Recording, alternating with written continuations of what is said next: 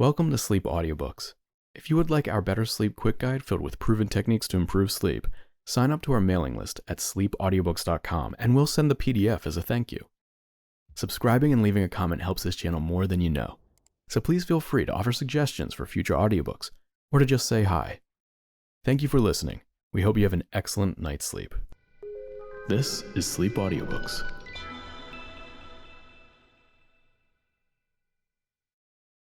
Treasure Island by Robert Louis Stevenson. This recording is by Mark Smith of Simpsonville, South Carolina. Dedication. To S.L.O., an American gentleman, in accordance with whose classic taste the following narrative has been designed, it is now, in return for numerous delightful hours, and with the kindest wishes, dedicated by his affectionate friend, the author. To the hesitating purchaser. If sailor tales to sailor tunes, storm and adventure, heat and cold, if schooners, islands, and maroons, and buccaneers and buried gold, and all the old romance retold exactly in the ancient way, can please, as me they pleased of old, the wiser youngsters of today, so be it, and fall on. If not, if studious youth no longer crave, his ancient appetites forgot, Kingston or Ballantyne the brave, or Cooper of the Wood and Wave, so be it also, and may I and all my pirates share the grave where these and their creations lie. Treasure Island. Part 1. The Old Buccaneer. Chapter 1. The Old Sea Dog at the Admiral Benbow.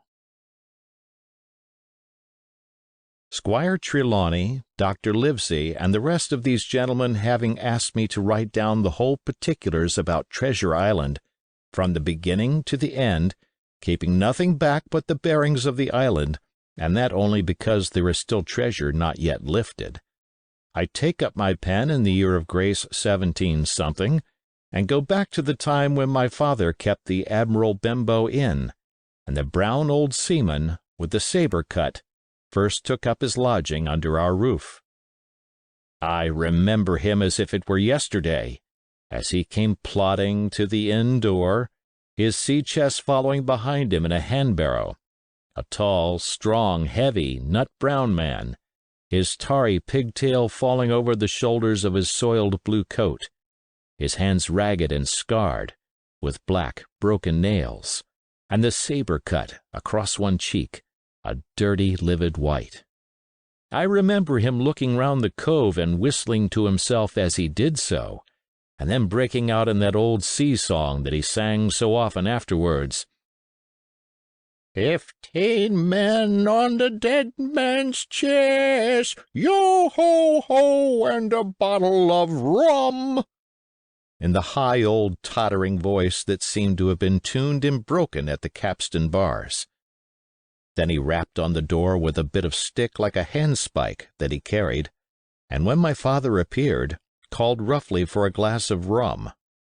This, when it was brought to him, he drank slowly, like a connoisseur, lingering on the taste, and still looking about him at the cliffs and up at our signboard.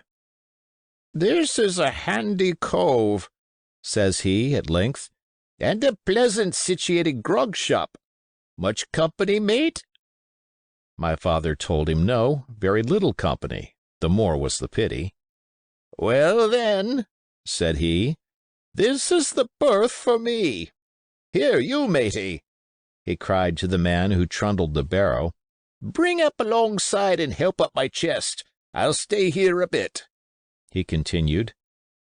"I'm a plain man. Rum and bacon and eggs is what I want, and that head up there for to watch ships off. What you might call me? You might call me Captain. Oh, I see what you're at there." And he threw down 3 or 4 gold pieces on the threshold. "You can tell me when I've worked through that," says he, looking as fierce as a commander. And indeed, bad as his clothes were, and coarsely as he spoke, he had none of the appearance of a man who sailed before the mast, but seemed like a mate or skipper, accustomed to be obeyed or to strike. The man who came with the barrow told us the mail had set him down the morning before at the Royal George, that he had inquired what inns there were along the coast, and hearing ours well spoken of, I suppose, and described as lonely, had chosen it from the others for his place of residence, and that was all we could learn of our guest. He was a very silent man by custom. All day he hung round the cove or upon the cliffs with a brass telescope. All evening he sat in a corner of the parlor next the fire, and drank rum and water very strong. Mostly he would not speak when spoken to, only look up sudden and fierce, and blow through his nose like a foghorn, and we and the people who came about our house soon learned to let him be. Every day, when he came back from his stroll, he would ask if any seafaring men had gone by along the road. At first we thought it was the want of company of his own kind that made him ask this question, but at last we began to see he was desirous to avoid them. When a seaman put up at the Admiral Benbow, as now and then some did, making by the coast road for Bristol, he would look in at him through the curtained door before he entered the parlor, and he was always sure to be as silent as a mouse when any such was present. For me, at least, there was no secret about the matter, for I was, in a way, a sharer in his alarms. He had taken me aside one day, and promised me a silver fourpenny on the first of every month if I would only keep my weather eye open for a seafaring man with one leg, and let him know the moment he appeared. Often enough, when the first of the month came round, and I applied to him for my wage, he would only blow through his nose at me and stare me down. But before the week was out he was sure to think better of it, bring me my fourpenny piece, and repeat his orders to look out for the seafaring man with one leg. How that personage haunted my dreams I need scarcely tell you. On stormy nights, when the wind shook the four corners of the house, and the surf roared along the cove and up the cliffs, I would see him in 1,000 forms and with 1,000 diabolical expressions. Now the leg would be cut off at the knee, now at the hip. Now he was a monstrous kind of a creature who had never had but the one leg, and that in the middle of his body. To see him leap and run and pursue me over hedge and ditch was the worst of nightmares. And altogether I paid pretty dear for my monthly fourpenny piece, in the shape of these abominable fancies. But though I was so terrified by the idea of the seafaring man with one leg, I was far less afraid of the captain himself than anybody else who knew him. There were nights when he took a deal more rum and water than his head would carry, and then he would sometimes sit and sing his wicked old wild sea songs, minding nobody. But sometimes he would call for glasses round, and force all the trembling company to listen to his stories, or bear a chorus to his singing. Often I have heard the house shaking with yo-ho-ho and a bottle of rum, all the neighbors joining in for dear life, with the fear of death upon them, and each singing louder than the other to avoid remark. For in these fits he was the most overriding companion ever known. He would slap his hand on the table for silence all round. He would fly up in a passion of anger at a question, or sometimes because none was put, and so he judged the company was not following his story. Nor would he allow anyone to leave the inn till he had drunk himself sleepy and reeled off to bed. His stories were what frightened people worst of all. Dreadful stories they were, about hanging, and walking the plank, and storms at sea, and the dry Tortugas, and wild deeds in places on the Spanish Main. By his own account, he must have lived his life among some of the wickedest men that God ever allowed upon the sea, and the language in which he told these stories shocked our plain country people, almost as much as the crimes that he described. My father was always saying the inn would be ruined, for people would soon cease coming there to be tyrannized over and put down, and sent shivering to their beds, but I really believe his presence did us good. People were frightened at the time, but on looking back they rather liked it. It was a fine excitement in a quiet country life, and there was even a party of the younger men who pretended to admire him, calling him a true sea dog and a real old salt, and such like names, and saying there was the sort of man that made England terrible at sea. In one way, indeed, he bade fair to ruin us, for he kept on staying week after week, and at last month after month, so that all the money had been long exhausted, and still my father never plucked up the heart to insist on having more. If ever he mentioned it, the captain blew through his nose so loudly that you might say he roared, and stared my poor father out of the room. I have seen him wringing his hands after such a rebuff, and I am sure the annoyance and the terror he lived in must have greatly hastened his early and unhappy death. All the time he lived with us the captain made no change whatever in his dress but to buy some stockings from a hawker. One of the cocks of his hat having fallen down, he let it hang from that day forth, though it was a great annoyance when it blew. I remember the appearance of his coat, which he patched himself upstairs in his room, and which, before the end, was nothing but patches. He never wrote or received a letter, and he never spoke with any but the neighbors, and with these, for the most part, only when drunk on rum. The great sea chest none of us had ever seen open. He was only once crossed, and that was towards the end, when my poor father was far gone in a decline that took him off. Dr. Livesey came late one afternoon to see the patient, took a bit of dinner for my mother, and went into the parlor to smoke a pipe until his horse should come down from the hamlet, for we had no stabling at the old Benbow. I followed him in, and I remember observing the contrast the neat, bright doctor, with his powder as white as snow, and his bright black eyes and pleasant manners, made with the coltish country folk, and above all, with that filthy, heavy, bleared scarecrow of a pirate of ours, sitting, far gone in rum, with his arms on the table. Suddenly he, the captain that is, began to pipe up his eternal song, 15 men on the dead man's chest, yo-ho-ho, and a bottle of rum.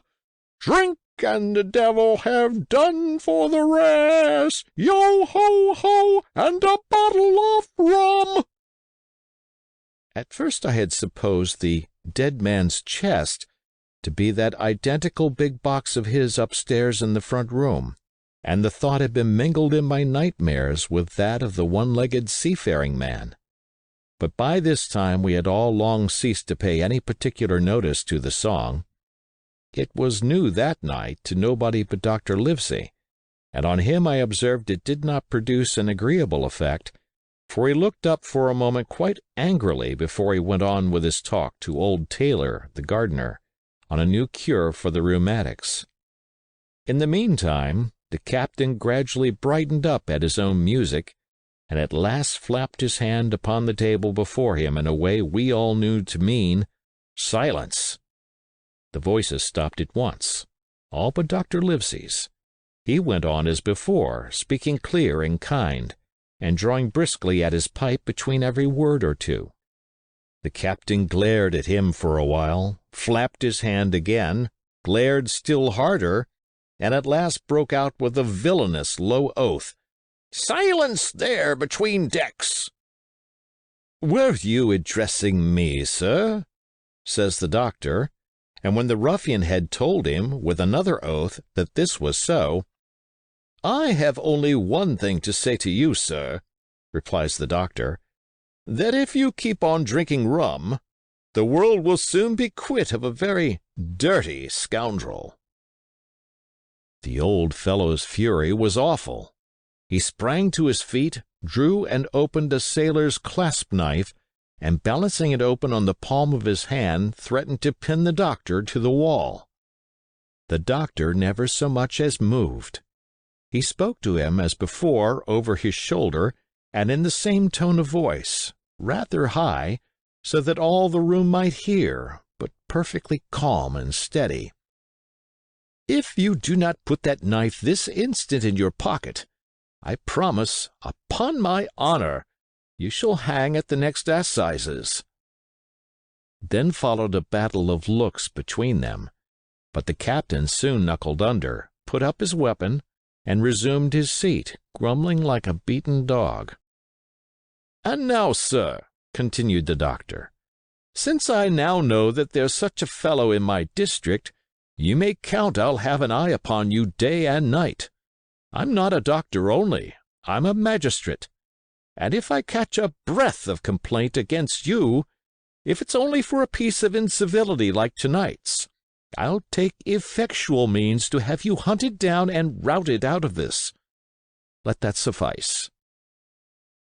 Soon after, Dr. Livesey's horse came to the door, and he rode away, but the captain held his peace that evening, and for many evenings to come. End of chapter. Chapter 2. Black Dog Appears and Disappears. It was not very long after this that there occurred the first of the mysterious events that rid us at last of the captain, though not, as you will see, of his affairs. It was a bitter cold winter, with long hard frosts and heavy gales, and it was plain from the first that my poor father was little likely to see the spring. He sank daily, and my mother and I had all the inn upon our hands, and were kept busy enough without paying much regard to our unpleasant guest. It was one January morning, very early, a pinching frosty morning, the cove all grey with hoarfrost, the ripple lapping softly on the stones, the sun still low and only touching the hilltops and shining far to seaward. The captain had risen earlier than usual and set out down the beach, his cutlass swinging under the broad skirts of the old blue coat, his brass telescope under his arm, his hat tilted back upon his head. I remember his breath hanging like smoke in his wake as he strode off, and the last sound I heard of him, as he turned the big rock, was a loud snort of indignation, as though his mind was still running upon Dr. Livesey. Well, Mother was upstairs with Father, and I was laying the breakfast table against the captain's return, when the parlor door opened and a man stepped in on whom I had never set my eyes before. He was a pale, tallowy creature, wanting 2 fingers of the left hand, and though he wore a cutlass, he did not look much like a fighter. I had always my eye open for seafaring men, with 1 leg or 2, and I remember this one puzzled me. He was not sailorly, and yet he had a smack of the sea about him, too. I asked him what was for his service, and he said he would take rum. But as I was going out of the room to fetch it, he sat down upon a table and motioned me to draw near. I paused where I was with my napkin in my hand. "Come here, sonny," says he. "Come nearer here." I took a step nearer. "Is this here table for my mate, Bill?" he asked with a kind of leer. I told him I did not know his mate Bill, and this was for a person who stayed in our house, whom we called the captain. "Well," said he, "my mate Bill would be called the captain, as like as not. He has a cut on one cheek, and a mighty pleasant way with him, particularly in drink, has my mate Bill. We'll put it, for argument like, that your captain has a cut on one cheek, and we'll put it, if you like, that that cheek's the right one. Ah, well, I told you. Now, is my mate Bill in this here house?" I told him he was out walking. "Which way, sonny? Which way is he gone?" And when I had pointed out the rock and told him how the captain was likely to return, and how soon, and answered a few other questions, "Ah," said he, This'll be as good as drink to my mate Bill." The expression of his face as he said these words was not at all pleasant, and I had my own reasons for thinking that the stranger was mistaken, even supposing he meant what he said. But it was no affair of mine, I thought, and besides, it was difficult to know what to do.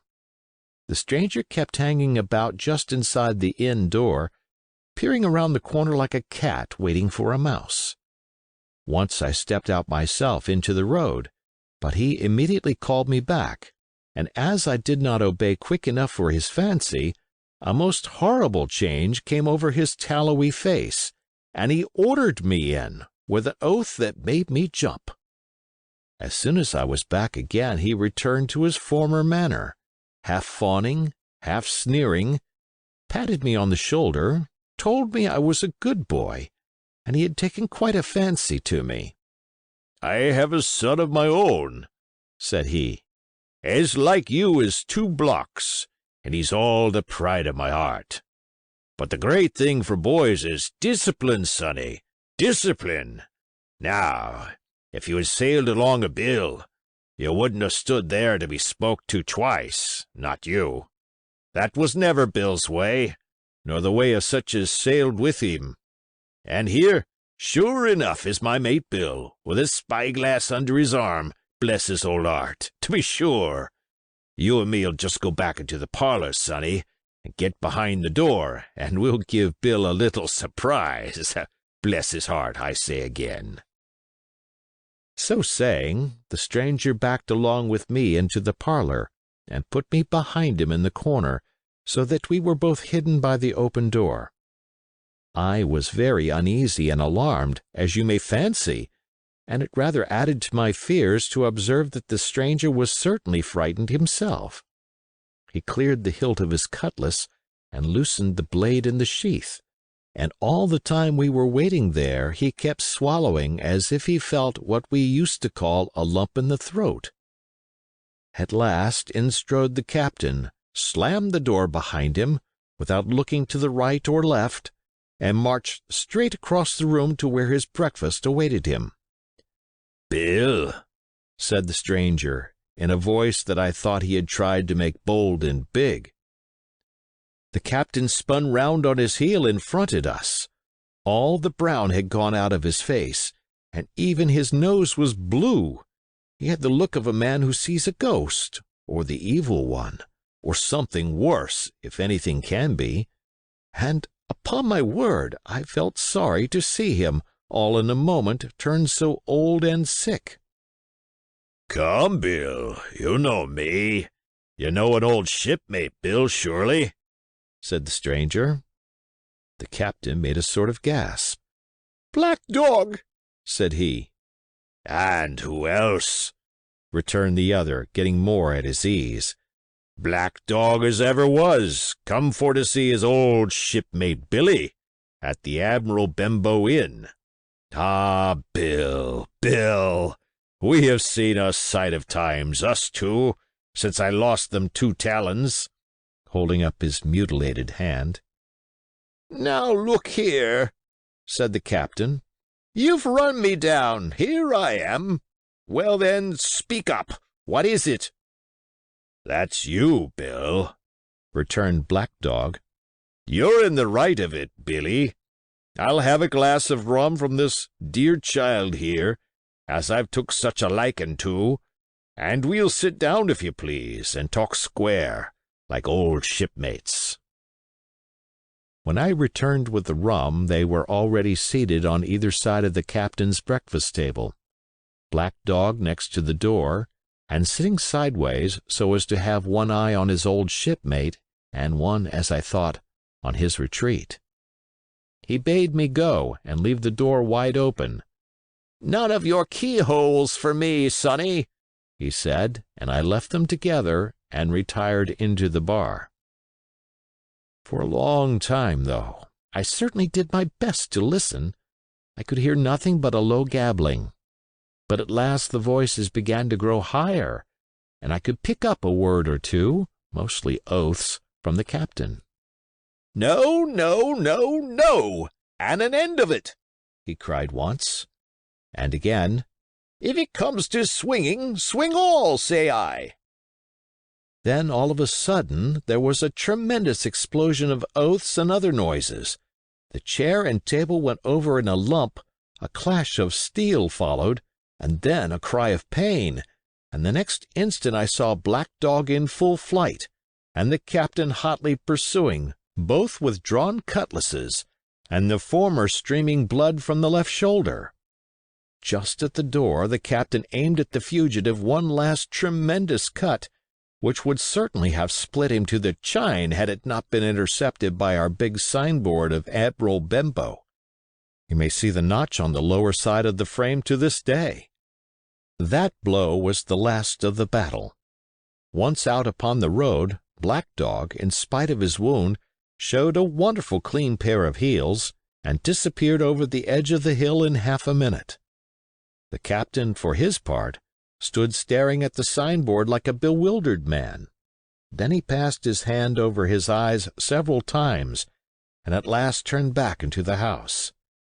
"Jim," says he, "rum!" And as he spoke, he reeled a little, and caught himself with one hand against the wall. "Are you hurt?" cried I. "Rum!" he repeated. "I must get away from here. Rum! Rum!"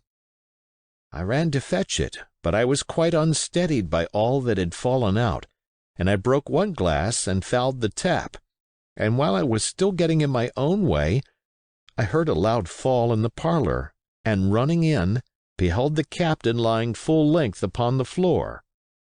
At the same instant my mother, alarmed by the cries and fighting, came running downstairs to help me. Between us we raised his head. He was breathing very loud and hard, but his eyes were closed, and his face a horrible color. "Dear, dearie me!" cried my mother. "What a disgrace upon the house! And your poor father sick!" In the meantime we had no idea what to do to help the captain, nor any other thought but that he had got his death hurt in the scuffle with the stranger. I got the rum, to be sure, and tried to put it down his throat, but his teeth were tightly shut, and his jaws as strong as iron. It was a happy relief for us when the door opened and Dr. Livesey came in, on his visit to my father. "Oh, doctor!" we cried. "What shall we do? Where is he wounded?" "Wounded? A fiddlestick's end," said the doctor. "Nor more wounded than you or I. The man has had a stroke, as I warned him. Now, Mrs. Hawkins, just you run upstairs to your husband, and tell him, if possible, nothing about it. For my part, I must do my best to save this fellow's trebly worthless life. And, Jim, you get me a basin." When I got back with the basin, the doctor had already ripped up the captain's sleeve and exposed his great sinewy arm. It was tattooed in several places. "Here's luck," "A fair wind," and "Billy Bones his fancy" were very neatly and clearly executed on the forearm, and up near the shoulder there was a sketch of a gallows and a man hanging from it, done, as I thought, with great spirit. "Prophetic," said the doctor, touching this picture with his finger. "And now, Master Billy Bones, if that be your name, we'll have a look at the color of your blood. Jim," he said, "are you afraid of blood?" "No, sir," said I. "Well, then," said he, "you hold the basin." And with that he took his lancet and opened a vein. A great deal of blood was taken before the captain opened his eyes and looked mistily about him.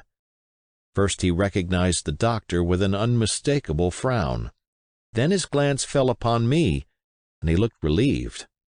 But suddenly his color changed, and he tried to raise himself, crying, "Where's Black Dog?"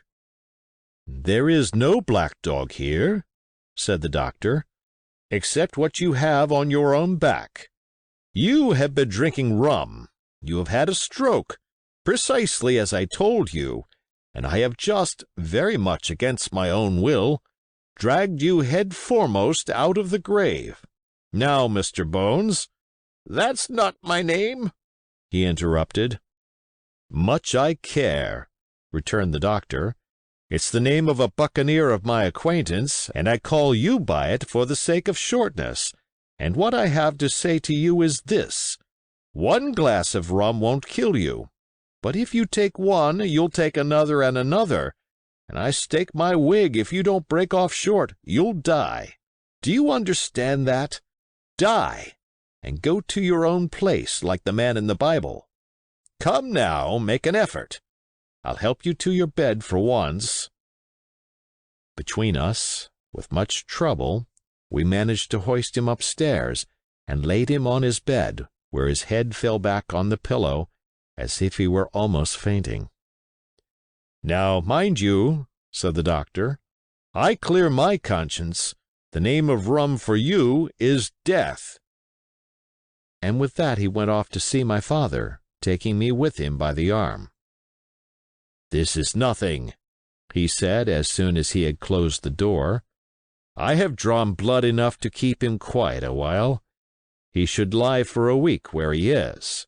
That is the best thing for him and you. But another stroke would settle him." End of chapter. Chapter 3. The Black Spot. About noon I stopped at the captain's door with some cooling drinks and medicines. He was lying very much as we had left him, only a little higher, and he seemed both weak and excited. "Jim," he said, "you're the only one here that's worth anything, and you know I've been always good to you. Never a month but I've given you a silver fourpenny for yourself. And now, you see, mate, I'm pretty low and deserted by all. And, Jim, you'll bring me 1 noggin of rum now, won't you, matey?" "The doctor—" I began, but he broke in, cursing the doctor in a feeble voice, but heartily. "Doctors is all swabs," he said. "And that doctor there, why, what do he know about seafaring men? I've been in places hot as pitch, and mates dropping round with Yellow Jack, in the blessed land a heaving like the sea with earthquakes. What do the doctor know of lands like that? And I lived on rum, I tell you. It's been meat and drink, and man and wife, to me. And if I'm not to have my rum now, I'm a poor old hulk on a lee shore. My blood'll be on you, Jim, and that doctor swab." And he ran on again for a while with curses. "Look, Jim, how my fingers fidges," he continued in the pleading tone. "I can't keep 'em still, not I. I haven't had a drop this blessed day. That doctor's a fool, I tell you. If I don't have a drain of rum, Jim, I'll have the horrors. I seen some on 'em already. I seen old Flint in the corner there behind you. As plain as print I seen him. And if I get the horrors, I'm a man that has lived rough, and I'll raise Cain. Your doctor hisself said 1 glass wouldn't hurt me. I'll give you a golden guinea for a noggin, Jim." He was growing more and more excited, and this alarmed me for my father, who was very low that day and needed quiet. Besides, I was reassured by the doctor's words, now quoted to me, and rather offended by the offer of a bribe. "I want none of your money," said I, "but what you owe my father. I'll get you 1 glass and no more." When I brought it to him, he seized it greedily and drank it out. "Aye, aye," said he, "that's some better, sure enough. And now, matey, did that doctor say how long I was to lie here in this old berth?" "A week at least," said I. "Thunder!" he cried. "A week! I can't do that. They'd have the black spot on me by then. The lubbers is going about to get the wind of me this blessed moment. Lubbers as couldn't keep what they got, and want to nail what is another's. Is that seamanly behavior now, I want to know? But I'm a saving soul. I never wasted good money of mine, nor lost it neither, and I'll trick 'em again. I'm not afraid on 'em. I'll shake out another reef, matey, and daddle 'em again." As he was thus speaking, he had risen from bed with great difficulty, holding to my shoulder with a grip that almost made me cry out, and moving his legs like so much dead weight. His words, spirited as they were in meaning, contrasted sadly with the weakness of the voice in which they were uttered. He paused when he had got into a sitting position on the edge. "That doctor's done me," he murmured. "My ears is singing. Lay me back." Before I could do much to help him, he had fallen back again to his former place, where he lay for a while silent. "Jim," he said at length, "you saw that seafaring man today?" "Black Dog?" I asked. "Ah, Black Dog," says he. "He's a bad 'un, but there's worse that put him on. Now, if I can't get away nohow, and they tip me the black spot, mind you, it's my old sea-chest they're after. You get on a horse. You can, can't you?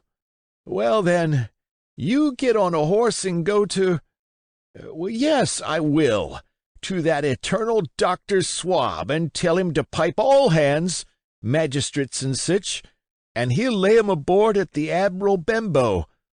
All old Flint's crew, man and boy, all on 'em that's left. I was first mate, I was, old Flint's first mate, and I'm the only one as knows the place.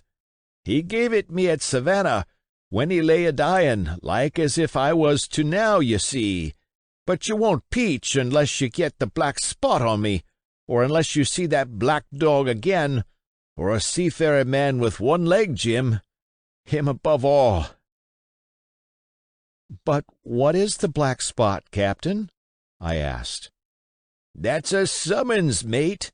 I'll tell you if they get that. But you keep your weather eye open, Jim, and I'll share with you equals, upon my honor." He wandered a little longer, his voice growing weaker, but soon after I had given him his medicine, which he took like a child, with the remark, "If ever a seaman wanted drugs, it's me," he fell at last into a heavy, swoon-like sleep, in which I left him. What I should have done had all gone well, I do not know. Probably I should have told the whole story to the doctor, for I was in mortal fear lest the captain should repent of his confessions and make an end of me.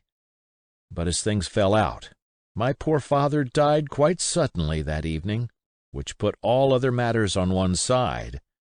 Our natural distress, the visits of the neighbors, the arranging of the funeral, and all the work of the inn to be carried on in the meanwhile, kept me so busy that I had scarcely time to think of the captain, far less to be afraid of him. He got downstairs next morning, to be sure, and had his meals as usual, though he ate little, and had more, I am afraid, than his usual supply of rum, for he helped himself out of the bar, scowling and blowing through his nose, and no one dared to cross him. On the night before the funeral he was as drunk as ever, and it was shocking, in that house of mourning, to hear him singing away at his ugly old sea-song. But, weak as he was, we were all in the fear of death for him, and the doctor was suddenly taken up with a case many miles away, and was never near the house after my father's death. I have said the captain was weak, and indeed he seemed rather to grow weaker than regain his strength. He clambered up and down stairs, and went from the parlor to the bar and back again, and sometimes put his nose out of doors to smell the sea, holding on to the walls as he went for support, and breathing hard and fast like a man on a steep mountain. He never particularly addressed me, and it is my belief he had as good as forgotten his confidences, but his temper was more flighty, and, allowing for his bodily weakness, more violent than ever. He had an alarming way now when he was drunk of drawing his cutlass and laying it bare before him on the table. But with all that, he minded people less, and seemed shut up in his own thoughts and rather wandering. Once, for instance, to our extreme wonder, he piped up to a different air, a kind of country love song that he must have learned in his youth before he had begun to follow the sea. So things passed until, the day after the funeral, and about 3 o'clock of a bitter, foggy, frosty afternoon, I was standing at the door for a moment, full of sad thoughts about my father, when I saw someone drawing slowly near along the road. He was plainly blind, for he tapped before him with a stick, and wore a great green shade over his eyes and nose, and he was hunched, as if with age or weakness, and wore a huge old tattered sea-cloak with a hood, that made him appear positively deformed. I never saw in my life a more dreadful-looking figure. He stopped a little from the inn, and raising his voice in an odd sing-song, addressed the air in front of him. "Will any kind friend inform a poor blind man, who has lost the precious sight of his eyes, in the gracious defence of his native country, England, and God bless King George, where or in what part of this country he may now be?" "You are at the Admiral Benbow, Black Hill Cove, my good man," said I. "I hear a voice," said he, "a young voice. Will you give me your hand, my kind young friend, and lead me in?" I held out my hand, and the horrible, soft-spoken, eyeless creature gripped it in a moment like a vice. I was so much startled that I struggled to withdraw, but the blind man pulled me close up to him with a single action of his arm. "Now, boy," he said, "take me in to the captain." "Sir," said I, "upon my word I dare not." "Oh," he sneered, "that's it. Take me straight in, or I'll break your arm." And he gave it, as he spoke, a wrench that made me cry out. "Sir," said I, "it is for yourself I mean. The captain is not what he used to be. He sits with a drawn cutlass. Another gentleman—" "Come now, march!" interrupted he, and I never heard a voice so cruel and cold and ugly as that blind man's. It cowed me more than the pain, and I began to obey him at once, walking straight in at the door and towards the parlor, where our sick old buccaneer was sitting, dazed with rum. The blind man clung close to me, holding me in one iron fist and leaning almost more of his weight on me than I could carry. "Lead me straight up to him, and when I'm in view, cry out, 'Here's a friend for you, Bill!' If you don't, I'll do this," and with that he gave me a twitch that I thought would have made me faint. Between this and that I was so utterly terrified of the blind beggar that I forgot my terror of the captain, and as I opened the parlor door, cried out the words he had ordered in a trembling voice. The poor captain raised his eyes, and at one look the rum went out of him, and left him staring sober. The expression of his face was not so much of terror as of mortal sickness. He made a movement to rise, but I do not believe he had enough force left in his body. "Now, Bill, sit where you are," said the beggar. "If I can't see, I can hear a finger stirring. Business is business. Hold out your left hand. Boy, take his left hand by the wrist and bring it near to my right." We both obeyed him to the letter, and I saw him pass something from the hollow of the hand that held his stick into the palm of the captain's, which closed upon it instantly. "And now that's done," said the blind man, and at the words he suddenly left hold of me, and, with incredible accuracy and nimbleness, skipped out of the parlor and into the road, where, as I stood motionless, I could hear his stick go tap-tap-tapping into the distance. It was some time before either I or the captain seemed to gather our senses, but at length, and about at the same moment, I released his wrist, which I was still holding, and he drew in his hand and looked sharply into the palm. "10 o'clock!" he cried. "6 hours! We'll do them yet! and he sprang to his feet. Even as he did so, he reeled, put his hand to his throat, stood swaying for a moment, and then, with a peculiar sound, fell from his whole height face foremost to the floor. I ran to him at once, calling to my mother, but haste was all in vain. The captain had been struck dead by thundering apoplexy. It is a curious thing to understand, for I had certainly never liked the man, though of late I had begun to pity him. But as soon as I saw that he was dead, I burst into a flood of tears. It was the second death I had known, and the sorrow of the first was still fresh in my heart. End of chapter. Chapter 4. The Sea Chest.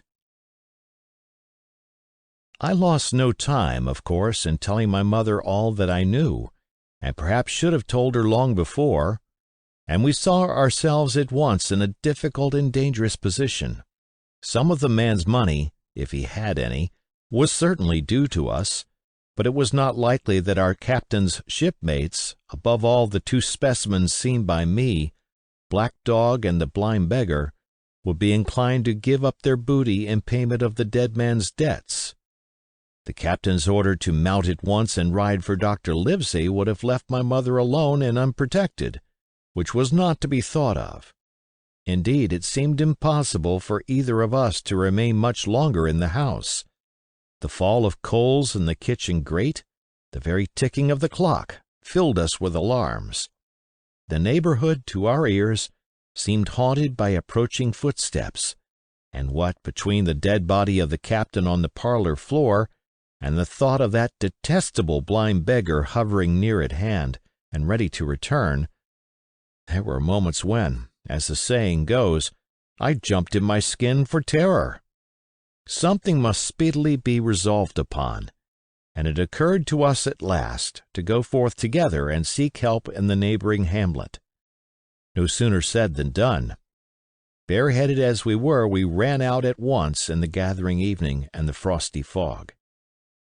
The hamlet lay not many hundred yards away, though out of view, on the other side of the next cove, and what greatly encouraged me, it was in an opposite direction from that whence the blind man had made his appearance, and whither he had presumably returned.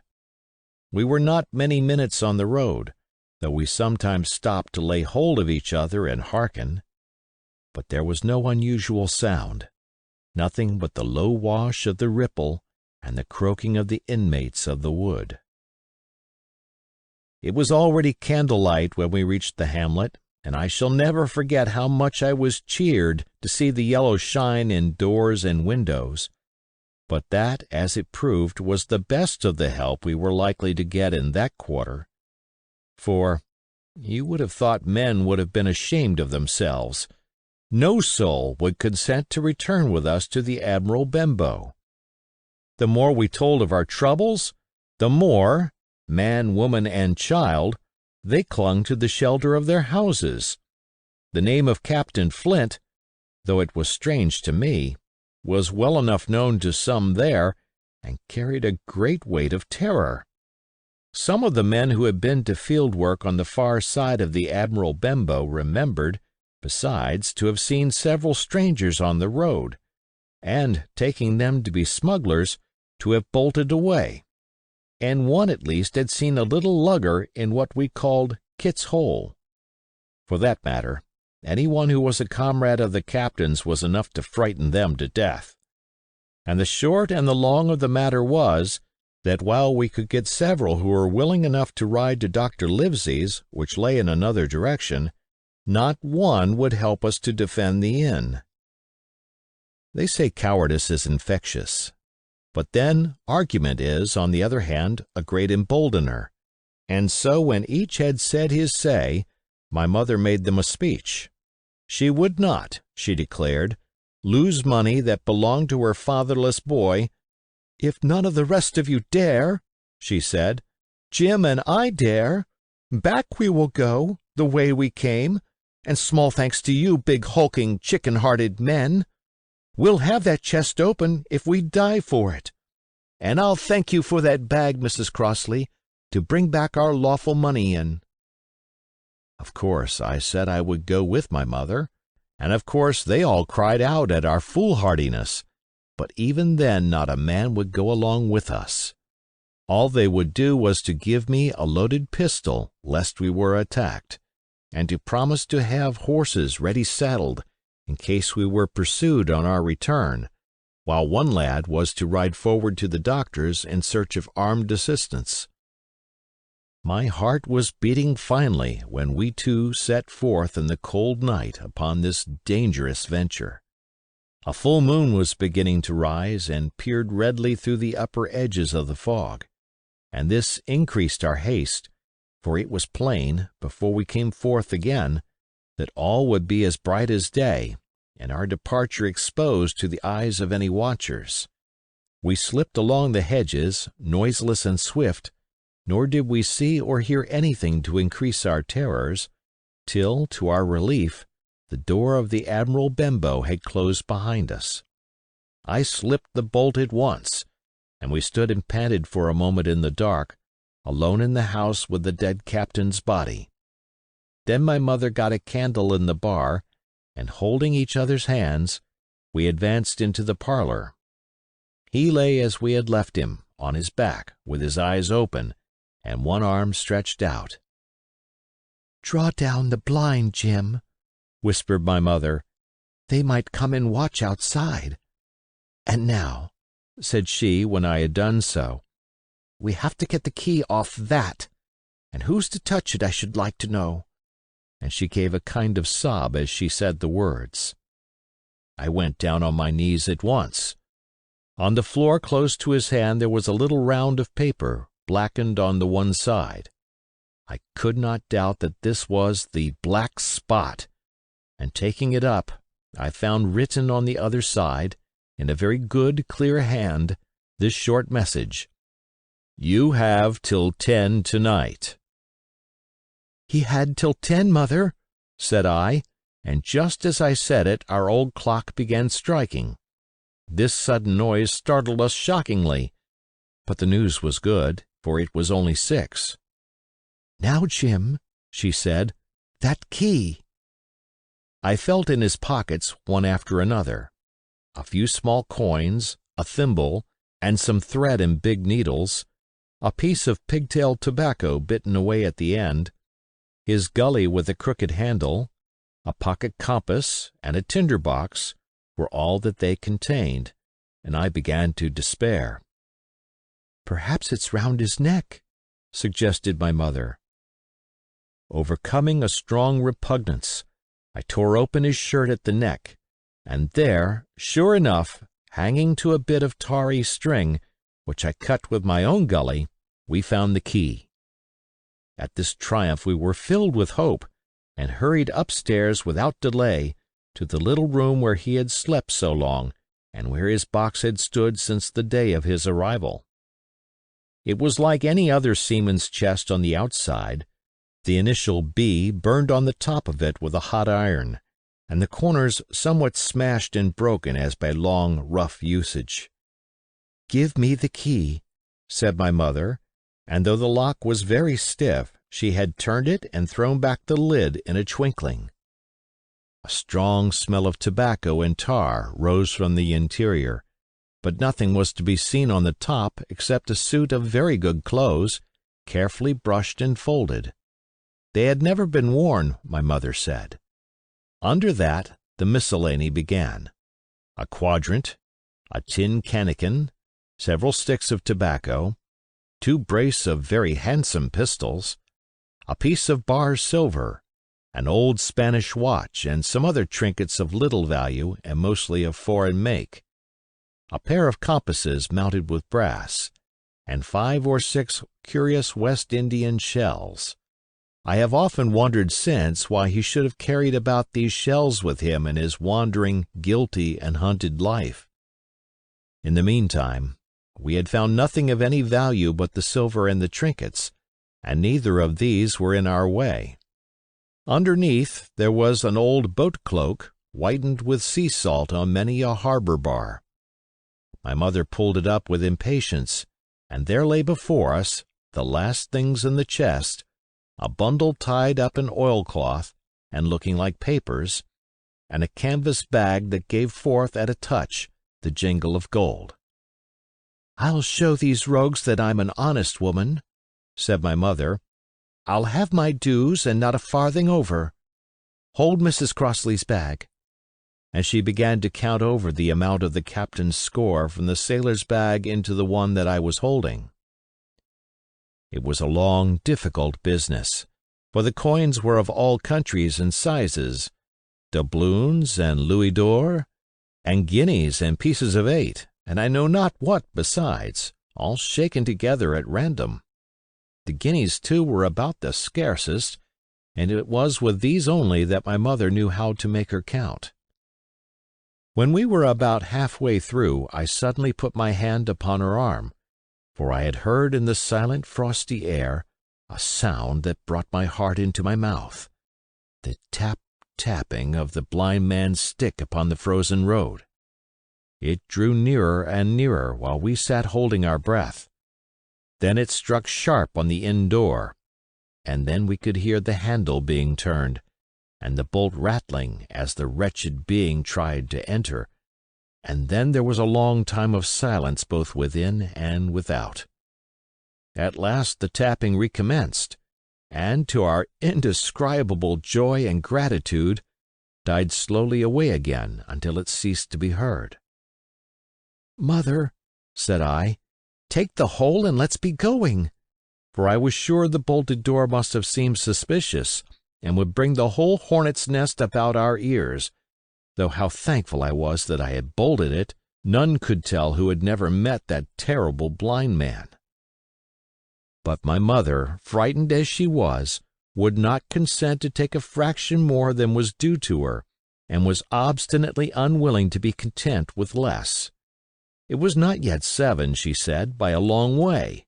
She knew her rights, and she would have them, and she was still arguing with me, when a little low whistle sounded a good way off upon the hill. That was enough and more than enough for both of us. "I'll take what I have," she said, jumping to her feet. "And I'll take this to square the count," said I, picking up the oilskin packet. Next moment we were both groping downstairs, leaving the candle by the empty chest, and the next we had opened the door and were in full retreat. We had not started a moment too soon. The fog was rapidly dispersing. Already the moon shone quite clear on the high ground on either side, and it was only in the exact bottom of the dell and round the tavern door that a thin veil still hung unbroken to conceal the first steps of our escape. Far less than halfway to the hamlet, very little beyond the bottom of the hill, we must come forth into the moonlight. Nor was this all, for the sound of several footsteps running came already to our ears, and as we looked back in their direction, a light tossing to and fro and still rapidly advancing showed that one of the newcomers carried a lantern. "My dear," said my mother suddenly, "take the money and run on. I am going to faint." This was certainly the end for both of us, I thought. How I cursed the cowardice of the neighbors, how I blamed my poor mother for her honesty and her greed, for her past foolhardiness and present weakness. We were just at the little bridge, by good fortune, and I helped her, tottering as she was, to the edge of the bank, where, sure enough, she gave a sigh and fell on my shoulder. I do not know how I found the strength to do it at all, and I am afraid it was roughly done, but I managed to drag her down the bank and a little way under the arch. Farther I could not move her, for the bridge was too low to let me do more than crawl below it. So there we had to stay, my mother almost entirely exposed, and both of us within earshot of the inn. End of chapter. Chapter 5. The Last of the Blind Man. My curiosity, in a sense, was stronger than my fear, for I could not remain where I was, but crept back to the bank again, whence, sheltering my head behind a bush of broom, I might command the road before our door. I was scarcely in position ere my enemies began to arrive, 7 or 8 of them, running hard, their feet beating out of time along the road, and the man with the lantern some paces in front. 3 men ran together, hand in hand, and I made out, even through the mist, that the middle man of this trio was the blind beggar. The next moment his voice showed me that I was right. "Down with the door!" he cried. "Aye, aye, sir," answered 2 or 3, and a rush was made upon the Admiral Benbow, the lantern-bearer following, and then I could see them pause, and hear speeches passed in a lower key, as if they were surprised to find the door open. But the pause was brief, for the blind man again issued his commands. His voice sounded louder and higher, as if he were afire with eagerness and rage. "In! In! In!" he shouted, and cursed them for their delay. 4 or 5 of them obeyed at once, 2 remaining on the road with the formidable beggar. There was a pause, then a cry of surprise, and then a voice shouting from the house, "Bill's dead!" But the blind man swore at them again for their delay. "Search him, some of you shirking lubbers, and the rest of you aloft and get the chest!" he cried. I could hear their feet rattling up our old stairs, so that the house must have shook with it. Promptly afterwards, fresh sounds of astonishment arose. The window of the captain's room was thrown open with a slam and a jingle of broken glass, and a man leaned out into the moonlight, head and shoulders, and addressed the blind beggar on the road below him. "Pew!" he cried. "They've been before us. Someone's turned the chest out alow in the loft." "Is it there?" roared Pew. "The money's there." The blind man cursed the money. "Flint's fist, I mean," he cried. "We don't see it here nohow," returned the man. "Here, you below there, is it on Bill?" cried the blind man again. At that another fellow, probably him who had remained below to search the captain's body, came to the door of the inn. "Bill's been overhauled already," said he. "Nothing left." "It's these people of the inn. It's that boy. I wish I had put his eyes out," cried the blind man, Pew. "They were here no time ago. They had the door bolted when I tried it. Scatter, lads, and find 'em." "Sure enough, they left their glim here," said the fellow from the window. "Scatter and find 'em. Rout the house out," reiterated Pew, striking with his stick upon the road. Then there followed a great to-do through all our old inn, heavy feet pounding to and fro, furniture thrown over, doors kicked in, until the very rocks re-echoed, and the men came out again, one after another on the road, and declared that we were nowhere to be found. And just then the same whistle that had alarmed my mother and myself over the dead captain's money was once more clearly audible through the night, but this time twice repeated. I had thought it to be the blind man's trumpet, so to speak, summoning his crew to the assault, but I now found that it was a signal from the hillside towards the hamlet, and, from its effect upon the buccaneers, a signal to warn them of approaching danger. "There's Dirk again," said one. "Twice. We'll have to budge, mates." "Budge, you skulk!" cried Pew. "Dirk was a fool and a coward from the first. You wouldn't mind him. They must be close by. They can't be far. You have your hands on it. Scatter and look for them, dogs. Oh, shiver my soul!" he cried. "If I had eyes!" This appeal seemed to produce some effect, for 2 of the fellows began to look here and there among the lumber, but half-heartedly, I thought, and with half an eye to their own danger all the time, while the rest stood irresolute on the road. "You have your hands on thousands, you fools, and you hang a leg.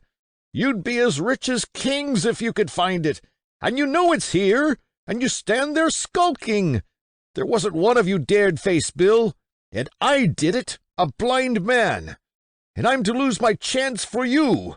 I'm to be a poor crawling beggar sponging for rum when I might be rolling in a coach. If you had the pluck of a weevil and a biscuit, you would catch them still." "Hang it, Pew, we've got the doubloons," grumbled one. "They might have hid the blessed thing," said another. "Take the Georges, Pew, and don't stand here squalling." Squalling was the word for it. Pew's anger rose so high at these objections, till at last, his passion completely taking the upper hand, he struck at them right and left in his blindness, and his stick sounded heavily on more than one. Those, in their turn, cursed back at the blind miscreant, threatened him in horrid terms, and tried in vain to catch the stick and wrest it from his grasp. This quarrel was the saving of us, for, while it was still raging, another sound came from the top of the hill on the side of the hamlet, the tramp of horses galloping. Almost at the same time a pistol shot, flash, and report came from the hedge side, and that was plainly the last signal of danger, for the buccaneers turned at once and ran, separating in every direction, one seaward along the cove, one slant across the hill, and so on, so that in half a minute not a sign of them remained but Pew. Him they had deserted, whether in sheer panic or out of revenge for his ill words and blows, I know not. But there he remained behind, tapping up and down the road in a frenzy, and groping and calling for his comrades.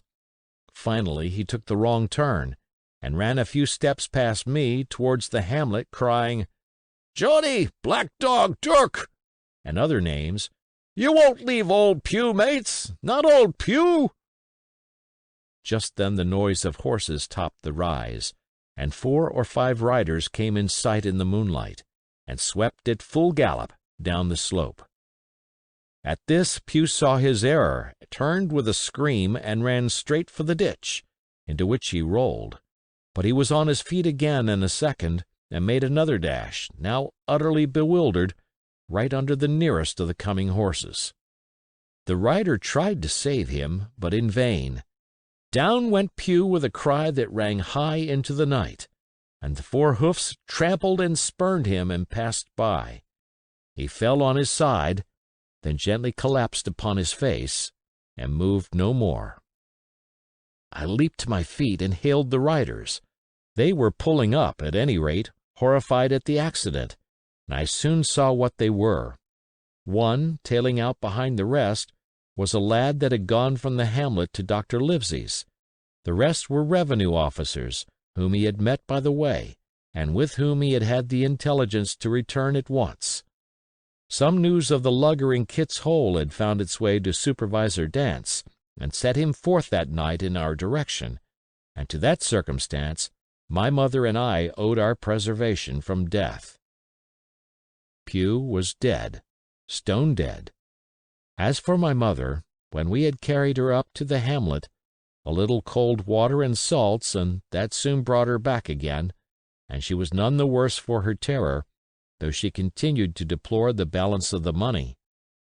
In the meantime the supervisor rode on, as fast as he could, to Kit's Hole, but his men had to dismount and grope down the dingle, leading, and sometimes supporting, their horses, and in continual fear of ambushes.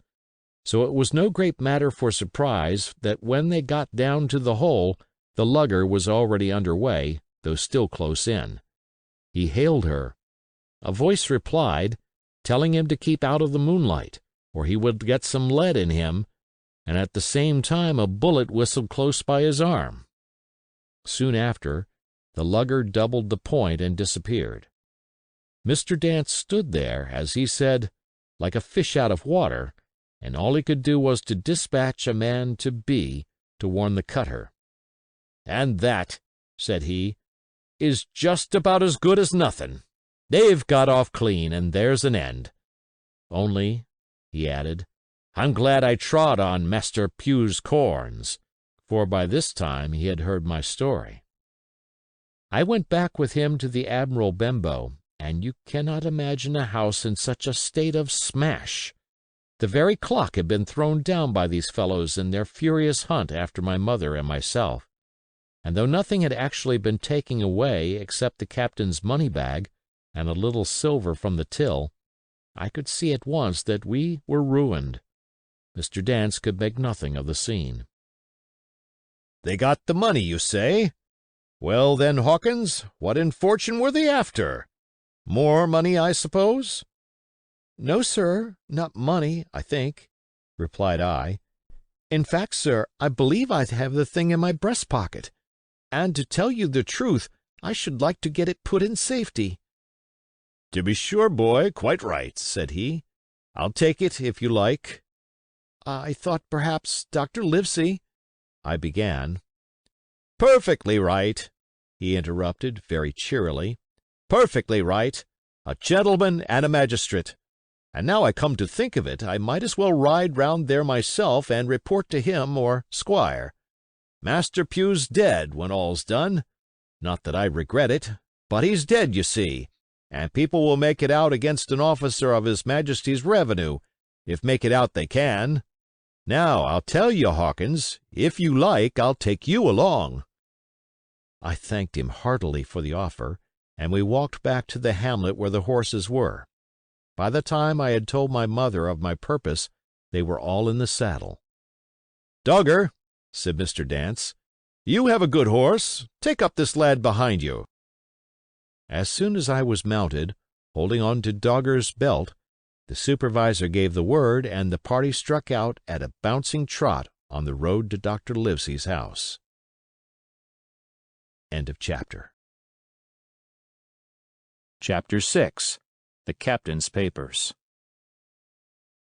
We rode hard all the way till we drew up before Dr. Livesey's door.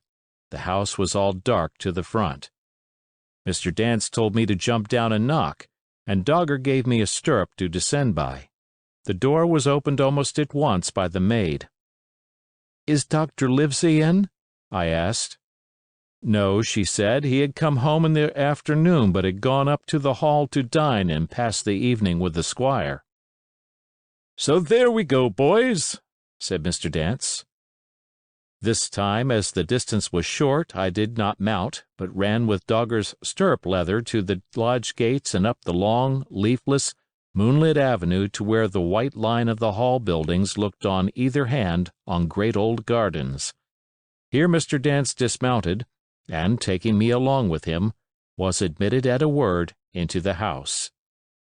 The servant led us down a matted passage and showed us at the end into a great library, all lined with bookcases and busts upon the top of them, where the squire and Dr. Livesey sat, pipe in hand, on either side of a bright fire.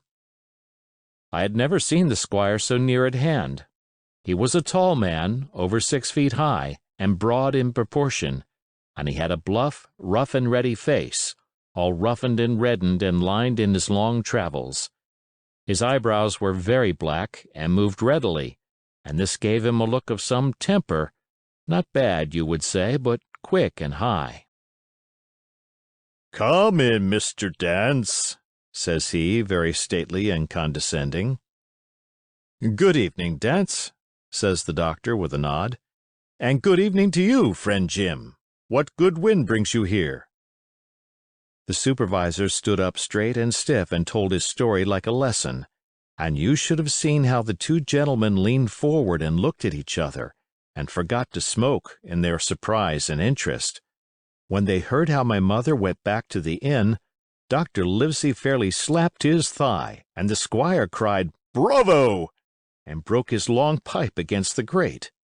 Long before it was done, Mr. Trelawney, that, you will remember, was the squire's name, had got up from his seat and was striding about the room, and the doctor, as if to hear the better, had taken off his powdered wig and sat there looking very strange indeed, with his own close-cropped black poll. At last Mr. Dance finished the story. "Mr. Dance," said the squire, "you are a very noble fellow, and as for riding down that black, atrocious miscreant, I regard it as an act of virtue, sir, like stamping on a cockroach. This lad Hawkins is a trump, I perceive. Hawkins, will you ring that bell? Mr. Dance must have some ale." And so, Jim, said the doctor. "You have the thing that they were after, have you?" "Here it is, sir," said I, and gave him the oilskin packet. The doctor looked it all over, as if his fingers were itching to open it, but instead of doing that, he put it quietly in the pocket of his coat.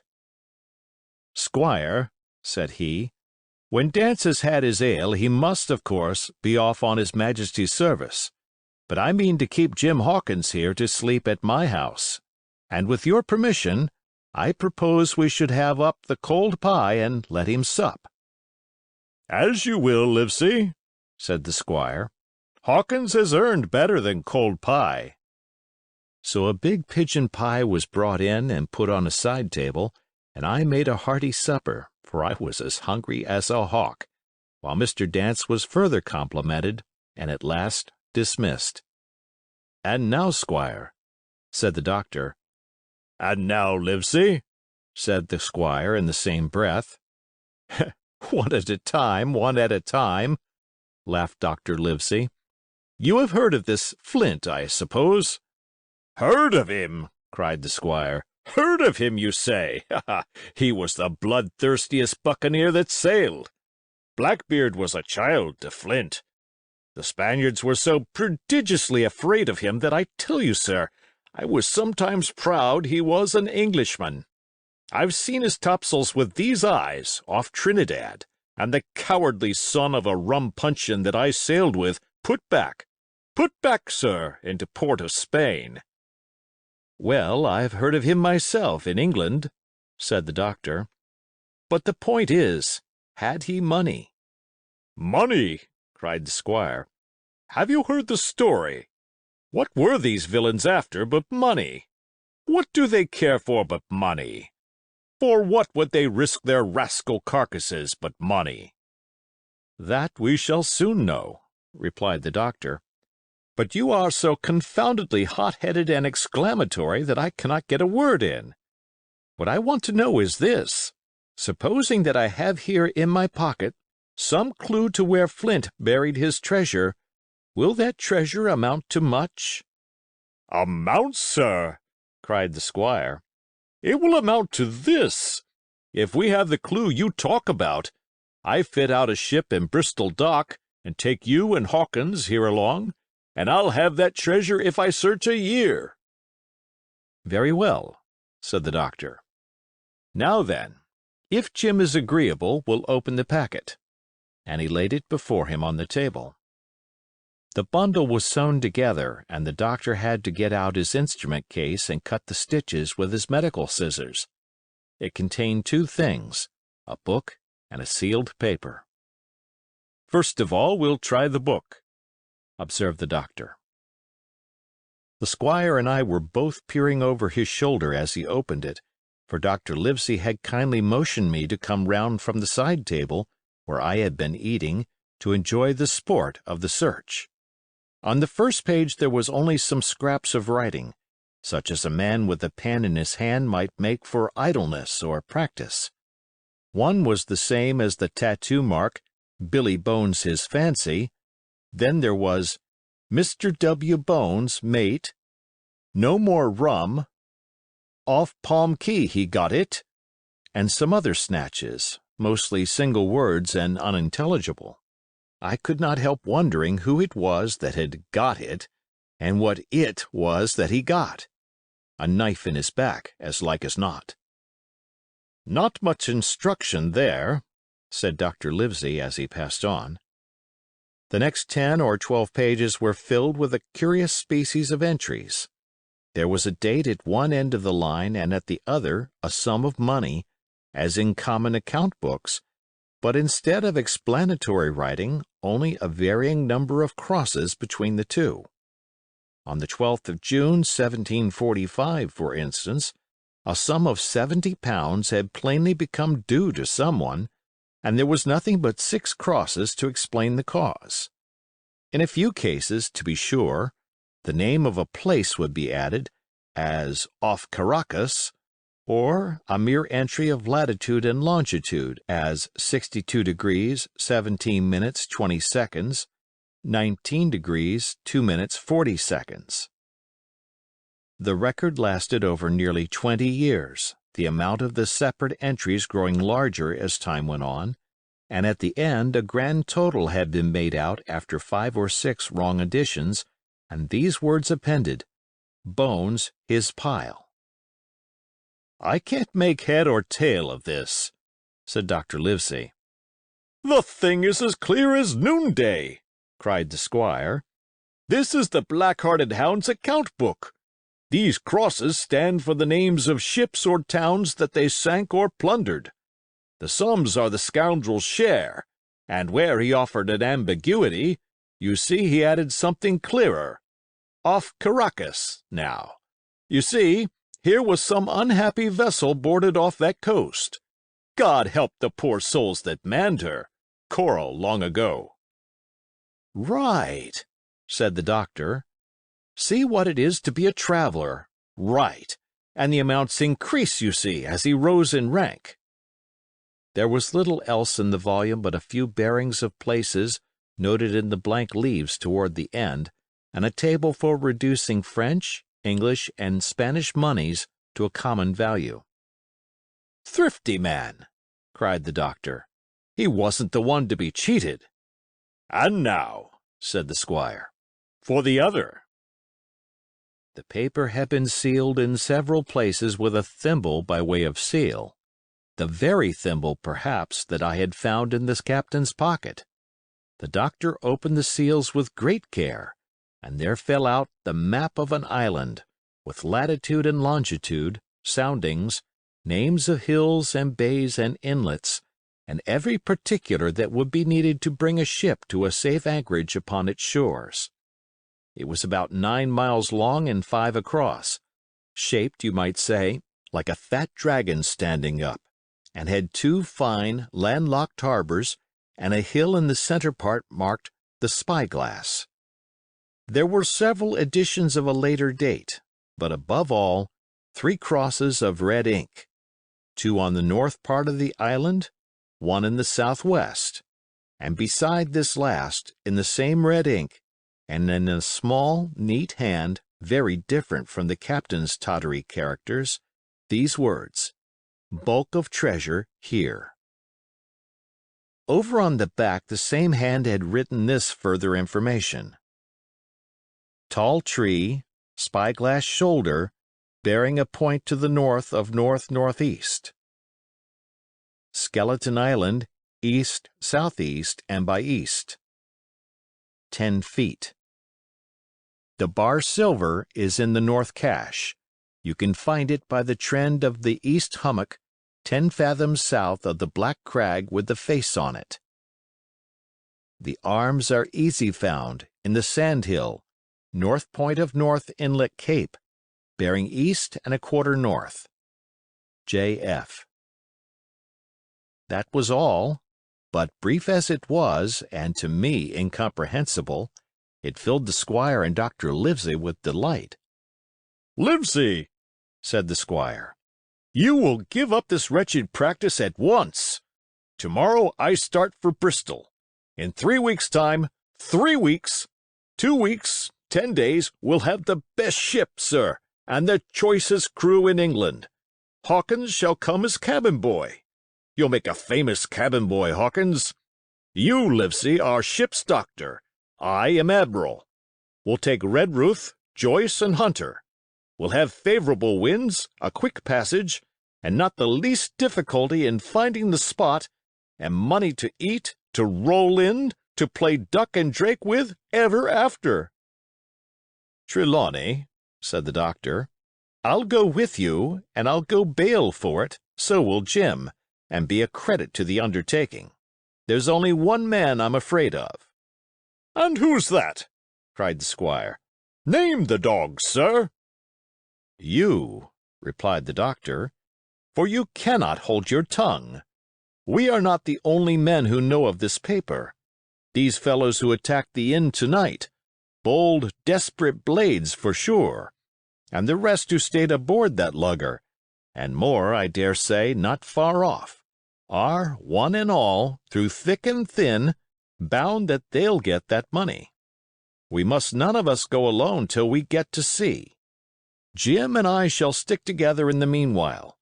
You'll take Joyce and Hunter when you ride to Bristol, and from first to last, not one of us must breathe a word of what we've found." "Livesey," returned the squire, "you were always in the right of it. I'll be as silent as the grave." End of chapter. Part 2. The Sea Cook. Chapter 7. I Go to Bristol. It was longer than the squire imagined ere we were ready for the sea, and none of our first plans, not even Dr. Livesey's, of keeping me beside him, could be carried out as we intended.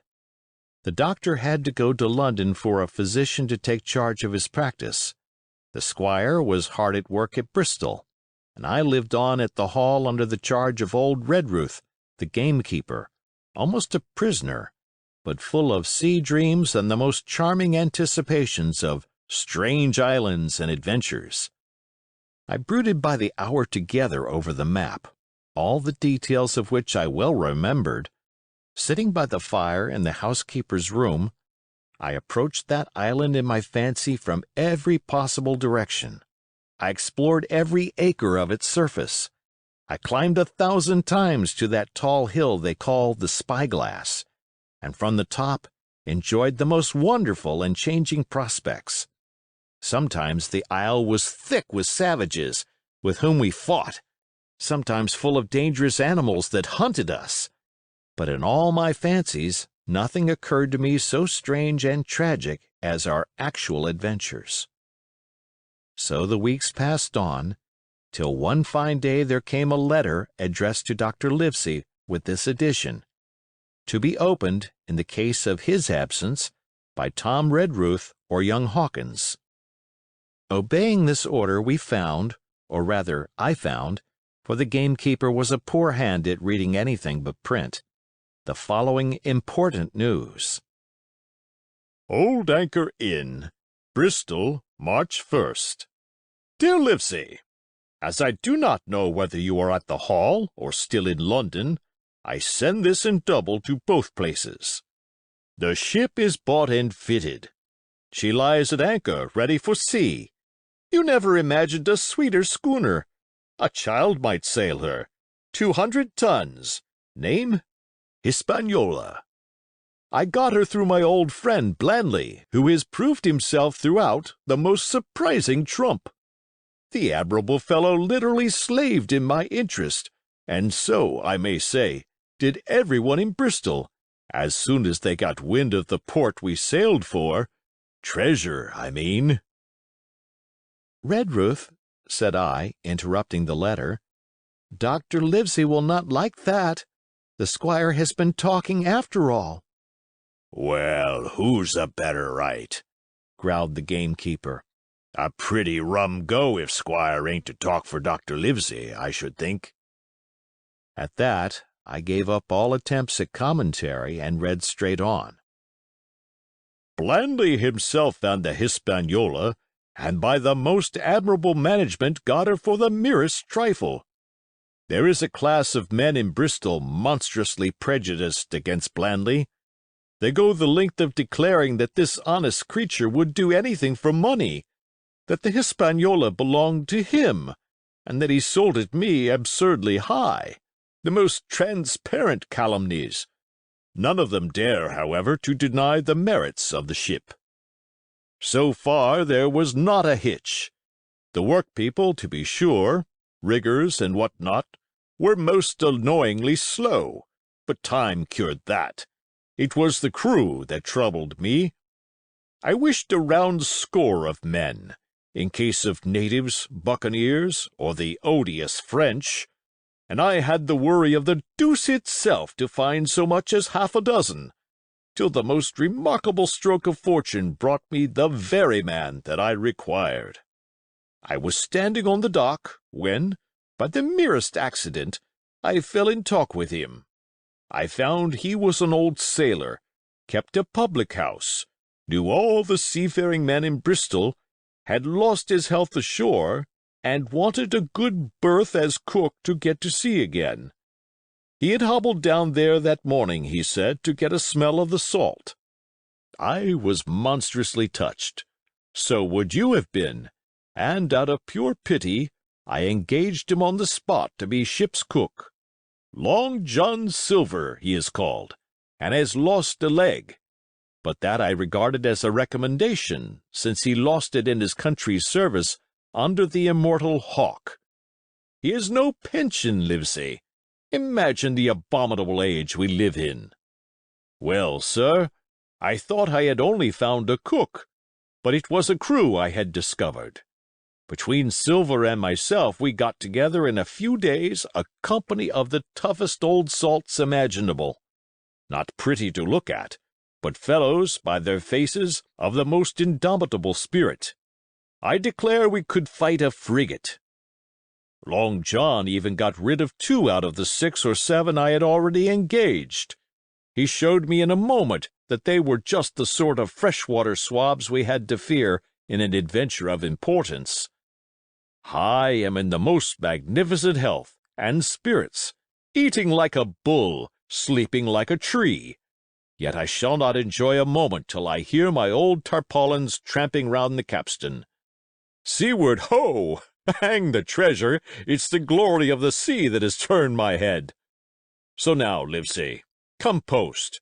Do not lose an hour, if you respect me. Let young Hawkins go at once to see his mother, with Redruth for a guard, and then both come full speed to Bristol. John Trelawney. Postscript. I did not tell you that Blandley, who, by the way, is to send a consort after us if we don't turn up by the end of August, had found an admirable fellow for sailing-master, a stiff man, which I regret, but in all other respects a treasure. Long John Silver unearthed a very competent man for a mate, a man named Arrow. I have a boatswain who pipes, Livesey, so things shall go man-o'-war fashion on board the good ship Hispaniola. I have forgot to tell you that Silver is a man of substance. I know of my own knowledge that he has a banker's account, which has never been overdrawn. He leaves his wife to manage the inn, and as she is a woman of color, a pair of old bachelors like you and I may be excused for guessing that it is the wife, quite as much as the health, that sends him back to roving. J.T. P.P.S. Hawkins may stay one night with his mother. J.T. You can fancy the excitement into which that letter put me. I was half beside myself with glee, and if ever I despised a man, it was old Tom Redruth, who could do nothing but grumble and lament. Any of the under gamekeepers would gladly have changed places with him, but such was not the squire's pleasure, and the squire's pleasure was like law among them all. Nobody but old Redruth would have dared so much as even to grumble. The next morning he and I set out on foot for the Admiral Benbow, and there I found my mother in good health and spirits. The captain, who had so long been a cause of so much discomfort, was gone where the wicked cease from troubling.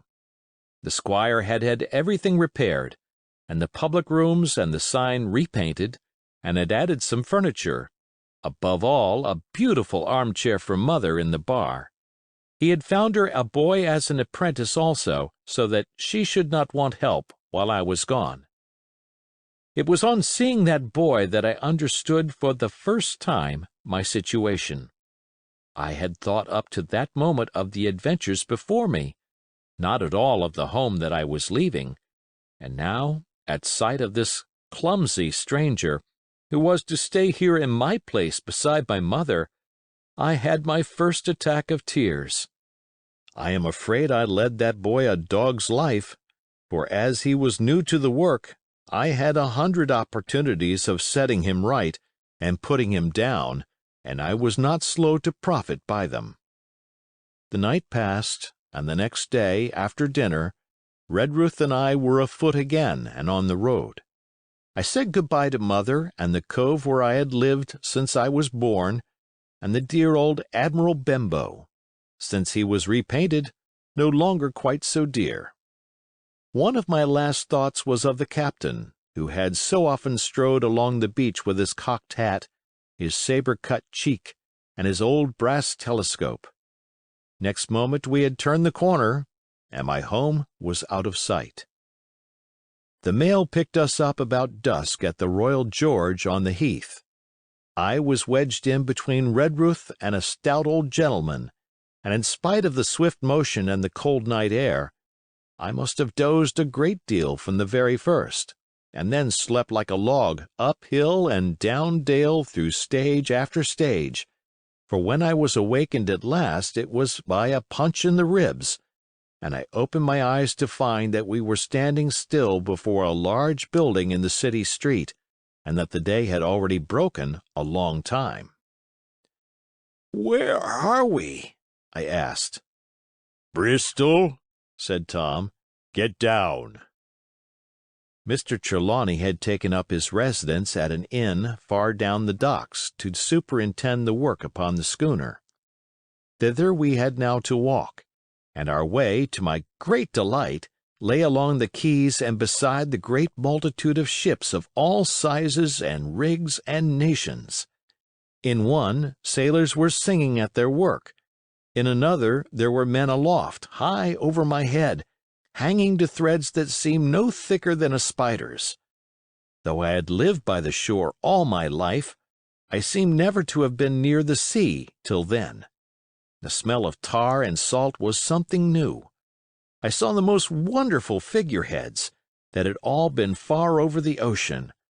I saw besides many old sailors, with rings in their ears, and whiskers curled in ringlets, and tarry pigtails, and their swaggering, clumsy sea walk, and if I had seen as many kings or archbishops, I could not have been more delighted. And I was going to sea myself, to sea in a schooner, with a piping boatswain and pigtailed singing seamen, to sea, bound for an unknown island, and to seek for buried treasure.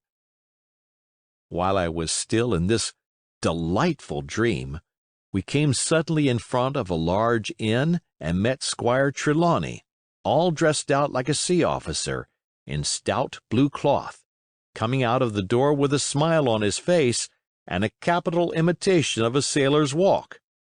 "Here you are," he cried, "and the doctor came last night from London.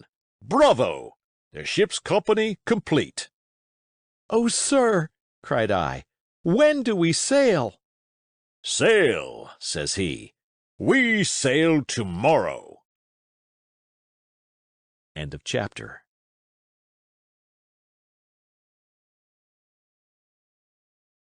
Chapter 8. At the Sign of the Spyglass. When I had done breakfasting, the squire gave me a note addressed to John Silver, at the Sign of the Spyglass, and told me I should easily find the place by following the line of the docks and keeping a bright lookout for a little tavern with a large brass telescope for sign.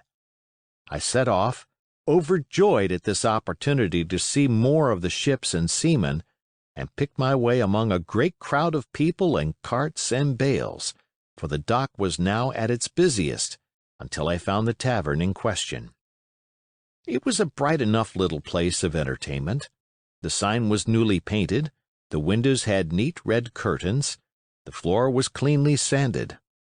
There was a street on each side and an open door on both, which made the large, low room pretty clear to see in spite of clouds of tobacco smoke. The customers were mostly seafaring men, and they talked so loudly that I hung at the door, almost afraid to enter. As I was waiting, a man came out of a side room, and at a glance I was sure he must be Long John. His left leg was cut off close by the hip, and under the left shoulder he carried a crutch, which he managed with wonderful dexterity, hopping about upon it like a bird. He was very tall and strong, with a face as big as a ham, plain and pale, but intelligent and smiling.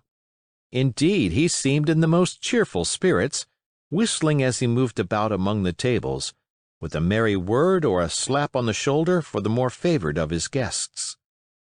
Now, To tell you the truth, from the very first mention of Long John in Squire Trelawney's letter, I had taken a fear in my mind that he might prove to be the very one-legged sailor whom I had watched for so long at the old Benbow.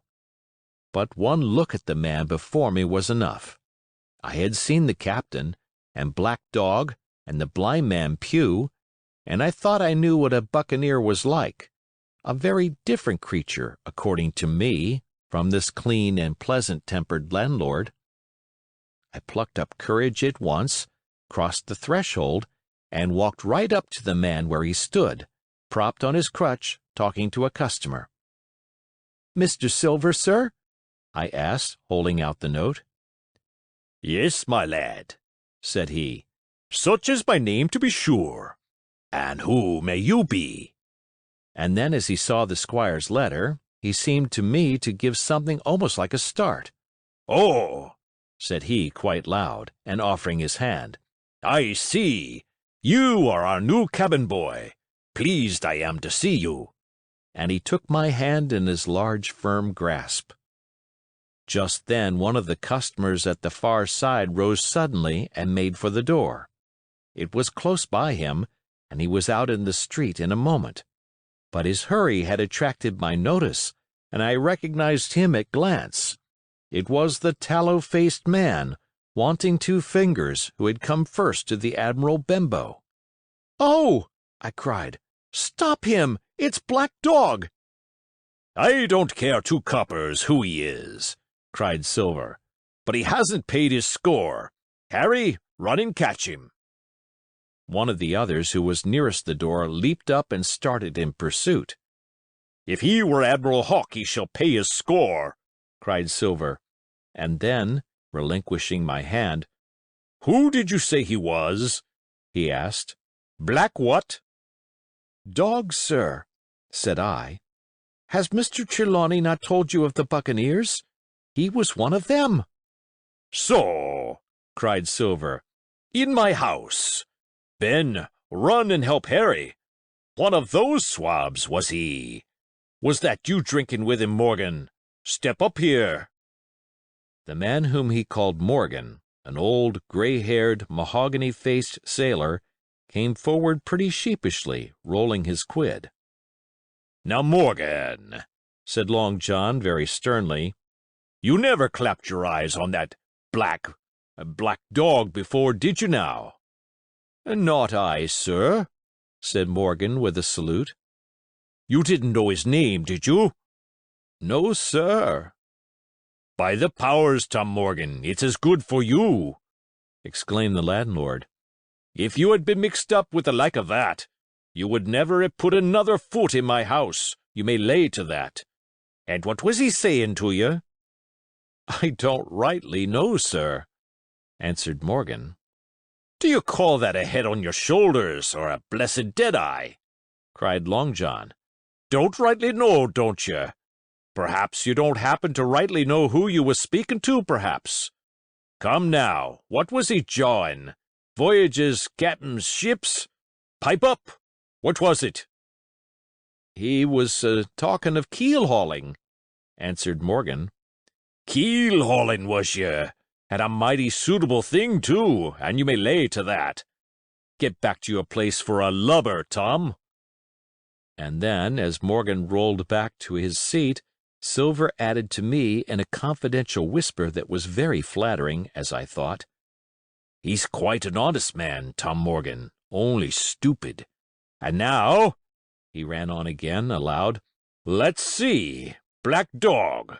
No, I don't know the name, not I. Yet I kind of think Yes, I've seen the swab.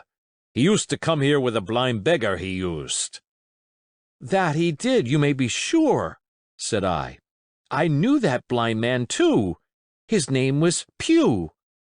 "It was!" cried Silver, now quite excited.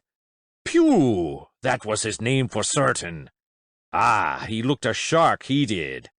If we run down this Black Dog now, there'll be news for Captain Trelawney. Ben's a good runner. Few seamen run better than Ben. He should run him down, hand over hand, by the powers.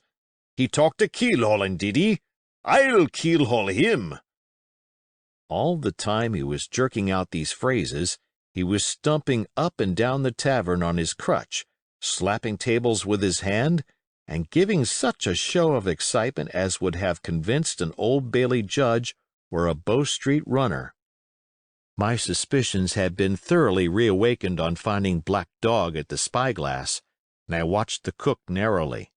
But he was too deep and too ready and too clever for me, and by the time the two men had come back out of breath and confessed that they had lost the track in a crowd, and been scolded like thieves, I would have gone bail for the innocence of Long John Silver.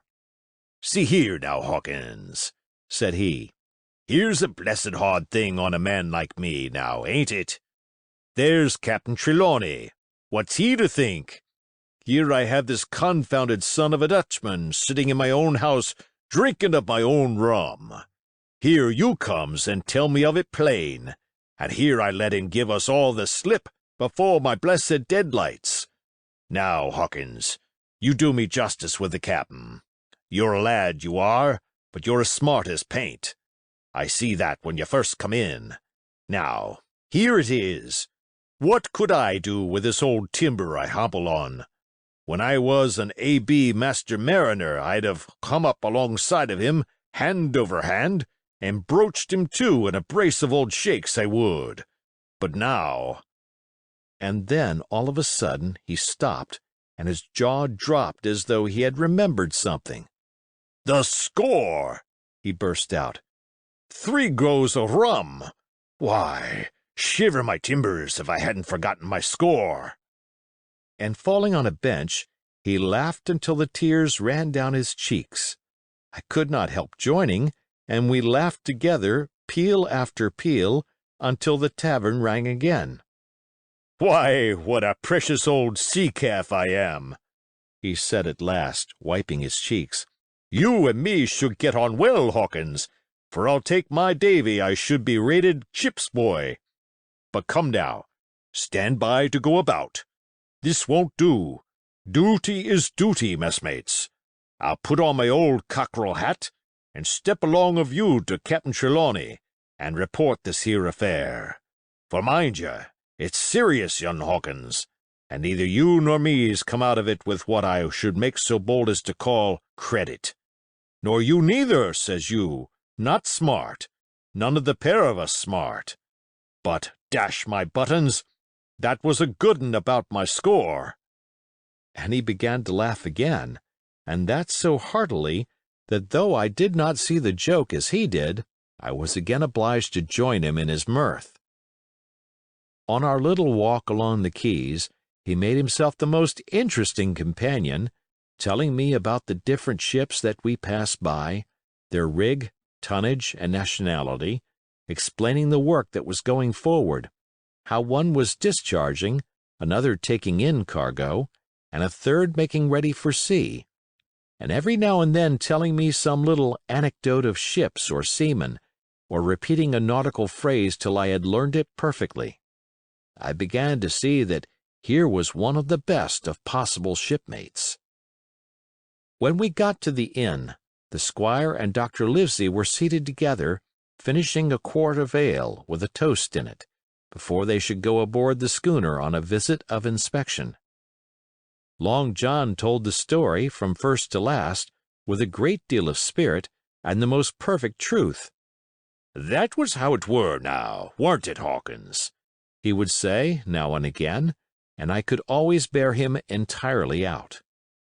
The two gentlemen regretted that Black Dog had got away, but we all agreed there was nothing to be done, and after he had been complimented, Long John took up his crutch and departed. "All hands aboard by 4 this afternoon," shouted the squire after him. "Aye, aye, sir," cried the cook in the passage. "Well, squire," said Dr. Livesey, "I don't put much faith in your discoveries as a general thing, but I will say this, John Silver suits me." "The man's a perfect trump," declared the squire. "And now," added the doctor, "Jim may come on board with us, may he not?" To be sure he may, says Squire. Take your hat, Hawkins, and we'll see the ship. End of chapter. Chapter 9. Powder and Arms.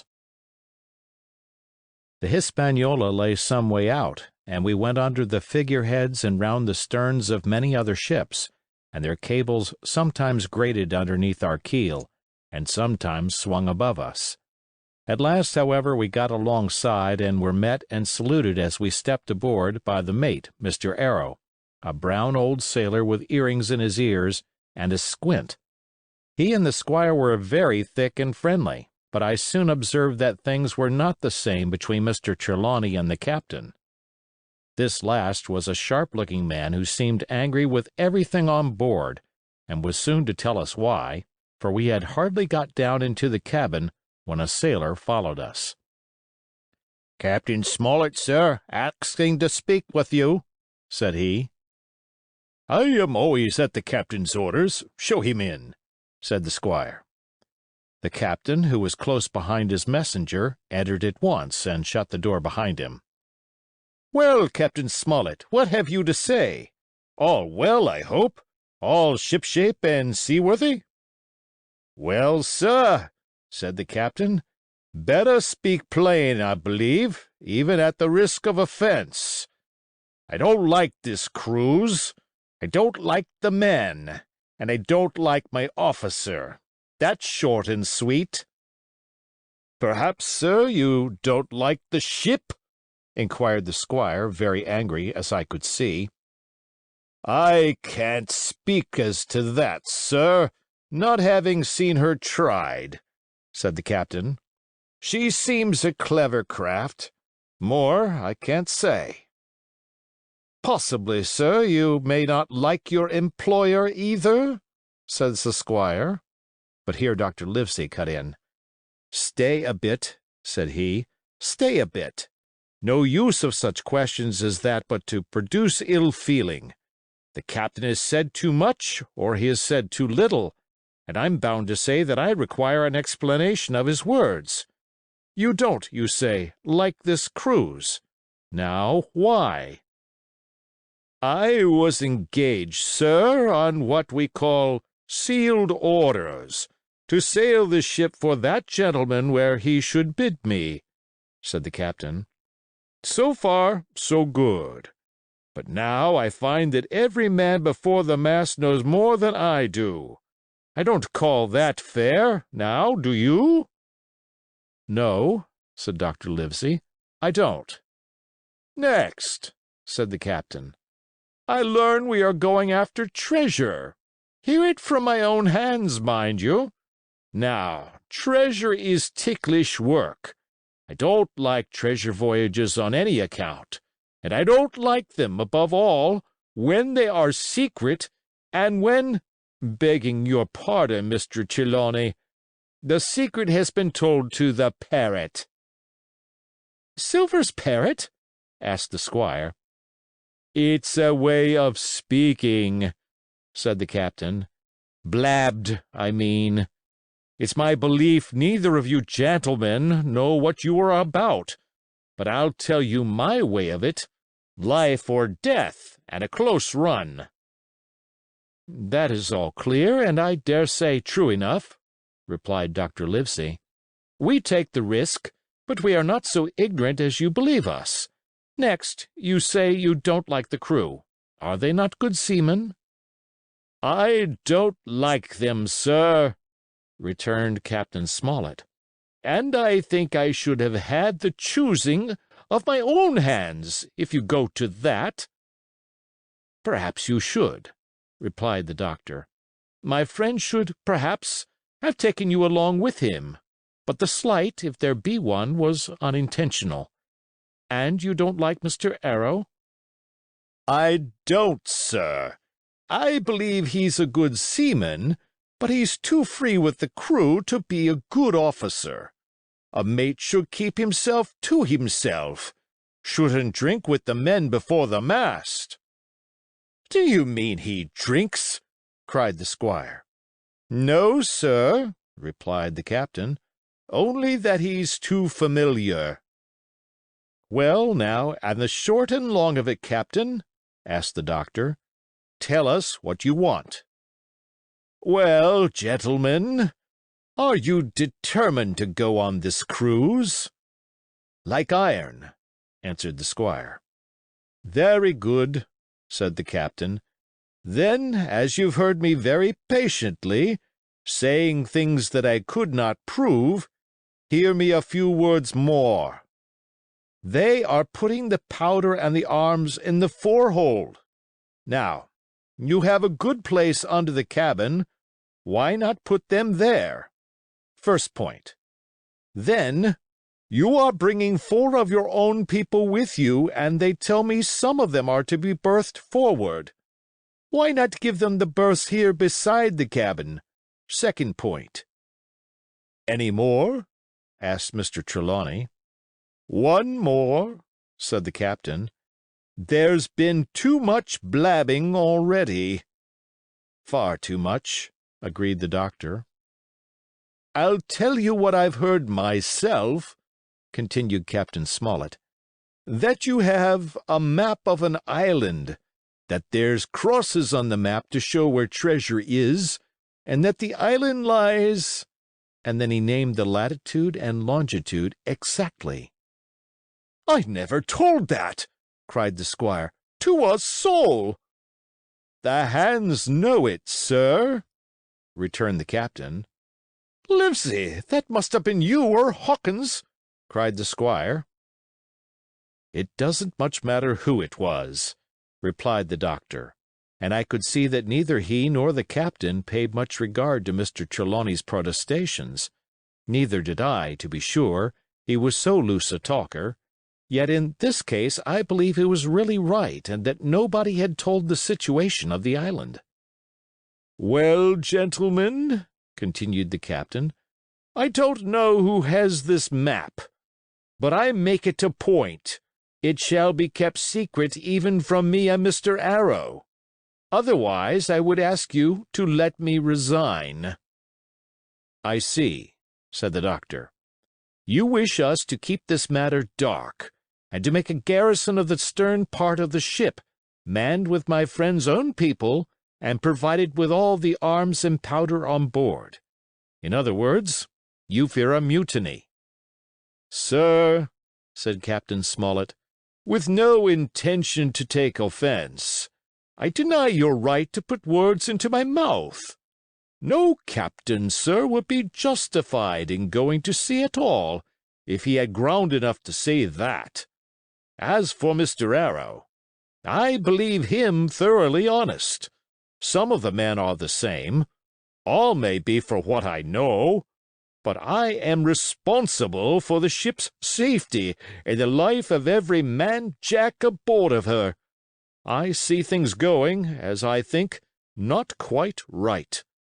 And I ask you to take certain precautions, or let me resign my berth.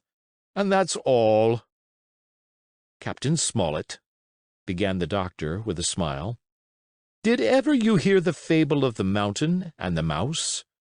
You'll excuse me, I dare say, but you remind me of that fable. When you came in here, I'll stake my wig you meant more than this." "Doctor," said the captain, "you are smart. When I came in here, I meant to get discharged. I had no thought that Mr. Trelawney would hear a word." "No more I would," cried the squire. "Had Livesey not been here, I should have seen you to the deuce. As it is, I have heard you. I will do as you desire, but I think the worse of you." "That's as you please, sir," said the captain. "You'll find I do my duty." And with that he took his leave. "Trelawney," said the doctor, "contrary to all my notions, I believed you have managed to get 2 honest men on board with you, that man and John Silver." "Silver, if you like," cried the squire. "But as for that intolerable humbug, I declare I think his conduct unmanly, unsailorly, and downright un-English." "Well," says the doctor, We shall see.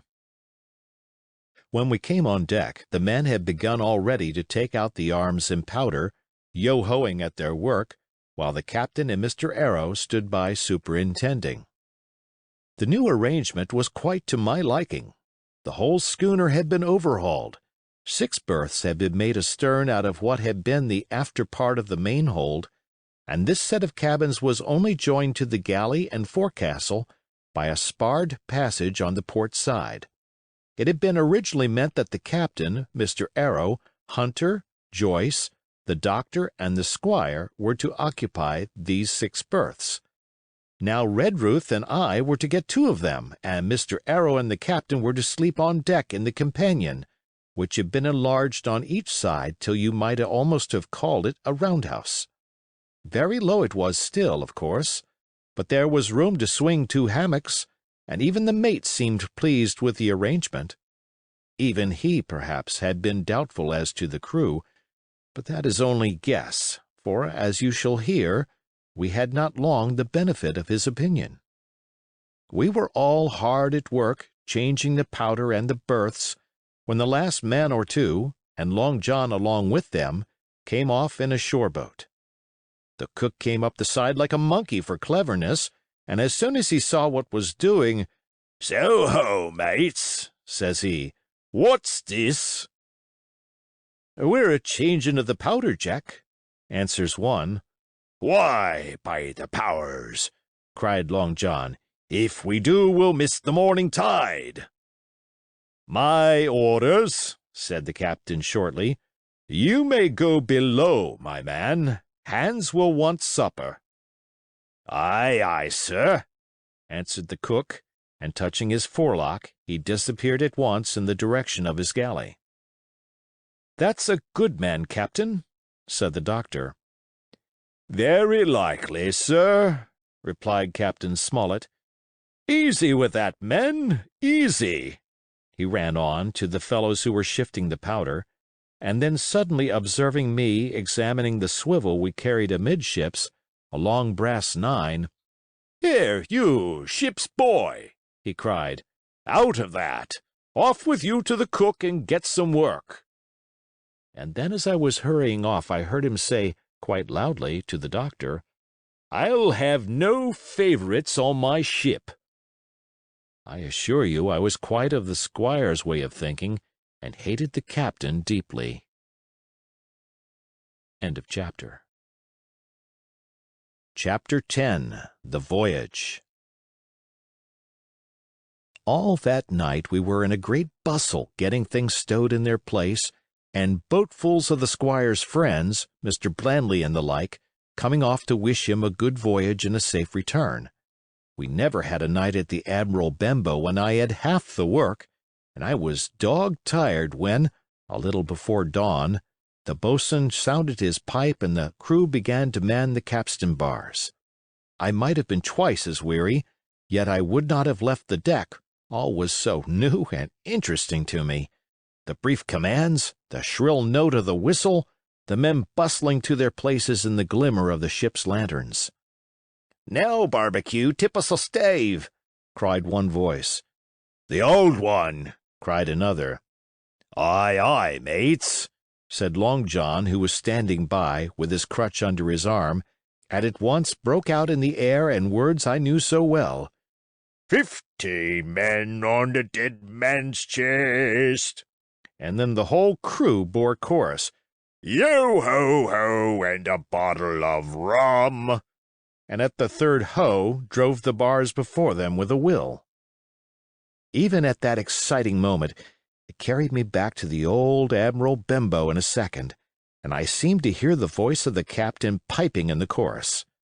But soon the anchor was short up, soon it was hanging dripping at the bows, soon the sails began to draw, and the land and shipping to flit by on either side, and before I could lie down to snatch an hour of slumber, the Hispaniola had begun her voyage to the Isle of Treasure. I am not going to relate that voyage in detail. It was fairly prosperous. The ship proved to be a good ship, the crew were capable seamen, and the captain thoroughly understood his business. But before we came the length of Treasure Island, 2 or 3 things had happened which require to be known. Mr. Arrow, first of all, turned out even worse than the captain had feared. He had no command among the men, and people did what they pleased with him. But that was by no means the worst of it, for after a day or 2 at sea he began to appear on deck with hazy eye, red cheeks, stuttering tongue, and other marks of drunkenness. Time after time he was ordered below in disgrace. Sometimes he fell and cut himself. Sometimes he lay all day long in his little bunk at one side of the companion. Sometimes for a day or 2 he would be almost sober and attend to his work at least passably. In the meantime, we could never make out where he got the drink. That was the ship's mystery. Watch him as we pleased, we could do nothing to solve it. And when we asked him to his face, he would only laugh if he were drunk, and if he were sober, deny solemnly that he had ever tasted anything but water. He was not only useless as an officer and a bad influence amongst the men, but it was plain that at this rate he must soon kill himself outright, so nobody was much surprised, nor very sorry, when one dark night, with a head sea, he disappeared entirely and was seen no more. "Overboard," said the captain. "Well, gentlemen, that saves the trouble of putting him in irons." But there we were, without a mate, and it was necessary, of course, to advance one of the men. The boatswain, Job Anderson, was the likeliest man aboard, and though he kept his old title, he served in a way as mate. Mr. Trelawney had followed the sea, and his knowledge made him very useful, for he often took a watch himself in easy weather. And the coxswain, Israel Hands, was a careful, wily, old, experienced seaman who could be trusted at a pinch with almost anything. He was a great confidant of Long John Silver, and so the mention of his name leads me on to speak of our ship's cook, Barbecue, as the men called him. Aboard ship he carried his crutch by a lanyard round his neck, to have both hands as free as possible. It was something to see him wedge the foot of the crutch against the bulkhead, and propping against it, yielding to every movement of the ship, get on with his cooking like someone safe ashore. Still more strange was it to see him in the heaviest of weather cross the deck. He had a line or 2 rigged up to help him across the widest spaces, Long John's earrings they were called, and he would hand himself from one place to another, now using the crutch, now trailing it alongside by the lanyard, as quickly as another man could walk. Yet some of the men who had sailed with him before expressed their pity to see him so reduced. "He's no common man, Barbecue," said the coxswain to me. "He had good schooling in his young days and can speak like a book when so minded. And brave? A lion's nothing alongside of Long John. I seen him grapple 4 and knock their heads together, him unarmed." All the crew respected and even obeyed him. He had a way of talking to each and doing everybody some particular service. To me he was unweariedly kind, and always glad to see me in the galley, which he kept as clean as a new pin, the dishes hanging up burnished, and his parrot in a cage in one corner. "Come away, Hawkins," he would say. "Come and have a yarn with John. Nobody more welcome than yourself, my son. Sit you down and hear the news. Here's Captain Flint. I call my parrot Captain Flint after the famous buccaneer. Here's Captain Flint predicting success to our voyage. Wasn't you, Captain?" And the parrot would say with great rapidity, "Paces of 8, paces of 8, paces of 8, till you wondered that it was not out of breath, or till John threw his handkerchief over the cage. "Now, that bird," he would say, "is maybe 200 years old, Hawkins. They live forever, mostly, and if anybody's seen more wickedness, it must be the devil himself. She sailed with England, the great Captain England, the pirate. She's been at Madagascar, and at Malabar, and Suriname, and Providence, and Portobello. She was at the fishing up of the wrecked plate ships. It's there she learned pieces of eight, and little wonder. 350,000 of 'em, Hawkins. She was at the boarding of the Viceroy of the Indies out of Goa, she was, and to look at her you would think she was a babby. But you smelt powder, didn't you, Captain? Stand by to go about, the parrot would scream. Ah, she's a handsome craft, she is, the cook would say, and give her sugar from his pocket, and then the bird would peck at the bars and swear straight on, passing belief for wickedness. There, John would add, you can't touch pitch and not be mucked, lad. There's this poor old innocent bird of mine swearing blue fire, and none the wiser you may lay to that. She would swear the same, in a manner of speaking, before Chaplain. And John would touch his forelock with a solemn way he had that made me think he was the best of men. In the meantime, the squire and Captain Smollett were still on pretty distant terms with one another. The squire made no bones about the matter. He despised the captain. The captain, on his part, never spoke but when he was spoken to, and then sharp and short and dry, and not a word wasted. He owned, when driven into a corner, that he seemed to have been wrong about the crew, that some of them were as brisk as he wanted to see, and all had behaved fairly well. As for the ship, he had taken a downright fancy to her. She'll lie a point nearer the wind than a man has a right to expect of his own married wife, sir. But, he would add, all I say is we're not home again, and I don't like the cruise. The squire, at this, would turn away and march up and down the deck, chin in air. A trifle more of that man, he would say, and I shall explode. We had some heavy weather, which only proved the qualities of the Hispaniola.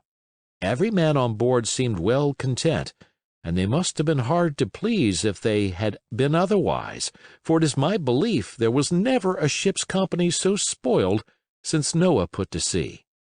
Double grog was going on the least excuse.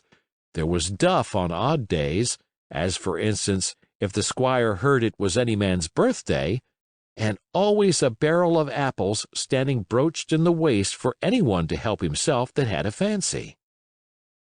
Never knew good come of it yet, the captain said to Dr. Livesey. Spoiled forecastle hands make devils. That's my belief. But good did come of the apple barrel, as you shall hear, for if it had not been for that, we should have had no note of warning, and might all have perished by the hand of treachery. This was how it came about. We had run up the trades to get the wind of the island we were after. I am not allowed to be more plain. And now we were running down for it with a bright lookout day and night. It was about the last day of our outward voyage by the largest computation. Sometime that night, or at latest before noon of the morrow, we should sight the treasure island. We were heading south-southwest, and had a steady breeze abeam and a quiet sea. The Hispaniola rolled steadily, dipping her bowsprit now and then with a whiff of spray. All was drawing alow and aloft. Everyone was in the bravest spirits because we were now so near an end of the first part of our adventure. Now, just after sundown, when all my work was over and I was on my way to my berth, it occurred to me that I should like an apple. I ran on deck. The watch was all forward looking out for the island. The man at the helm was watching the luff of the sail and whistling away gently to himself, and that was the only sound excepting the swish of the sea against the bows and around the sides of the ship. In I got bodily into the apple barrel, and found there was scarce an apple left. But sitting down there in the dark, what with the sound of the waters and the rocking movement of the ship, I had either fallen asleep or was on the point of doing so when a heavy man sat down with rather a clash close by. The barrel shook as he leaned his shoulders against it, and I was just about to jump up when the man began to speak. It was Silver's voice, and before I had heard a dozen words, I would not have shown myself for all the world, but lay there trembling and listening, in the extreme of fear and curiosity. For from these dozen words I understood that the lives of all the honest men aboard depended upon me alone. End of chapter. Chapter 11. What I Heard in the Apple Barrel.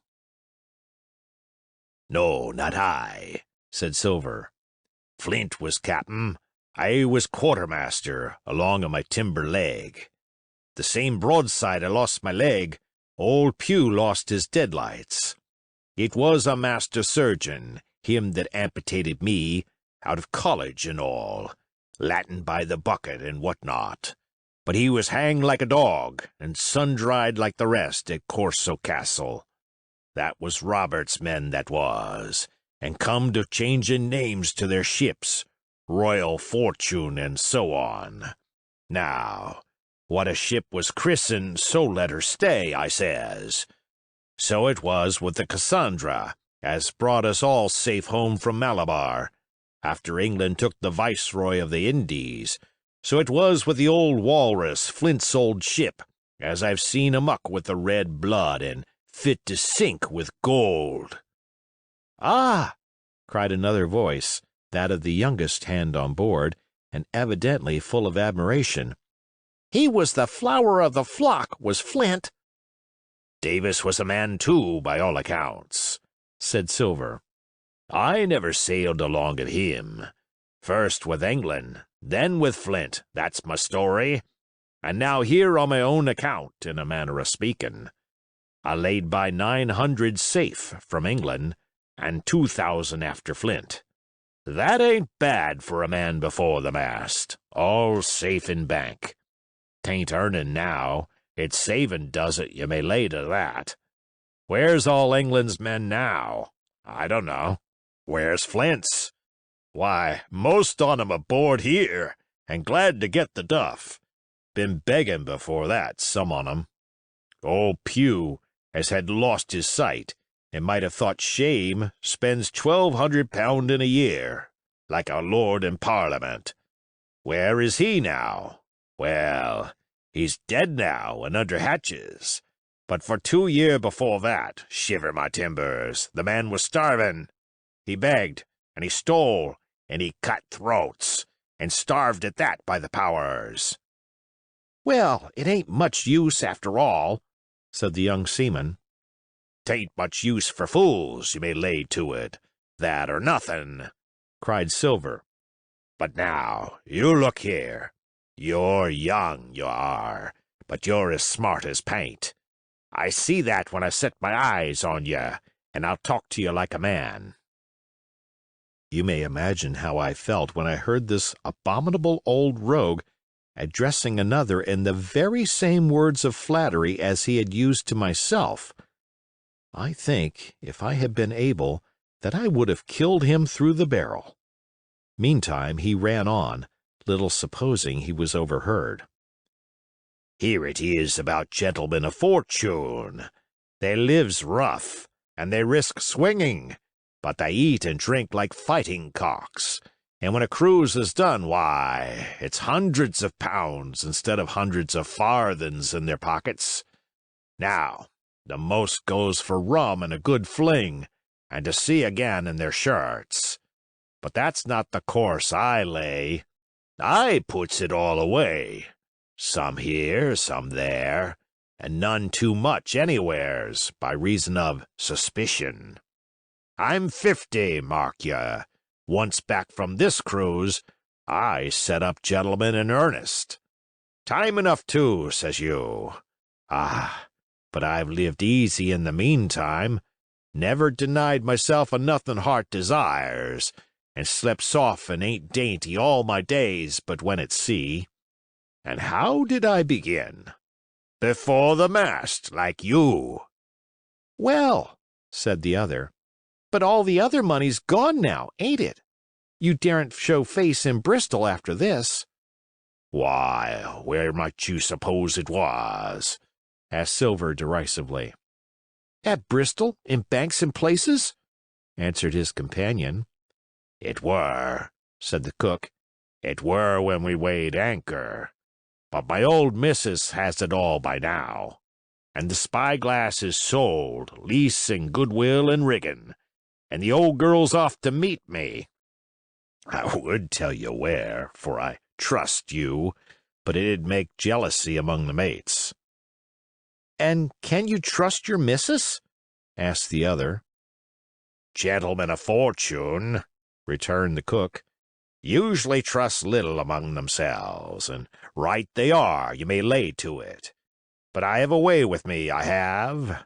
When a mate brings a slip on his cable, one as knows me, I mean, it won't be in the same world with old John. There was some that was feared of Pew, and some that was feared of Flint, but Flint his own self was feared of me. Feared he was, and proud. They was the roughest crew afloat, was Flint's. The devil himself would have feared to go to sea with them. Well, now, I tell you, I'm not a boasting man, and you seen yourself how easy I keep company. But when I was quartermaster, lambs wasn't the word for Flint's old buccaneers. Ah, you may be sure of yourself in old John's ship. Well, I tell you now, replied the lad, I didn't half a quarter like the job till I had this talk with you, John, but there's my hand on it now. And a brave lad you were, and smart, too, answered Silver, shaking hands so heartily that all the barrels shook. And a finer figurehead for a gentleman of fortune I never clapped my eyes on. By this time I had begun to understand the meaning of their terms. By a gentleman of fortune they plainly meant neither more nor less than a common pirate, and the little scene that I had overheard was the last act in the corruption of one of the honest hands, perhaps of the last one left aboard. But on this point I was soon to be relieved, for Silver giving a little whistle, a third man strolled up and sat down by the party. Dick's square, said Silver. Oh, I know Dick was square, returned the voice of the coxswain, Israel Hands. He's no fool, is Dick. And he turned his quid and spat. But look here, he went on. Here's what I want to know, Barbecue. How long are we going to stand off and on like a blessed bumboat? I've had almost enough of Captain Smollett. He's hazed me long enough, by thunder. I want to go into that cabin, I do. I want their pickles and wines and that. Israel, said Silver, your head ain't much account, nor ever was. But you're able to hear, I reckon. Leastways, your ears is big enough. Now, here's what I say. You'll berth forward, and you'll live hard, and you'll speak soft, and you'll keep sober till I give the word, and you may lay to that, my son. Well, I don't say no, do I? Growled the coxswain. What I say is when. That's what I say. When? By the powers! Cried Silver.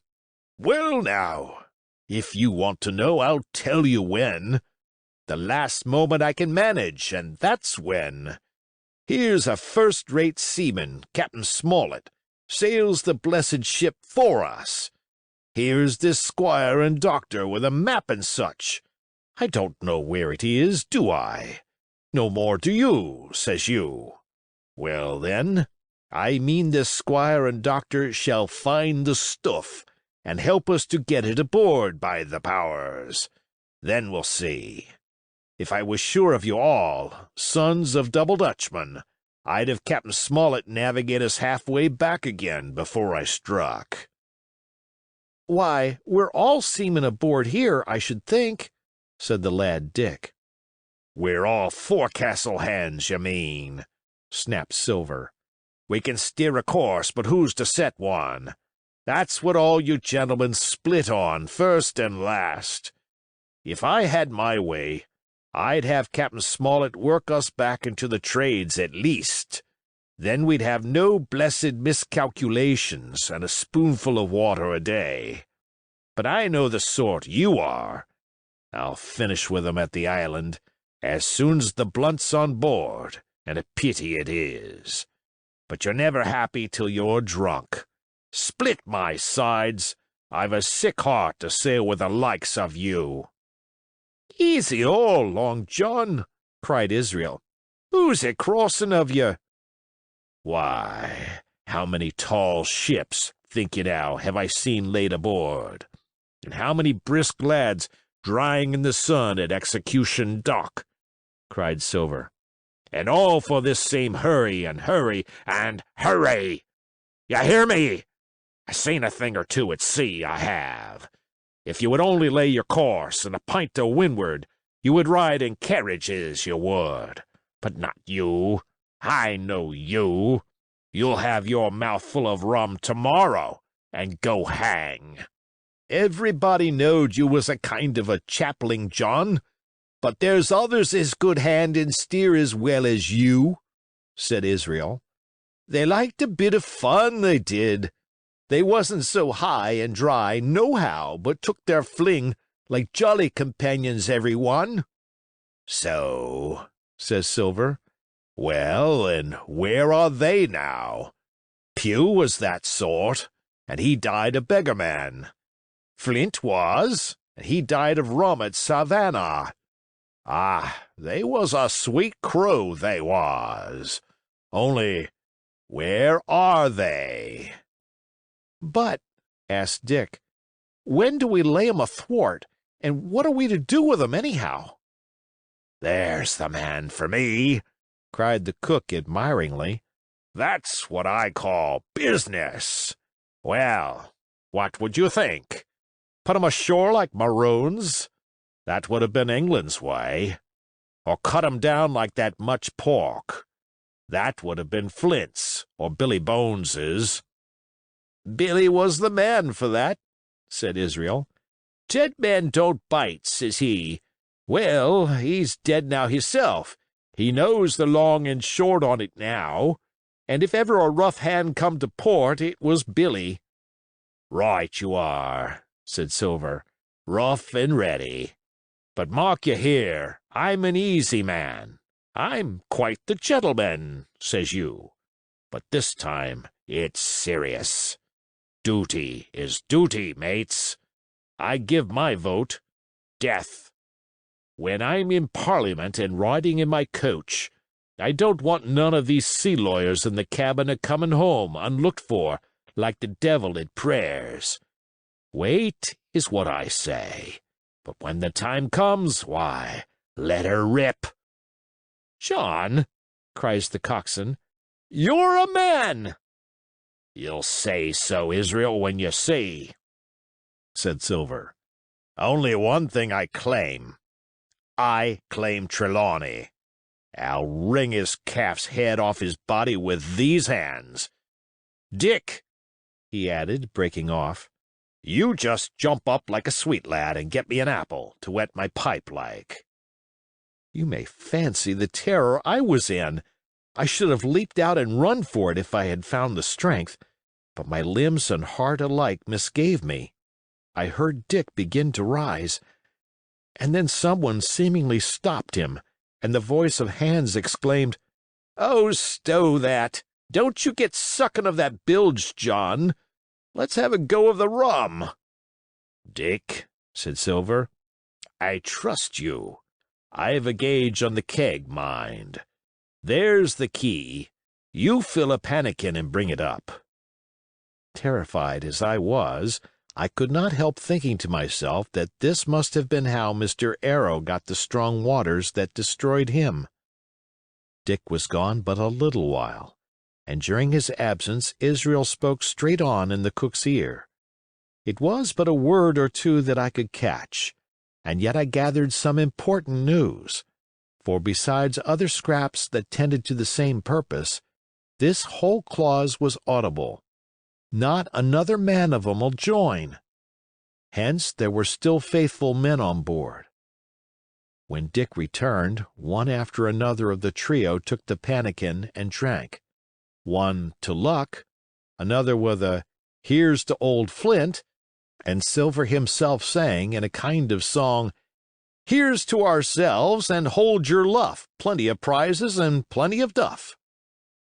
Just then a sort of brightness fell upon me in the barrel, and looking up, I found the moon had risen and was silvering the mizzen top and shining white on the luff of the foresail, and almost at the same time the voice of the lookout shouted, "Land ho!" End of chapter. Chapter 12. Council of War. There was a great rush of feet across the deck. I could hear people tumbling up from the cabin and the forecastle, and slipping in an instant outside my barrel, I dived behind the foresail, made a double towards the stern, and came out upon the open deck in time to join Hunter and Dr. Livesey in the rush for the weather bow. There all hands were already congregated. A belt of fog had lifted almost simultaneously with the appearance of the moon. Away to the southwest of us we saw two low hills, about a couple of miles apart, and rising behind one of them, a third and higher hill, whose peak was still buried in the fog. All three seemed sharp and conical in figure. So much I saw, almost in a dream, for I had not yet recovered from my horrid fear of a minute or two before. And then I heard the voice of Captain Smollett issuing orders. The Hispaniola was laid a couple of points nearer the wind, and now sailed a course that would just clear the island on the east. "And now, men," said the captain, when all was sheeted home, "has any one of you ever seen that land ahead?"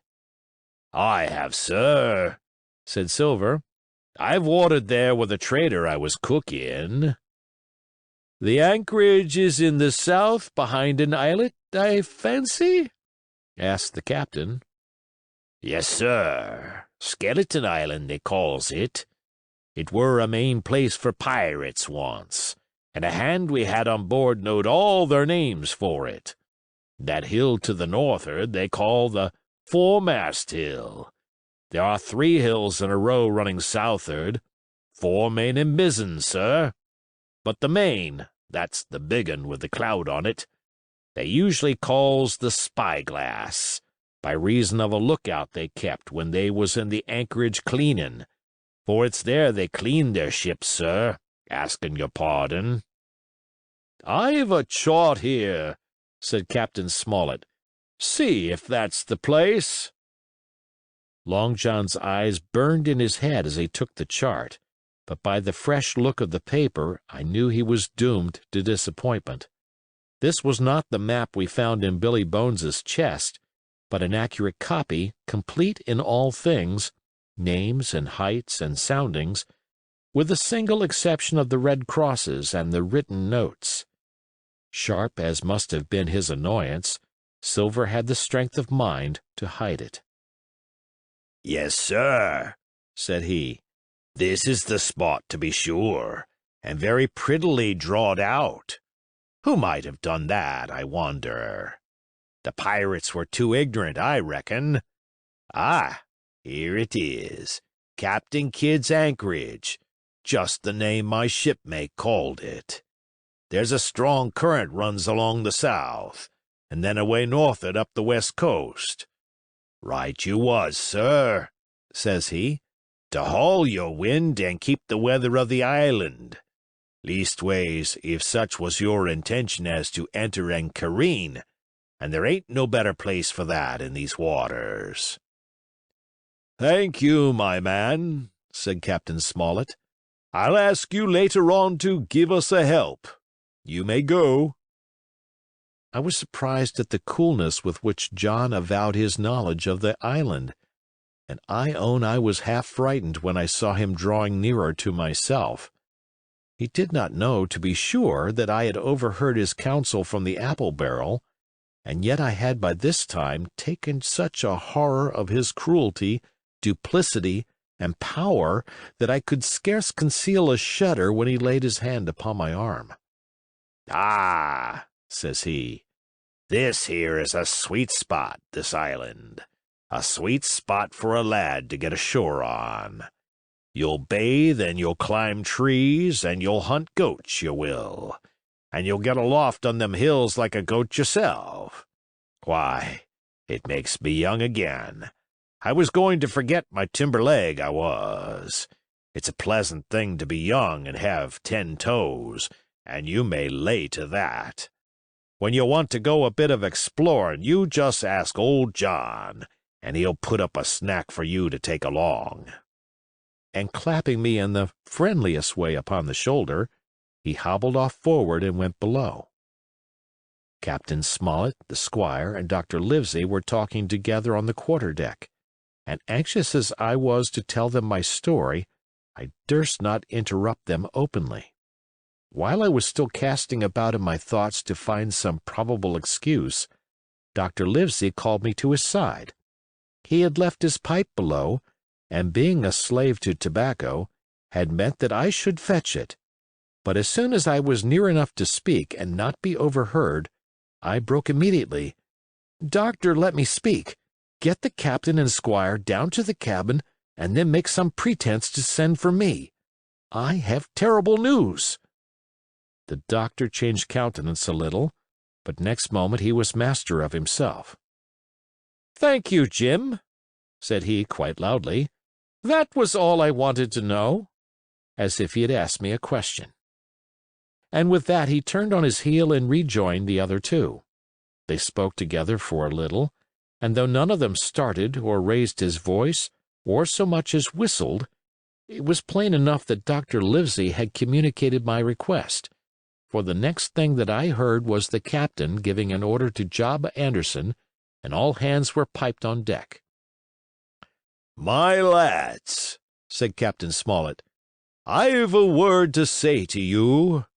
This land that we have sighted is the place we have been sailing for. Mr. Trelawney, being a very open-handed gentleman, as we all know, has just asked me a word or two, and I was able to tell him that every man on board had done his duty, alow and aloft, as I never asked to see it done better. Why, he and I and the doctor are going below to the cabin to drink your health and luck, and you'll have grog served out for you to drink our health and luck. I'll tell you what I think of this. I think it handsome.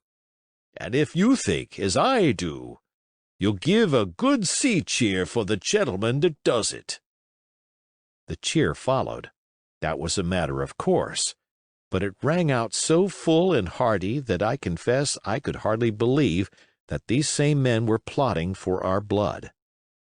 "One more cheer for Captain Smollett," cried Long John when the first had subsided, and this also was given with a will. On the top of that the three gentlemen went below, and not long after word was sent forward that Jim Hawkins was wanted in the cabin. I found them all three seated around the table, a bottle of Spanish wine and some raisins before them, and the doctor smoking away with his wig on his lap, and that, I knew, was a sign that he was agitated. The stern window was open, for it was a warm night, and you could see the moon shining behind on the ship's wake. "Now, Hawkins," said the squire, "you have something to say. Speak up." I did as I was bid, and as short as I could make it, told the whole details of Silver's conversation. Nobody interrupted me till I was done, nor did any one of the three of them make so much as a movement, but they kept their eyes upon my face from first to last. "Jim," said Dr. Livesey, "take a seat." And they made me sit down at table beside them, poured me out a glass of wine, filled my hands with raisins, and all three, one after the other, and each with a bow, drank my good health, and their service to me for my luck and courage." "No, Captain," said the squire, "you were right, and I was wrong. I own myself an ass, and I await your orders." "No more an ass than I, sir," returned the captain. "I never heard of a crew that meant to mutiny but what showed signs before, for any man that had an eye on his head to see the mischief and take steps according. But this crew," he added, "beats me." "Captain," said the doctor, "with your permission, that's Silver, a very remarkable man." "He'd look remarkably well from a yardarm, sir," returned the captain. "But this is talk. This don't lead to anything. I see 3 or 4 points, and with Mr. Trelawney's permission, I'll name them." "You, sir, are the captain. It is for you to speak," says Mr. Trelawney grandly. "First point," began Mr. Smollett. "We must go on, because we can't turn back. If I gave the word to go about, they would rise at once. Second point, we have time before us, at least until this treasure's found. Third point, there are faithful hands. Now, sir, it's got to come to blows sooner or later, and what I propose is to take time by the forelock, as the saying is, and come to blows some fine day when they least expect it. We can count, I take it, on your own home servants, Mr. Trelawney?" "As upon myself," declared the squire. "3, reckoned the captain. "Ourselves make 7, counting Hawkins here. Now, about the honest hands?"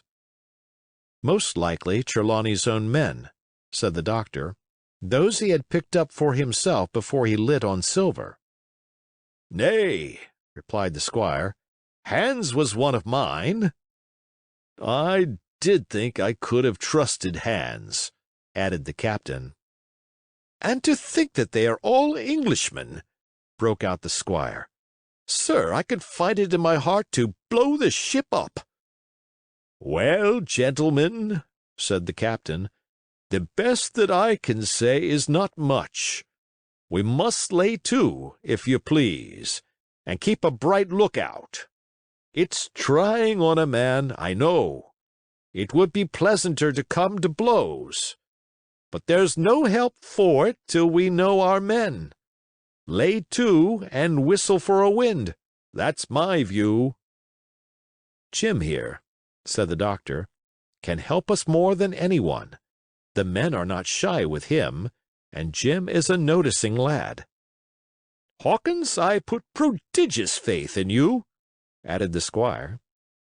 I began to feel pretty desperate at this, for I felt altogether helpless. And yet, by an odd train of circumstances, it was indeed through me that safety came. In the meantime, talk as we pleased, there were only 7 out of the 26 on whom we knew we could rely, and out of these 7 1 was a boy, so that the grown men on our side were 6 to their 19. End of chapter. Part 3. My Shore Adventure. Chapter 13. How My Shore Adventure Began. The appearance of the island when I came on deck next morning was altogether changed. Although the breeze had now utterly ceased, we had made a great deal of way during the night, and were now lying becalmed about half a mile to the southeast of the low eastern coast. Gray-colored woods covered a large part of the surface. This even tint was indeed broken up by streaks of yellow sandbrake in the lower lands, and by many tall trees of the pine family, outtopping the others, some singly, some in clumps, but the general coloring was uniform and sad. The hills ran up clear above the vegetation in spires of naked rock. All were strangely shaped, and the Spyglass, which was by 300 or 400 feet the tallest on the island, was likewise the strangest in configuration, running up sheer from almost every side, and then suddenly cut off at the top, like a pedestal to put a statue on. The Hispaniola was rolling scuppers under in the ocean swell. The booms were tearing at the blocks, the rudder was banging to and fro, and the whole ship creaking, groaning, and jumping like a manufactory. I had to cling tight to the backstay, and the world turned giddily before my eyes, for though I was a good enough sailor when there was way on, this standing still and being rolled about like a bottle was a thing I never learned to stand without a qualm or so, above all in the morning, on an empty stomach. Perhaps it was this. Perhaps it was the look of the island, with its gray, melancholy woods, and wild stone spires, and the surf that we could both see and hear foaming and thundering on the steep beach. At least, although the sun shone bright and hot, and the shore birds were fishing and crying all around us, and you would have thought anyone would have been glad to get to land after being so long at sea, my heart sank, as the saying is, into my boots, and from the first look onward, I hated the very thought of Treasure Island. We had a dreary morning's work before us, for there was no sign of any wind, and the boats had to be got out and manned, and the ship warped 3 or 4 miles round the corner of the island and up the narrow passage to the haven behind Skeleton Island. I volunteered for one of the boats, where I had, of course, no business. The heat was sweltering, and the men grumbled fiercely over their work. Anderson was in command of my boat, and instead of keeping the crew in order, he grumbled as loud as the worst. "Well," he said with an oath, "it's not forever." I thought this was a very bad sign, for up to that day the men had gone briskly and willingly about their business, but the very sight of the island had relaxed the cords of discipline. All the way in, Long John stood by the steersman and conned the ship. He knew the passage like the palm of his hand, and though the man in the chains got everywhere more water than was down in the chart, John never hesitated once. "There's a strong scour with the ebb," he said, "and this here passage has been dug out, in a manner of speaking, with a spade." We brought up just where the anchor was in the chart, about 1/3 of a mile from each shore, the mainland on one side and Skeleton Island on the other. The bottom was clean sand. The plunge of our anchor sent up clouds of birds wheeling and crying over the woods, but in less than a minute they were down again and all was once more silent. The place was entirely landlocked, buried in woods, the trees coming right down to high water mark, the shores mostly flat, and the hilltops standing round at a distance in a sort of amphitheatre, one here, one there. 2 little rivers, or rather 2 swamps, emptied out into this pond, as you might call it, and the foliage round that part of the shore had a kind of poisonous brightness. From the ship we could see nothing of the house or stockade, for they were quite buried among trees, and if it had not been for the chart on the companion, we might have been the first that had ever anchored there since the island arose out of the seas. There was not a breath of air moving, nor a sound but that of the surf booming half a mile away along the beaches and against the rocks outside. A peculiar stagnant smell hung over the anchorage, a smell of sodden leaves and rotting tree trunks. I observed the doctor sniffing and sniffing, like someone tasting a bad egg. "I don't know about treasure," he said, "but I'll stake my wig there's fever here." If the conduct of the men had been alarming in the boat, it became truly threatening when they had come aboard. They lay about the deck growling together in talk. The slightest order was received with a black look and grudgingly and carelessly obeyed. Even the honest hands must have caught the infection, for there was not one man aboard to mend another. Mutiny, it was plain, hung over us like a thundercloud. And it was not only we of the cabin party who perceived the danger. Long John was hard at work going from group to group, spending himself in good advice, and as for example, no man could have shown a better.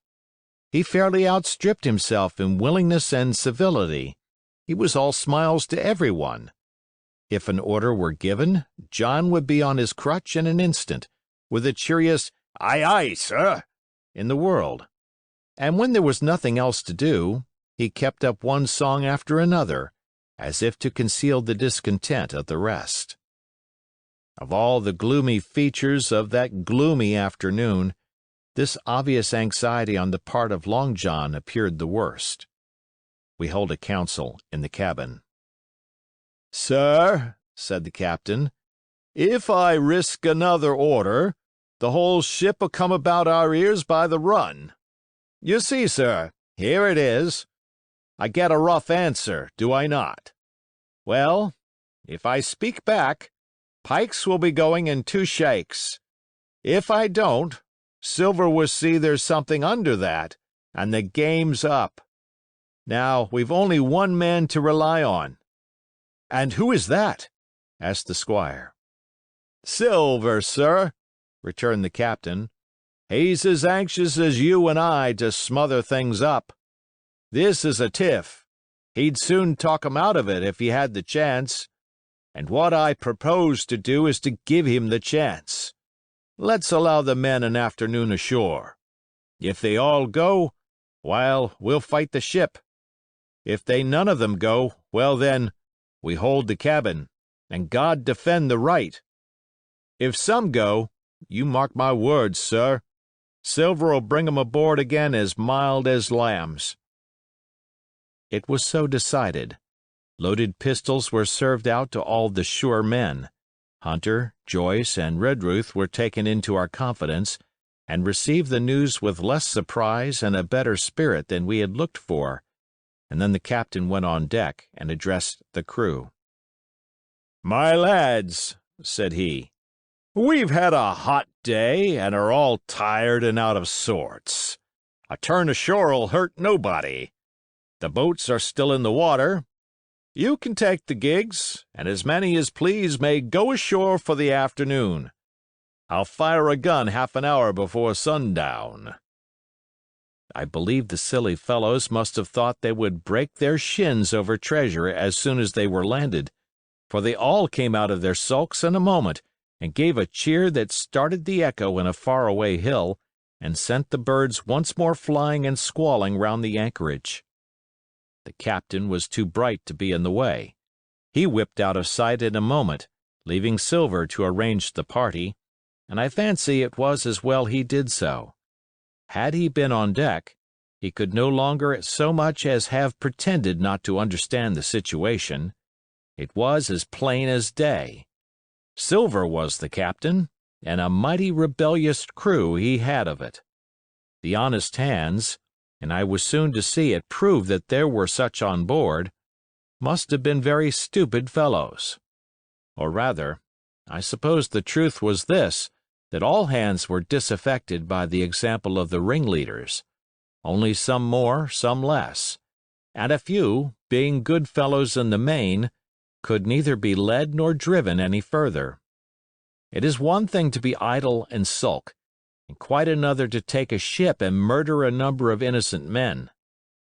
At last, however, the party was made up. 6 fellows were to stay on board, and the remaining 13, including Silver, began to embark.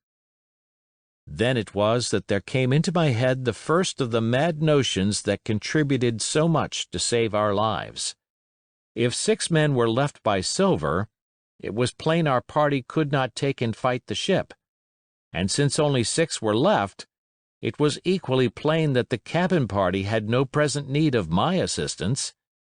It occurred to me at once to go ashore. In a jiffy I had slipped over the side and curled up in the foresheets of the nearest boat, and almost at the same moment she shoved off. No one took notice of me, only the bow oar saying, "Is that you, Jim?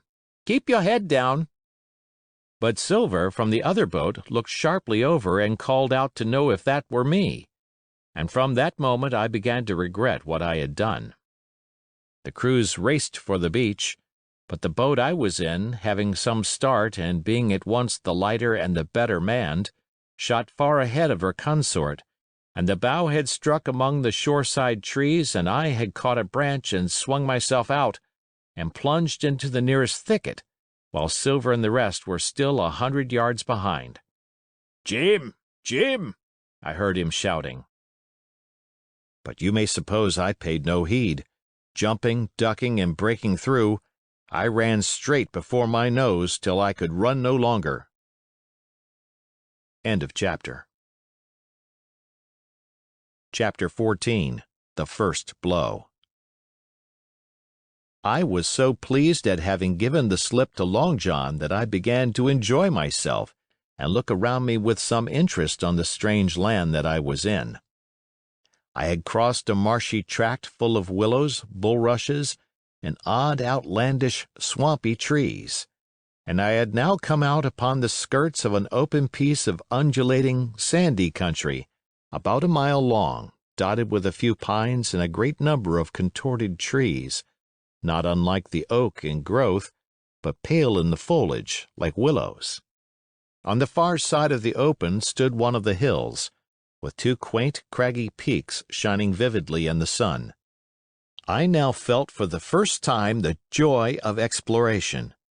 The isle was uninhabited, my shipmates I had left behind, and nothing lived in front of me but dumb brutes and fowls.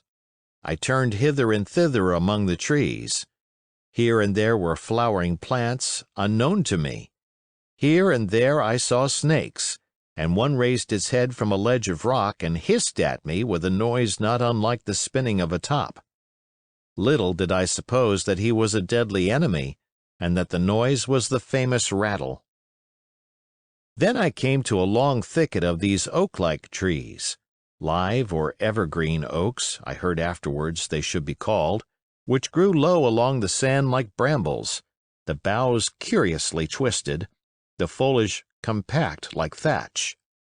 The thicket stretched down from the top of one of the sandy knolls, spreading and growing taller as it went, until it reached the margin of the broad, reedy fen, through which the nearest of the little rivers soaked its way into the anchorage. The marsh was steaming in the strong sun, and the outline of the spyglass trembled through the haze. All at once there began to go a sort of bustle among the bulrushes. A wild duck flew up with a quack, another followed, and soon over the whole surface of the marsh a great cloud of birds hung screaming and circling in the air. I judged at once that some of my shipmates must be drawing near along the borders of the fen. Nor was I deceived, for soon I heard the very distant and low tones of a human voice, which, as I continued to give ear, grew steadily louder and nearer. This put me in a great fear, and I crawled under cover of the nearest live oak and squatted there, hearkening, as silent as a mouse. Another voice answered, and then the first voice, which I now recognized to be Silver's, once more took up the story and ran on for a long while in a stream, only now and again interrupted by the other. By the sound, they must have been talking earnestly and almost fiercely, but no distinct word came to my hearing. At last the speakers seemed to have paused and perhaps to have sat down, for not only did they cease to draw any nearer, but the birds themselves began to grow more quiet and to settle again to their places in the swamp. And now I began to feel that I was neglecting my business, that since I had been so foolhardy as to come ashore with these desperadoes, the least I could do was to overhear them at their councils, and that my plain and obvious duty was to draw as close as I could manage, under the favorable ambush of the crouching trees. I could tell the direction of the speakers pretty exactly, not only by the sound of their voices, but by the behavior of the few birds that still hung in alarm above the heads of the intruders. Crawling on all fours, I made steadily but slowly towards them, till at last, raising my head to an aperture among the leaves, I could see clear down into a little green dell beside the marsh, and closely set about with trees, where Long John Silver and another of the crew stood face to face in conversation. The sun beat full upon them. Silver had thrown his hat beside him on the ground, and his great, smooth, blond face, all shining with heat, was lifted to the other man's in a kind of appeal. "Mate," he was saying, "it's because I thinks gold dust of you. Gold dust, and you may lay to that. If I hadn't took to you like pitch, do you think I'd have been here a warnin' of you? All's up. You can't make nor mend. It's to save your neck that I'm a-speaking, and if one of the wild uns knew it, where'd I be, Tom? Now tell me, where'd I be?" "Silver," said the other man, and I observed he was not only red in the face, but spoke as hoarse as a crow, and his voice shook, too, like a taut rope. "Silver," says he, "you're old, and you're honest, or has the name for it, and you've money, too, which lots of poor sailors hasn't, and you're brave or I'm mistook. And will you tell me you'll let yourself be led away with that kind of a mess of swabs? Not you. As sure as God sees me, I'd sooner lose my hand. If I turn agin my duty—" And then all of a sudden he was interrupted by a noise. I had found one of the honest hands. Well, here at that same moment came news of another. Far away out in the marsh there arose, all of a sudden, a sound like the cry of anger, then another on the back of it, and then one horrid, long-drawn scream. The rocks of the Spyglass re-echoed it a score of times. The whole troop of marsh birds rose again, darkening heaven with a simultaneous whir, and long after that death yell was still ringing in my brain, silence had re-established its empire, and only the rustle of the redescending birds and the boom of the distant surges disturbed the languor of the afternoon. Tom had leaped at the sound, like a horse at the spur, but Silver had not winked an eye. He stood where he was, resting lightly on his crutch, watching his companion like a snake about to spring. "John," said the sailor, stretching out his hand. "Hands off!" cried Silver, leaping back a yard, as it seemed to me, with the speed and security of a trained gymnast. "Hands off, if you like, John Silver," said the other. "It's a black conscience that can make you feared of me. But in heaven's name, tell me, what was that?" "That," returned Silver, smiling away, but warier than ever, his eye a mere pinpoint in his big face, but gleaming like a crumb of glass. "That? Oh, I reckon that'll be Allen." And at this point Tom flashed out like a hero. "Allen!" he cried.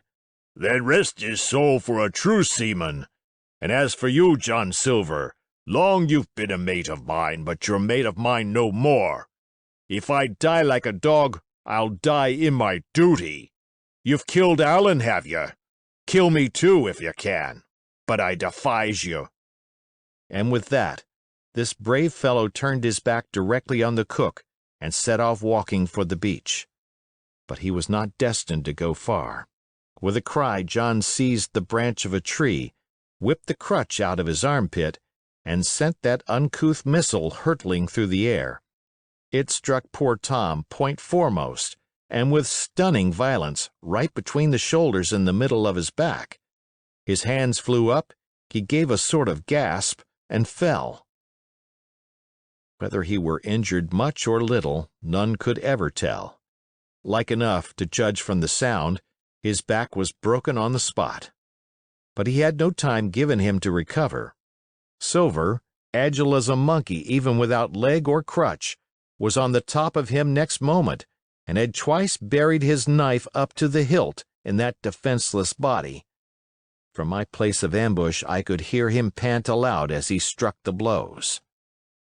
I do not know what it rightly is to faint, but I do know that for the next little while the whole world swam away from before me in a whirling mist. Silver and the birds, and the tall Spyglass hilltop, going round and topsy-turvy before my eyes, and all manner of bells ringing and distant voices shouting in my ear. When I came again to myself, the monster had pulled himself together, his crutch under his arm, his hat upon his head. Just before him Tom lay motionless upon the sward, but the murderer minded him not a whit, cleansing his blood-stained knife the while upon a wisp of grass. Everything else was unchanged, the sun still shining mercilessly on the steaming marsh and the tall pinnacle of the mountain, and I could scarce persuade myself that murder had been actually done and a human life cruelly cut short a moment since before my eyes. But now John put his hand into his pocket, brought out a whistle, and blew upon it several modulated blasts that rang far across the heated air. I could not tell, of course, the meaning of the signal, but it instantly awoke my fears. More men would be coming. I might be discovered. They had already slain 2 of the honest people. After Tom and Allen, might not I come next? Instantly I began to extricate myself and crawl back again, with what speed and silence I could manage, to the more open portion of the wood. As I did so, I could hear hails coming and going between the old buccaneer and his comrades, and this sound of danger lent me wings. As soon as I was clear of the thicket, I ran as I never ran before, scarce minding the direction of my flight, so long as it led me from the murderers. And as I ran, fear grew and grew upon me until it turned into a kind of frenzy. Indeed, could anyone be more entirely lost than I? When the gun fired, how should I dare to go down to the boats among those fiends still smoking from their crime? Would not the first of them who saw me wring my neck like a snipe's? Would not my absence itself be an evidence to them of my alarm, and therefore of my fatal knowledge? It was all over, I thought. Goodbye to the Hispaniola. Goodbye to the squire, the doctor, and the captain. There was nothing left for me but death by starvation or death by the hands of the mutineers. All this while, as I say, I was still running, and without taking any notice, I had drawn near to the foot of the little hill with the 2 peaks, and had got into a part of the island where the live oaks grew more widely apart, and seemed more like forest trees in their bearing and dimensions. Mingled with these were a few scattered pines, some 50, some nearer 70 feet high. The air, too, smelt more freshly than down beside the marsh. And here a fresh alarm brought me to a standstill with a thumping heart. End of chapter. Chapter 15. The Man of the Island. From the side of the hill, which was here steep and stony, a spout of gravel was dislodged and fell rattling and bounding through the trees. My eyes turned instinctively in that direction, and I saw a figure leap with great rapidity behind the trunk of a pine. What it was, whether bear or man or monkey, I could in no wise tell. It seemed dark and shaggy, more I knew not, but the terror of this new apparition brought me to a stand. I was now, it seemed, cut off upon both sides, behind me the murderers, before me this lurking nondescript, and immediately I began to prefer the dangers that I knew to those I knew not. Silver himself appeared less terrible in contrast with this creature of the woods, and I turned on my heel, and looking sharply behind me over my shoulder, began to retrace my steps in the direction of the boats.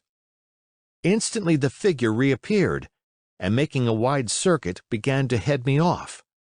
I was tired at any rate, but had I been as fresh as when I rose, I could see it was in vain for me to contend in speed with such an adversary. From trunk to trunk the creature flitted like a deer, running manlike on 2 legs, but unlike any man that I had ever seen, stooping almost double as it ran. Yet a man it was, I could no longer be in doubt about that. I began to recall what I had heard of cannibals. I was within an ace of calling for help, but the mere fact that he was a man, however wild, had somewhat reassured me, and my fear of Silver began to revive in proportion. I stood still, therefore, and cast about for some method of escape, and as I was so thinking, the recollection of my pistol flashed into my mind. As soon as I remembered I was not defenseless, courage glowed again in my heart, and I set my face resolutely for this man of the island, and walked briskly towards him. He was concealed by this time behind another tree trunk, but he must have been watching me closely, for as soon as I began to move in his direction, he reappeared and took a step to meet me. Then he hesitated, drew back, came forward again, and at last, to my wonder and confusion, threw himself on his knees and held out his clasped hands in supplication. At that I once more stopped. "Who are you?" I asked. "Ben Gunn," he answered, and his voice sounded hoarse and awkward, like a rusty lock. "I'm poor Ben Gunn, I am, and I haven't spoke with a Christian these 3 years." I could now see that he was a white man like myself, and that his features were even pleasing. His skin, wherever it was exposed, was burnt by the sun. Even his lips were black, and his fair eyes looked quite startling in so dark a face. Of all the beggarmen that I had seen or fancied, he was the chief for raggedness. He was clothed with tatters of old ship's canvas and old sea cloth, and this extraordinary patchwork was all held together by a system of the most various and incongruous fastenings, brass buttons, bits of stick, and loops of tarry gaskin.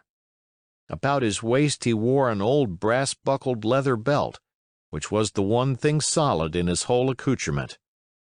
3 years!" I cried. "Were you shipwrecked?"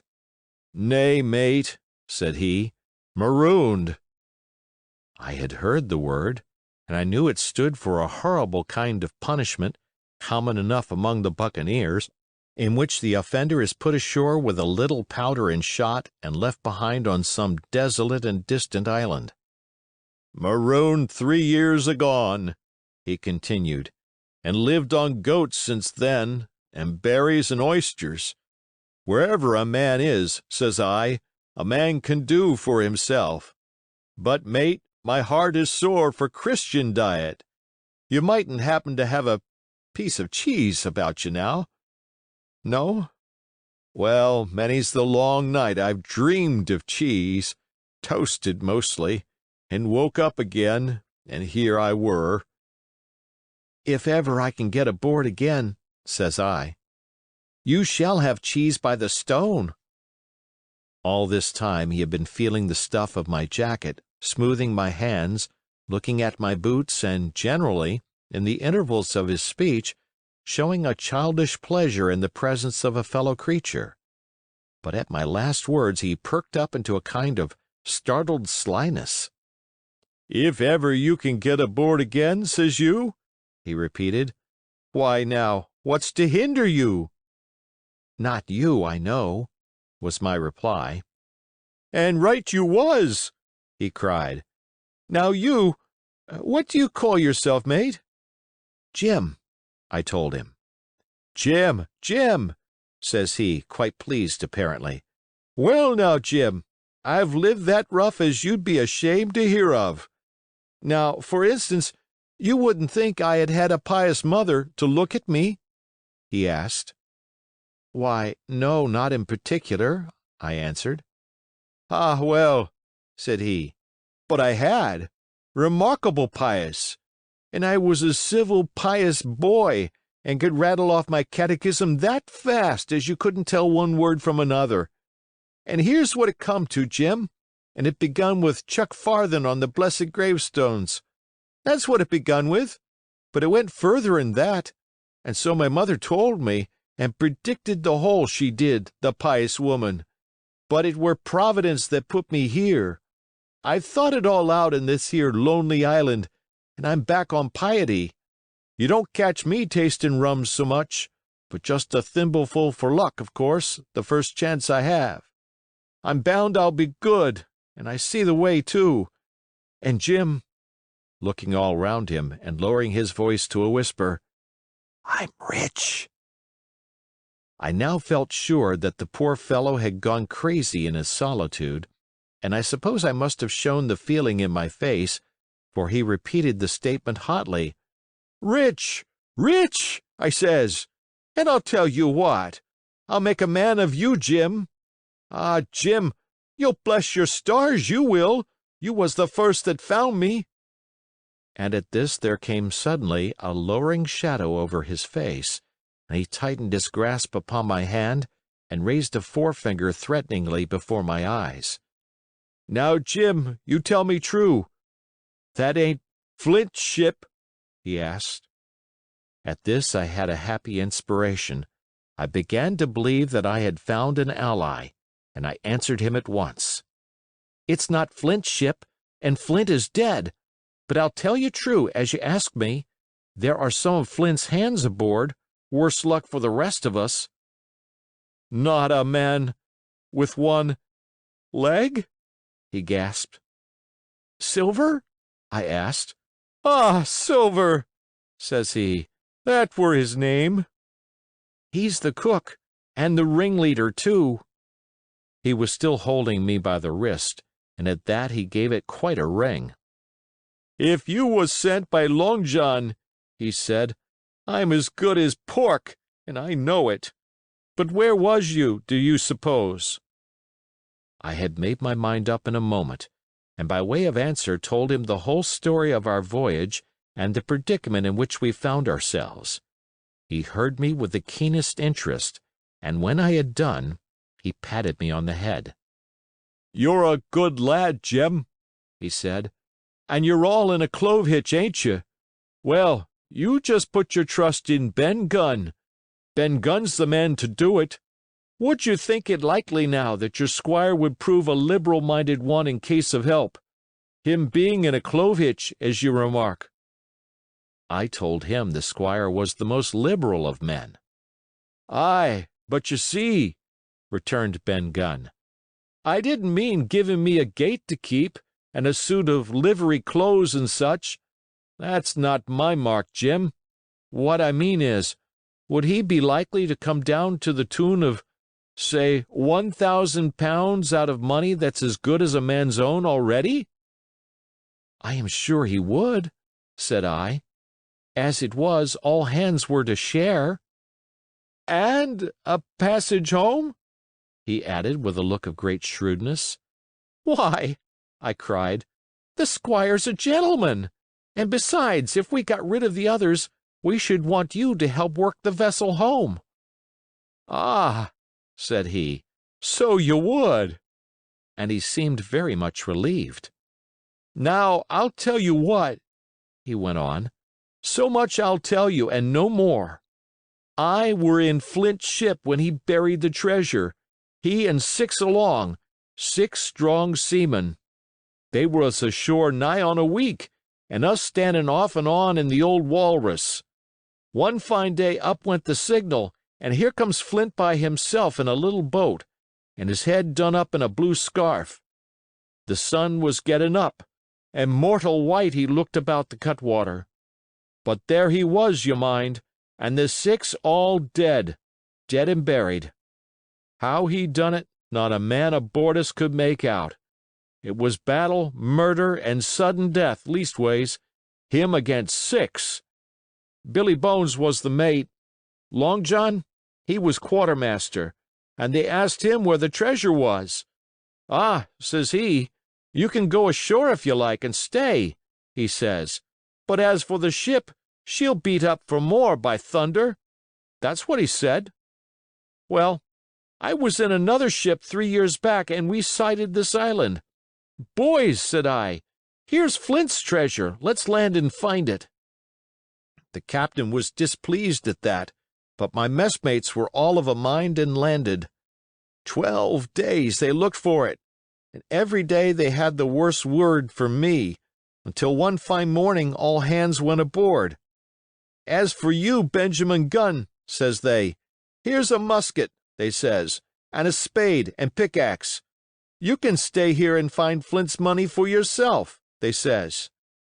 Well, Jim, 3 years have I been here, and not a bite of Christian diet from that day to this. But now you look here, look at me. Do I look like a man before the mast? No, says you.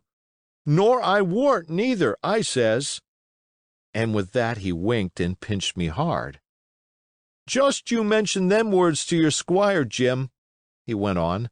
Nor he weren't neither, that's the words. 3 years he were the man of this island, light and dark, fair and rain, and sometimes he would maybe think upon a prayer, says you, and sometimes he would maybe think of his old mother. So be as she's alive, you'll say. But the most part of Gunn's time, this is what you'll say, the most part of his time was took up with another matter, and then you'll give him a nip, like I do. And he pinched me again in the most confidential manner. Then, he continued, then you'll up and you'll say this, Gunn is a good man, you'll say, and he puts a precious sight more confidence, a precious sight, mind that, in a gentleman born than in these gentlemen of fortune, having been one hisself. Well, I said, I don't understand one word that you've been saying, but that's neither here nor there, for how am I to get on board? Ah, said he, that's the hitch for sure. Well, there's my boat, that I made with my 2 hands. I keep her under the White Rock. If the worst come to the worst, we might try that after dark. Hi! He broke out. What's that? For just then, although the sun had still an hour or 2 to run, all the echoes of the island awoke and bellowed to the thunder of a cannon. They have begun to fight, I cried. Follow me! And I began to run towards the anchorage, my terrors all forgotten, while close at my side the marooned man in his goatskins trotted easily and lightly. Left, left, says he. Keep to your left hand, mate Jim. Under the trees with you. There's where I killed my first goat. They don't come down here now. They're all mastheaded on them mountains for the fear of Benjamin Gunn. Ah, and there's the cemetery. Cemetery he must have meant. You see the mounds? I come here and prayed, nows and thens, when I thought maybe a Sunday would be about due. It weren't quite a chapel, but it seemed more solemn-like. And then, says you, Ben Gunn was short-handed. No chapeling, nor so much as a Bible and a flag, you says. So he kept talking as I ran, neither expecting nor receiving any answer. The cannon shot was followed after a considerable interval by a volley of small arms. Another pause, and then, not a quarter of a mile in front of me, I beheld the Union Jack flutter in the air above a wood. End of chapter. Part 4. The Stockade. Chapter 16. Narrative continued by the doctor. How the ship was abandoned.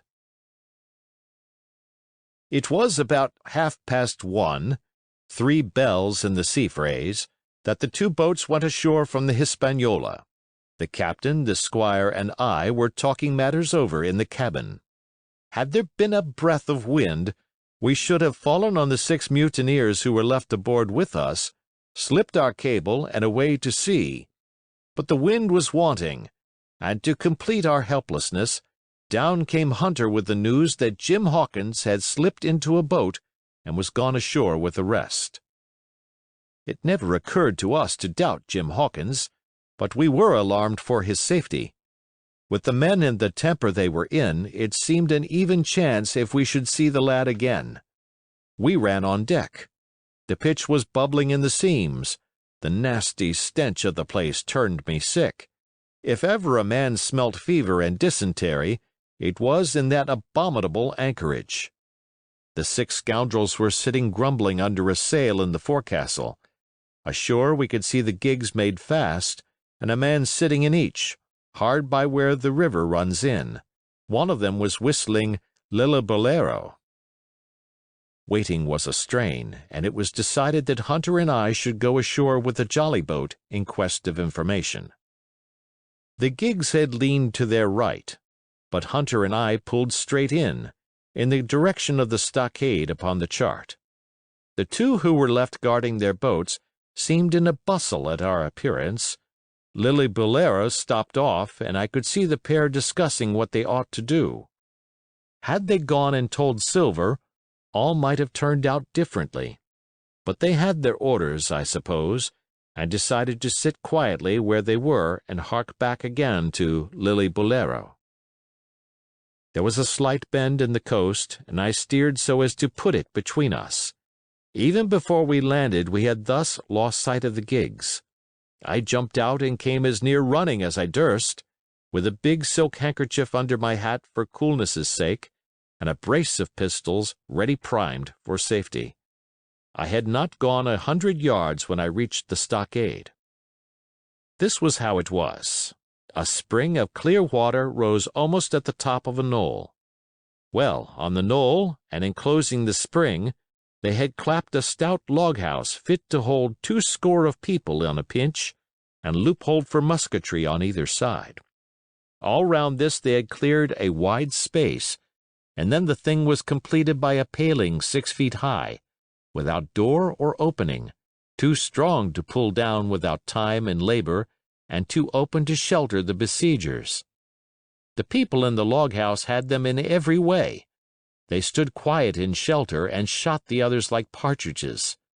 All they wanted was a good watch and food, for, short of a complete surprise, they might have held the place against a regiment. What particularly took my fancy was the spring, for though we had a good enough place of it in the cabin of the Hispaniola, with plenty of arms and ammunition and things to eat and excellent wines, there had been one thing overlooked. We had no water. I was thinking this over when there came ringing over the island the cry of a man at the point of death. I was not new to violent death. I have served His Royal Highness the Duke of Cumberland, and got a wound myself at Fontenoy, but I know my pulse went dot in Carry One. Jim Hawkins is gone, was my first thought. It is something to have been an old soldier, but more still to have been a doctor. There is no time to dilly-dally in our work, and so now I made up my mind instantly, and with no time lost returned to the shore and jumped on board the jolly boat. By good fortune, Hunter pulled a good oar. We made the water fly, and the boat was soon alongside and I aboard the schooner. I found them all shaken, as was natural. The squire was sitting down, as white as a sheet, thinking of the harm he had led us to, the good soul, and one of the 6 forecastle hands was little better.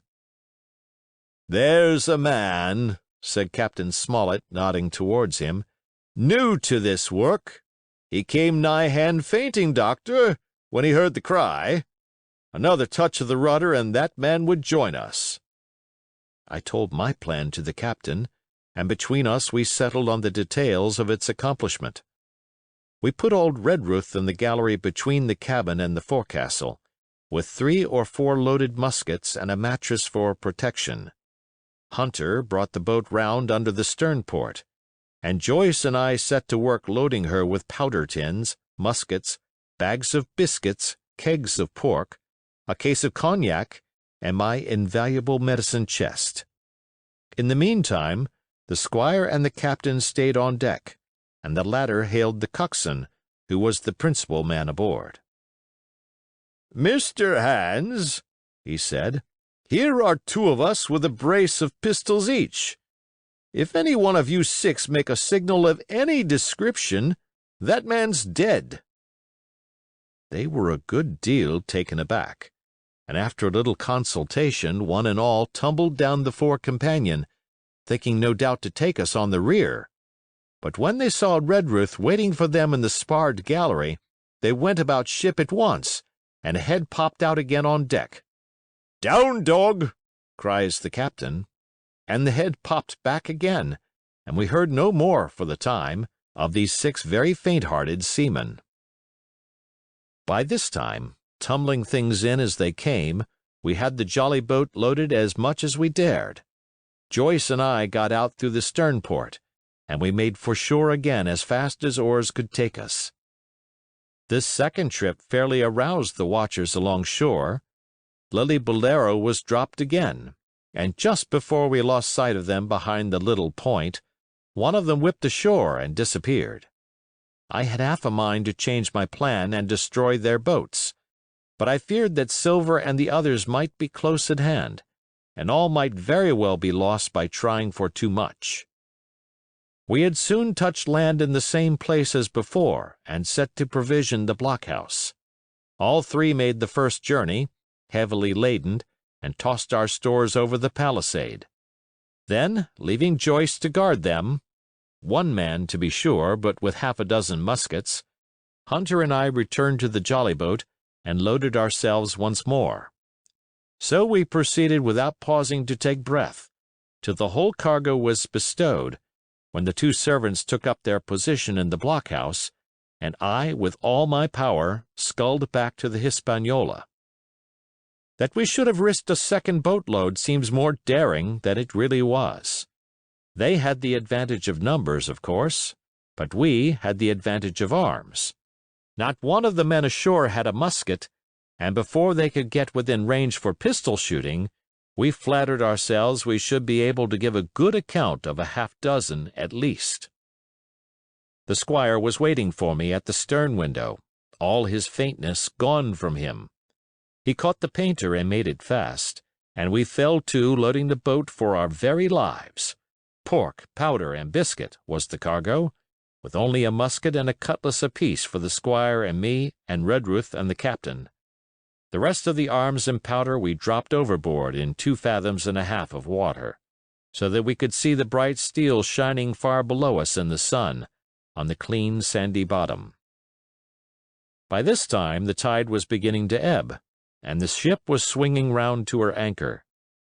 Voices were heard faintly hallooing in the direction of the 2 gigs, and though this reassured us for Joyce and Hunter, who were well to the eastward, it warned our party to be off. Redruth retreated from his place in the gallery and dropped into the boat, which we then brought round to the ship's counter to be handier for Captain Smollett.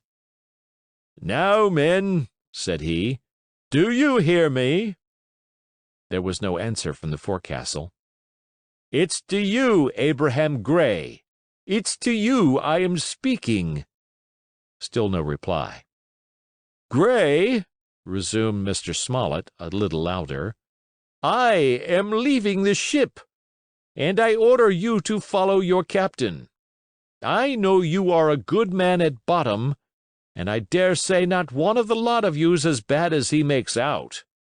I have my watch here in my hand. I give you 30 seconds to join me in." There was a pause. "Come, my fine fellow," continued the captain, "don't hang so long in stays. I'm risking my life and the lives of these good gentlemen every second." There was a sudden scuffle, a sound of blows, and out burst Abraham Gray with a knife cut on the side of the cheek, and came running to the captain like a dog to the whistle. "I'm here with you, sir," said he. And the next moment he and the captain had dropped aboard of us, and we had shoved off and given way. We were clear out of the ship, but not yet ashore in our stockade. End of chapter. Chapter 17. Narrative continued by the Doctor, the jolly boat's last trip. This 5th trip was quite different from any of the others. In the first place, the little gallipot of a boat that we were in was gravely overloaded.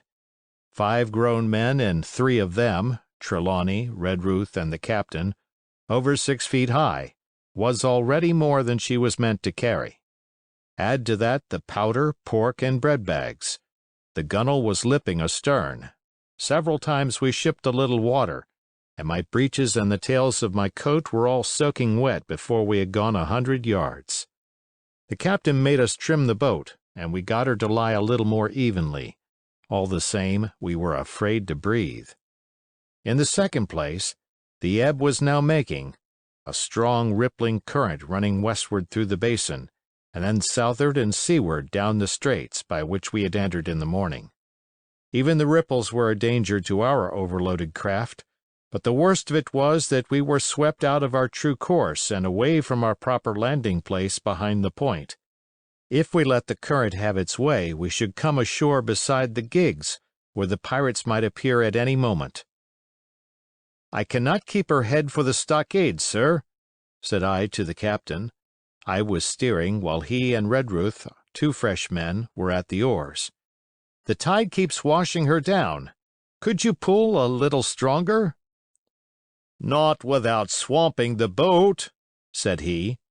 "You must bear up, sir, if you please. Bear up until you see you're gaining." I tried, and found by experiment that the tide kept sweeping us westward until I had laid her head due east, or just about right angles to the way we ought to go. "We'll never get ashore at this rate," said I. "If it's the only course that we can lie, sir, we must even lie it," returned the captain. "We must keep upstream.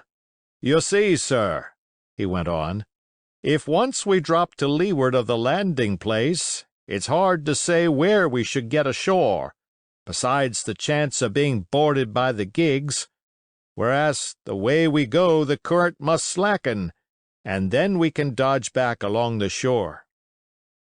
"The current's less already, sir," said the man Gray, who was sitting in the foresheets. "You can ease her off a bit."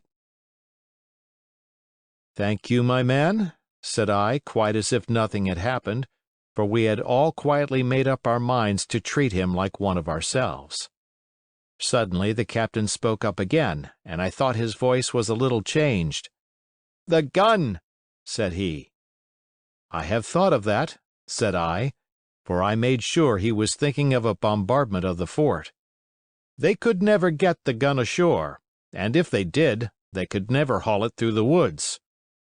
"Look astern, Doctor," replied the captain.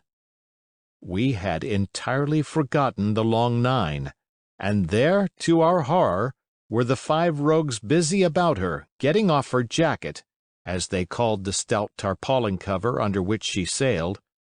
Not only that, but it flashed into my mind at the same moment that the round shot and the powder for the gun had been left behind, and a stroke with an axe would put it all in the possession of the evil ones aboard.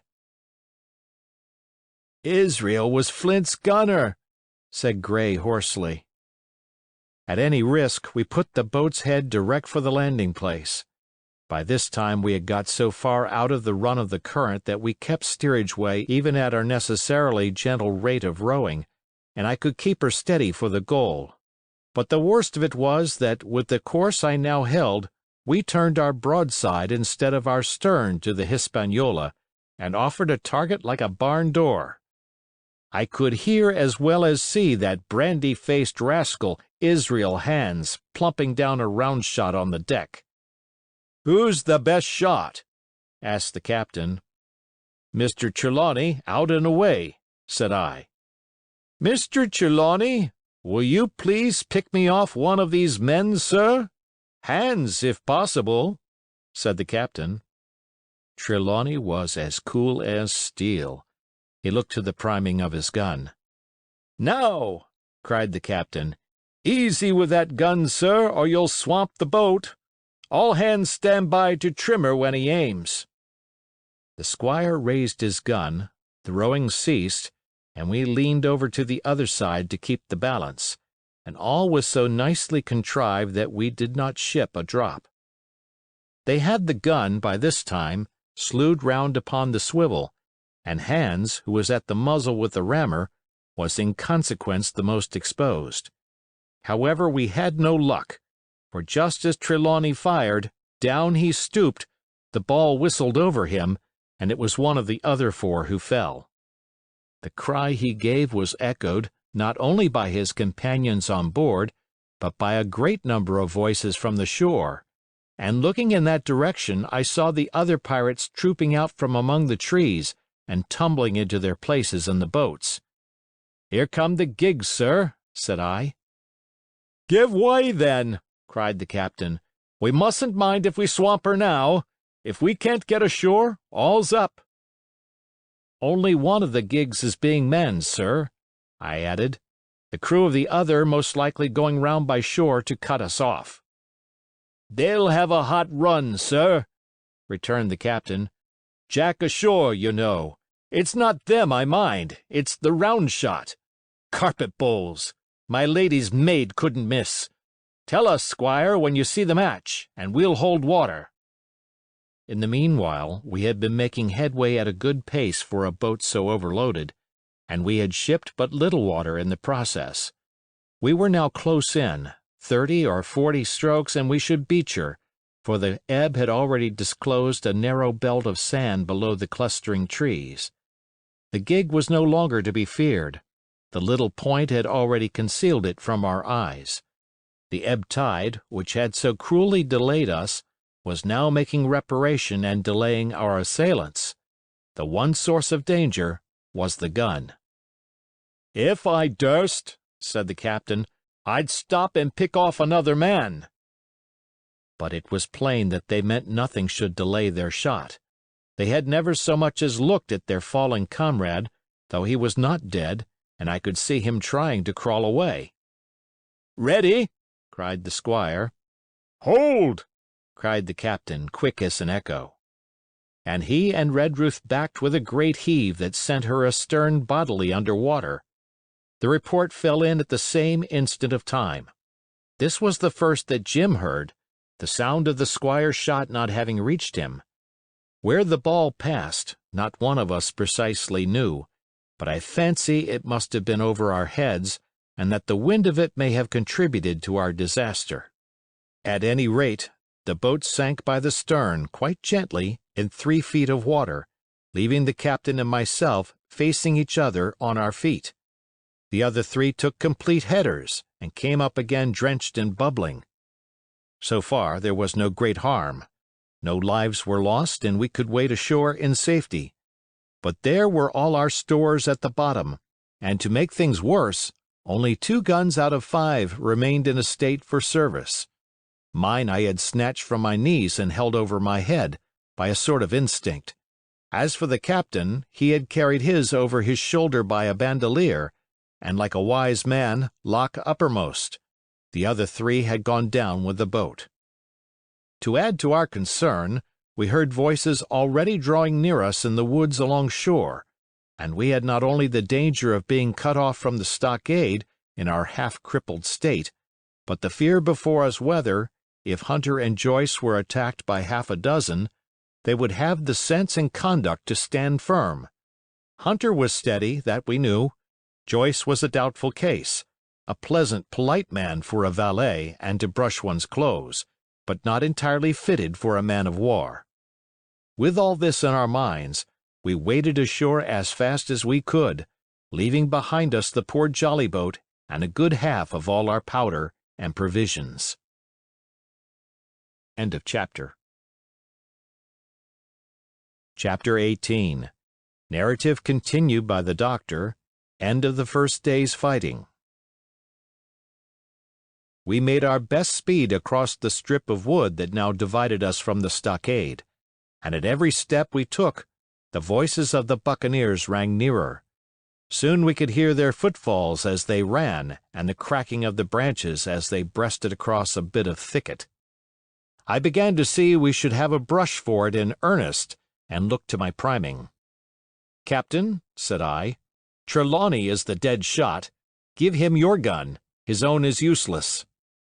They exchanged guns, and Trelawney, silent and cool as he had been since the beginning of the bustle, hung a moment on his heel to see that all was fit for service. At the same time, observing Gray to be unarmed, I handed him my cutlass. It did all our hearts good to see him spit in his hand, knit his brows, and make the blade sing through the air. It was plain from every line of his body that our new hand was worth his salt. 40 paces farther we came to the edge of the wood, and saw the stockade in front of us. We struck the enclosure about the middle of the south side, and almost at the same time, 7 mutineers, Job Anderson, the boatswain at their head, appeared in full cry at the southwestern corner. They paused as if taken aback, and before they recovered, not only the squire and I, but Hunter and Joyce from the blockhouse had time to fire.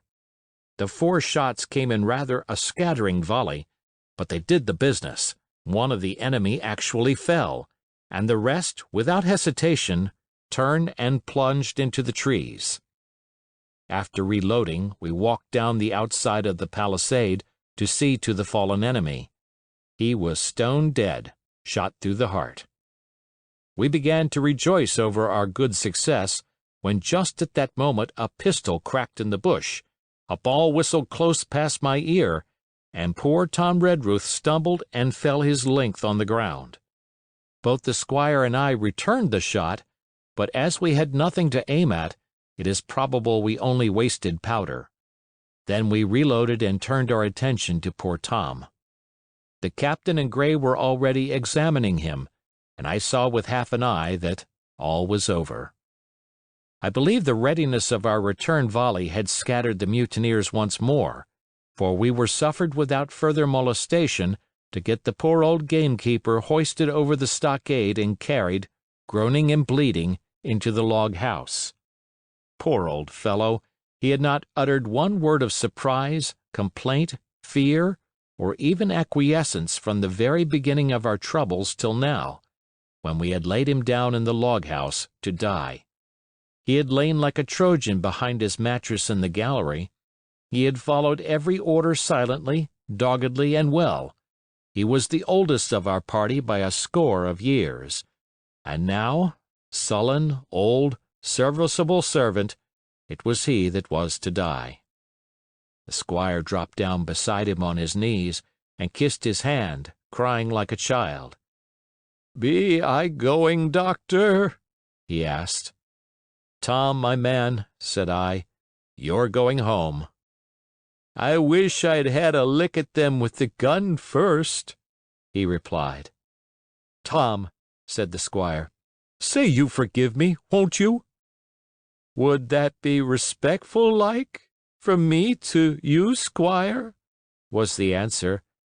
"Howsoever, so be it, amen." After a little while of silence, he said he thought somebody might read a prayer.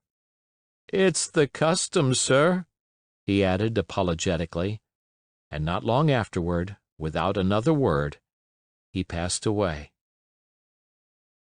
In the meantime the captain, whom I had observed to be wonderfully swollen about the chest and pockets, had turned out a great many various stores, the British colours, a Bible, a coil of stoutish rope, pen, ink, the log-book, and pounds of tobacco. He had found a longish fir tree lying felled and trimmed in the enclosure, and with the help of Hunter he had set it up at the corner of the log house where the trunks crossed and made an angle. Then, climbing on the roof, he had with his own hand bent and run up the colors. This seemed mightily to relieve him. He re-entered the log house and set about counting up the stores as if nothing else existed. But he had an eye on Tom's passage for all that, and as soon as all was over, came forward with another flag and reverently spread it on the body. "Don't you take on, sir," he said, shaking the squire's hand. "All's well with him. No fear for a hand that's been shot down in his duty to captain and owner. It mayn't be good divinity, but it's a fact." Then he pulled me aside. "Dr. Livesey," he said, "in how many weeks do you and Squire expect the consort?" I told him it was a question not of weeks but of months, that if we were not back by the end of August Blandley was to send to find us, but neither sooner nor later. "You can calculate for yourself," I said. "Why, yes," returned the captain, scratching his head, "and making a large allowance, sir, for all the gifts of Providence, I should say we were pretty close hauled." "How do you mean?" I asked. "It's a pity, sir, we lost that second load, that's what I mean," replied the captain. "As for powder and shot, we'll do, but the rations are short, very short. So short, Dr. Livesey, that we're perhaps as well without that extra mouth." And he pointed to the dead body under the flag. Just then, with a roar and a whistle, a round shot passed high above the roof of the log house and plumped far beyond us in the wood. "Ho, ho!" said the captain. "Blaze away! You've little enough powder already, my lads." At the second trial the aim was better, and the ball descended inside the stockade, scattering a cloud of sand, but doing no further damage. "Captain," said the squire, "the house is quite invisible from the ship. It must be the flag they are aiming at. Would it not be wiser to take it in?" "Strike my colors!" cried the captain. "No, sir, not I." And as soon as he had said the words, I think we all agreed with him, for it was not only a piece of stout, seemingly good feeling, it was good policy besides, and showed our enemies that we despised their cannonade. All through the evening they kept thundering away. Ball after ball flew over or fell short or kicked up the sand in the enclosure, but they had to fire so high that the shot fell dead and buried itself in the soft sand. We had no ricochet to fear, and though one popped in through the roof of the log house and out again through the floor, we soon got used to that sort of horseplay and minded it no more than cricket. "There is one good thing about all this," observed the captain. "The wood in front of us is likely clear. The ebb has made a good while. Our stores should be uncovered. Volunteers to go and bring in pork." Gray and Hunter were the first to come forward. Well armed, they stole out of the stockade, but it proved a useless mission. The mutineers were bolder than we fancied, or they put more trust in Israel's gunnery, for 4 or 5 of them were busy carrying off our stores and wading out with them to one of the gigs that lay close by, pulling an oar or so to hold her steady against the current. Silver was in the stern sheets in command, and every man of them was now provided with a musket from some secret magazine of their own. The captain sat down to his log, and here is the beginning of the entry. Alexander Smollett, master. David Livesey, ship's doctor. Abraham Gray, carpenter's mate. John Trelawney, owner. John Hunter and Richard Joyce, owner's servants. Landsmen being all that is left faithful of the ship's company, with stores for 10 days at short rations, came ashore this day and flew British colors on the log house in Treasure Island. Thomas Redruth, owner's servant, landsman, shot by the mutineers. James Hawkins, cabin boy. And at the same time I was wondering over poor Jim Hawkins's fate. A hail on the land side. "Somebody hailing us," said Hunter, who was on guard. Doctor, squire, captain! Hello, Hunter, is that you?" came the cries, and I ran to the door in time to see Jim Hawkins, safe and sound, come climbing over the stockade. End of chapter. Chapter 19. Narrative resumed by Jim Hawkins. The garrison in the stockade. As soon as Ben Gunn saw the colors, he came to a halt, stopped me by the arm, and sat down. "Now," said he, "there's your friends, sure enough." "Far more likely it's the mutineers," I answered. "That!" he cried. "Why, in a place like this, where nobody puts in but gentlemen of fortune, Silver would fly the Jolly Roger, you don't make no doubt of that. No, that's your friends. There's been blows, too, and I reckon your friends has had the best of it, and here they are ashore in the old stockade, as was made years and years ago by Flint. Ah, he was the man to have a headpiece, was Flint. Barring rum, his match were never seen. He were afraid of none, not he. Only Silver. Silver was that genteel." "Well," said I, "that may be so, and so be it. All the more reason that I should hurry on and join my friends." "Nay, mate," returned Ben, "not you. You're a good boy, or I'm mistook. But you're only a boy, all told. Now, Ben Gunn is fly. Rum wouldn't bring me there where you're going. Not rum wouldn't, till I see you're born gentleman and gets it on his word of honor. And you won't forget my words. A precious sight, that's what you'll say. A precious sight more confidence. And then nips him." And he pinched me the third time with the same air of cleverness. "And when Ben Gunn is wanted, you know where to find him, Jim. Just where you found him today. And him that comes is to have a white thing in his hand, and he's to come alone. Oh, and you'll say this: Ben Gunn, says you, has reasons of his own." "Well," said I believe I understand. You have something to propose, and you wish to see the squire or the doctor, and you're to be found where I found you. Is that all?"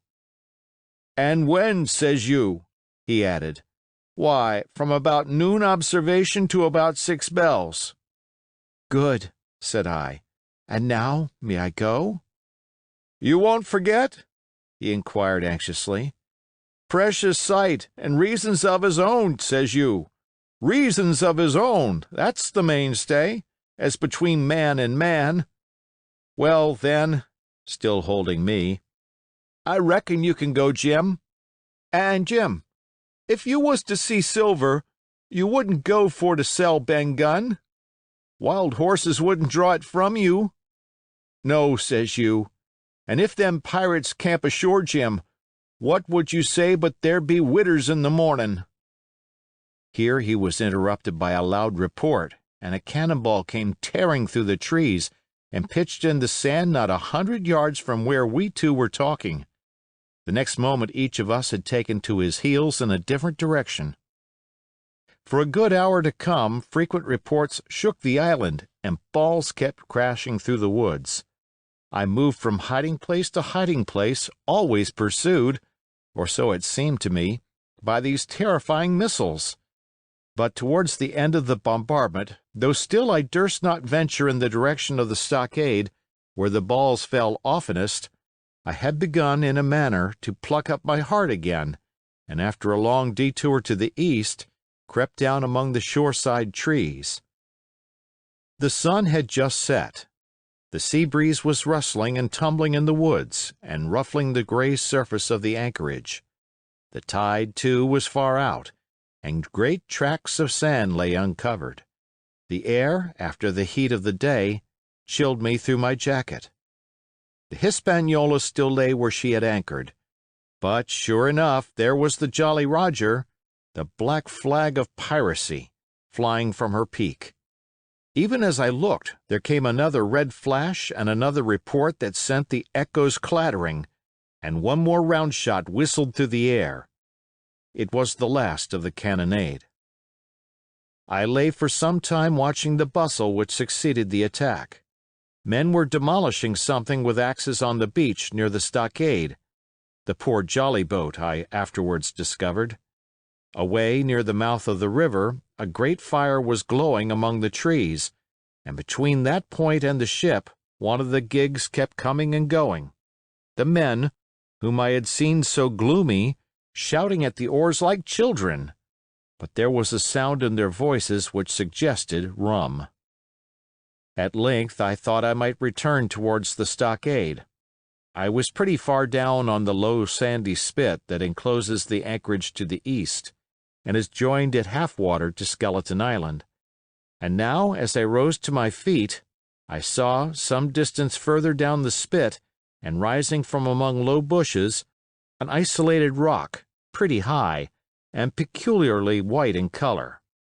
It occurred to me that this might be the white rock of which Ben Gunn had spoken, and that some day or other a boat might be wanted, and I should know where to look for one. Then I skirted among the woods until I had regained the rear, or shoreward side of the stockade, and was soon warmly welcomed by the faithful party. I had soon told my story and began to look about me. The log house was made of unsquared trunks of pine, roof, walls, and floor. The latter stood in several places as much as a foot or a foot and a half above the surface of the sand. There was a porch at the door, and under this porch the little spring welled up into an artificial basin of a rather odd kind, no other than a great ship's kettle of iron, with the bottom knocked out, and sunk to her bearings, as the captain said, among the sand. Little had been left besides the framework of the house, but in one corner there was a stone slab laid down by way of hearth, and an old rusty iron basket to contain the fire. The slopes of the knoll and all the inside of the stockade had been cleared of timber to build the house, and we could see by the stumps what a fine and lofty grove had been destroyed. Most of the soil had been washed away or buried in drift after the removal of the trees. Only where the streamlet ran down from the kettle, a thick bed of moss and some ferns and little creeping bushes were still green among the sand. Very close around the stockade, too close for defense, they said, the wood still flourished high and dense, all of fir on the land side, but towards the sea with a large admixture of live oaks. The cold evening breeze of which I have spoken whistled through every chink of the rude building and sprinkled the floor with a continual rain of fine sand. There was sand in our eyes, sand in our teeth, sand in our suppers, sand dancing in the spring at the bottom of the kettle, for all the world like porridge beginning to boil. Our chimney was a square hole in the roof. It was but a little part of the smoke that found its way out, and the rest eddied about the house and kept us coughing and piping the eye. Add to this that Gray, the new man, had his face tied up in a bandage for a cut he had got in breaking away from the mutineers, and that poor old Tom Redruth, still unburied, lay along the wall, stiff and stark under the Union Jack. If we had been allowed to sit idle, we should all have fallen in the blues, but Captain Smollett was never the man for that. All hands were called up before him, and he divided us into watches. The doctor and Gray and I for one, the squire, Hunter, and Joyce upon the other. Tired though we all were, 2 were sent out for firewood, 2 more were set to dig a grave for Redruth. The doctor was named cook, I was put sentry at the door, and the captain himself went from one to another, keeping up our spirits and lending a hand wherever it was wanted. From time to time the doctor came to the door for a little air and to rest his eyes, which were almost smoked out of his head, and whenever he did so, he had a word for me. "That man Smollett," he said once, "is a better man than I am, and when I say that it means a deal, Jim." Another time he came and was silent for a while, then he put his head on one side and looked at me. "Is this Ben Gunn a man?" he asked. "I do not know, sir," said I. "I am not very sure whether he's sane." "If there's any doubt about the matter, he is," returned the doctor. "A man who has been 3 years biting his nails on a desert island, Jim, can't expect to appear as sane as you or me. It doesn't lie in human nature. Was it cheese you said he had a fancy for?" "Yes, sir, cheese," I answered. "Well, Jim," says he, "just see the good that comes of being dainty in your food. You've seen my snuff box, haven't you? And you never saw me take snuff, the reason being that in my snuff box I carry a piece of Parmesan cheese, a cheese made in Italy, very nutritious. Well, that's for Ben Gunn." Before supper was eaten, we buried old Tom in the sand and stood round him for a while bareheaded in the breeze. A good deal of firewood had been got in, but not enough for the captain's fancy, and he shook his head over it and told us we must get back to this tomorrow rather livelier. Then, when we had eaten our pork and each had a good stiff glass of brandy grog, the 3 chiefs got together in a corner, to discuss our prospects. It appears they were at their wits' end what to do, the stores being so low that we must have been starved into surrender long before help came. But our best hope, it was decided, was to kill off the buccaneers until they either hauled down their flag or ran away with the Hispaniola. From 19 they were already reduced to 15, 2 others were wounded, and one at least, the man shot beside the gun, severely wounded if he were not dead. Every time we had a crack at them we were to take it, saving our own lives with the extremest care. And besides that we had 2 able allies, rum and the climate. As for the first, though we were about half a mile away, we could hear them roaring and singing late into the night.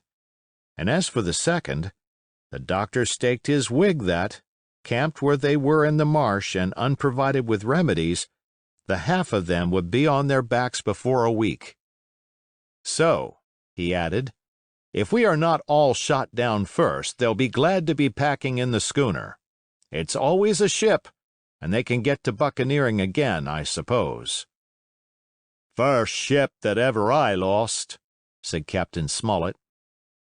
I was dead tired, as you may fancy, and when I got to sleep, which was not till after a great deal of tossing, I slept like a log of wood. The rest had been long up and had already breakfasted and increased the pile of firewood by about half as much again, when I was wakened by a bustle and the sound of voices. "Flag of truce!" I heard someone say, and then, immediately after, with a cry of surprise, "Silver himself!" And at that, up I jumped, and rubbing my eyes, ran to a loophole in the wall. End of chapter. Chapter 20. Silver's Embassy. Sure enough, there were 2 men just outside the stockade, one of them waving a white cloth, the other no less a person than Silver himself, standing placidly by. It was still quite early, and the coldest morning that I think I ever was abroad in, a chill that pierced into the marrow. The sky was bright and cloudless overhead, and the tops of the trees shone rosily in the sun. But where Silver stood with his lieutenant, all was still in shadow, and they waded knee-deep in a low white vapor that had crawled during the night out of the morass. The chill and the vapor taken together told a poor tale of the island. It was plainly a damp, feverish, unhealthy spot. "Keep indoors, men," said the captain. 10 to 1, this is a trick." Then he hailed the buccaneer. "Who goes? Stand or we fire?" "Flag of truce," cried Silver. The captain was in the porch, keeping himself carefully out of the way of a treacherous shot, should any be intended. He turned and spoke to us. "Doctor's watch on the lookout. Dr. Livesey, take the north side, if you please. Jim, the east, Gray, west. The watch below, all hands to load muskets. Lively, men, and careful." And then he turned again to the mutineers. "And what do you want with your flag of truce?" he cried. This time it was the other man who replied. "Captain Silver, sir, to come on board and make terms," he shouted. "Captain Silver? Don't know him. Who's he?"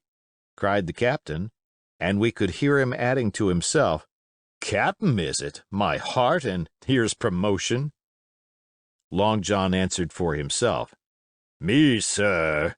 These poor lads have chosen me captain after your desertion, sir," laying a particular emphasis upon the word desertion.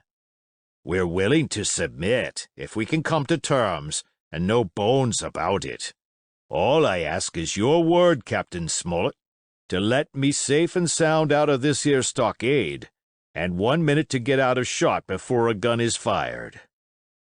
"My man," said Captain Smollett, "I have not the slightest desire to talk to you. If you wish to talk to me, you can come, that's all. If there's any treachery, It'll be on your side, and the Lord help you." "That's enough, Captain," shouted Long John cheerily. "A word from you's enough. I know a gentleman, and you may lay to that." We could see the man who carried the flag of truce attempting to hold Silver back. Nor was that wonderful, seeing how cavalier had been the captain's answer. But Silver laughed at him aloud and slapped him on the back as if the idea of alarm had been absurd. Then he advanced to the stockade, threw over his crutch, got a leg up, and with great vigor and skill succeeded in surmounting the fence and dropping safely to the other side. I will confess that I was far too much taken up with what was going on to be of the slightest use as sentry. Indeed, I had already deserted my eastern loophole and crept up behind the captain, who had now seated himself on the threshold with his elbows on his knees, his head in his hands, and his eyes fixed on the water as it bubbled out of the old iron kettle in the sand. He was whistling, "Come, lasses and lads." Silver had terrible hard work getting up the knoll. What with the steepness of the incline, the thick tree stumps, and the soft sand, he and his crutch were as helpless as a ship in stays. But he stuck to it like a man in silence, and at last arrived before the captain, whom he saluted in the handsomest style. He was tricked out in his best. An immense blue coat, thick with brass buttons, hung as low as to his knees, and a fine laced hat was set on the back of his head. "Here you are, my man," said the captain, raising his head. "You had better sit down." "You ain't a-going to let me inside, Captain," complained Long John. "It's a main cold morning, to be sure, sir, to sit outside upon the sand." "Why, Silver," said the captain, "if you had pleased to be an honest man, you might have been sitting in your galley. It's your own doing. You're either my ship's cook, and then you were treated handsome, or Captain Silver, a common mutineer and pirate, and then you can go hang." "Well, well, Captain," returned the sea cook, sitting down as he was bidden on the sand. "You'll have to give me a hand up again, that's all. A sweet, pretty place you have of it here. Ah, there's Jim. The top of the morning to you, Jim. Doctor, here's my service. Why, there you all are together like a happy family, in a manner of speaking." "If you have anything to say, my man, better say it," said the captain. "Right you were, Captain Smollett," replied Silver. "Duty is duty, to be sure. Well now, you look here. That was a good lay of yours last night. I don't deny it was a good lay. Some of you pretty handy with a handspike end. And I'll not deny neither but what some of my people was shook. Maybe all was shook. Maybe I was shook myself. Maybe that's why I'm here for terms. But you mark me, Captain, it won't do twice, by thunder. We'll have to do sentry go and ease off a point or so on the rum. Maybe you think we were all a sheet in the wind's eye, but I'll tell you I was sober. I was only dog-tired, and if I'd awoke a second sooner, I'd 'a' caught you at the act, I would. He wasn't dead when I got round to him, not he." "Well," said Captain Smollett, as cool as can be. All that Silver said was a riddle to him, but you would never have guessed it from his tone. As for me, I began to have an inkling. Ben Gunn's last words came back to my mind. I began to suppose that he had paid the buccaneers a visit while they all lay drunk together round their fire, and I reckoned up with glee that we had only 14 enemies to deal with. "Well, here it is," said Silver. "We want that treasure, and we'll have it. That's our point. You would just as soon save your lives, I reckon, and that's yours. You have a chart, haven't you?" "That's as may be," replied the captain. "Oh, well, you have, I know that," returned Long John. "You needn't be so husky with a man. There ain't a particle of service in that, and you may lay to it. What I mean is, we want your chart. Now, I never meant you no harm myself." "That won't do with me, my man," interrupted the captain. "We know exactly what you meant to do, and we don't care, for now, you see, you can't do it." And the captain looked at him calmly and proceeded to fill a pipe. "If Abe Gray—" Silver broke out. "Avast there!" cried Mr. Smollett. "Gray told me nothing, and I asked him nothing.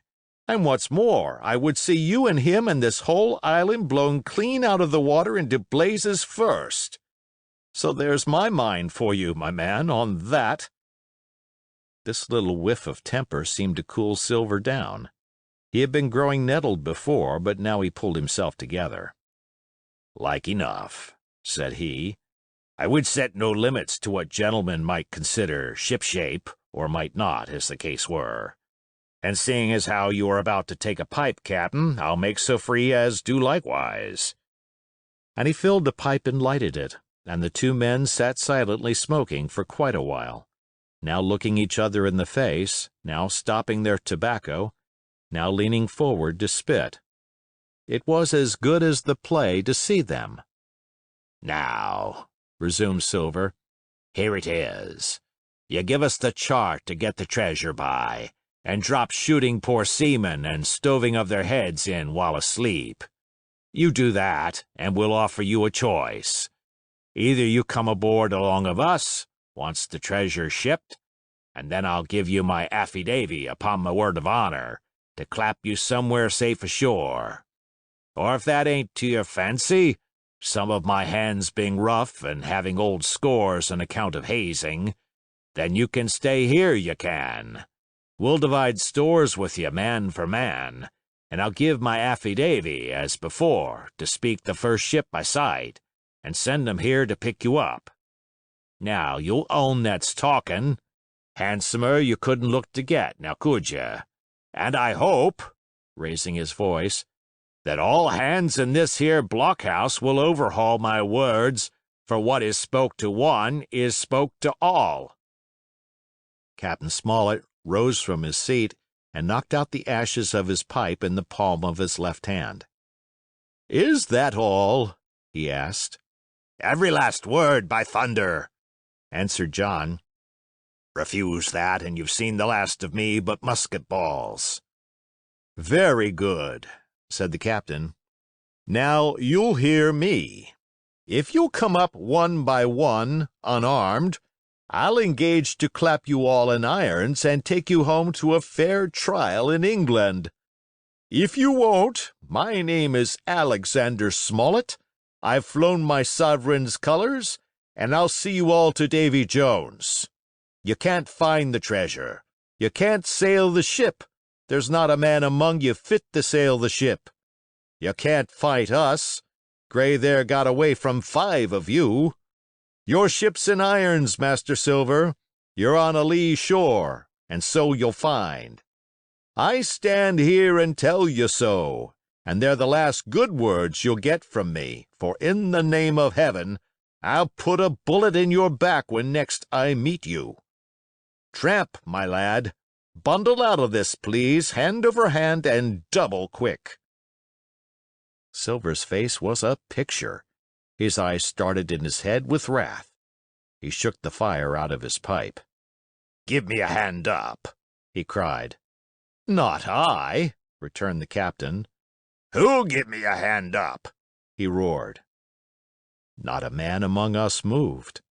Growling the foulest imprecations, he crawled along the sand till he got hold of the porch and could hoist himself again upon his crutch.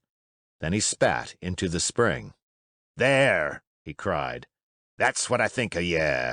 Before an hour's out, I'll stove in your old blockhouse like a rum puncheon. Laugh, by thunder, laugh. Before an hour's out, you'll laugh upon the other side. Then the die'll be the lucky ones." And with a dreadful oath he stumbled off, plowed down the sand, was helped across the stockade, after 4 or 5 failures, by the man with the flag of truce, and disappeared in an instant afterwards among the trees. End of chapter. Chapter 21. The Attack. As soon as Silver disappeared, the captain, who had been closely watching him, turned towards the interior of the house and found not a man of us at his post but Gray.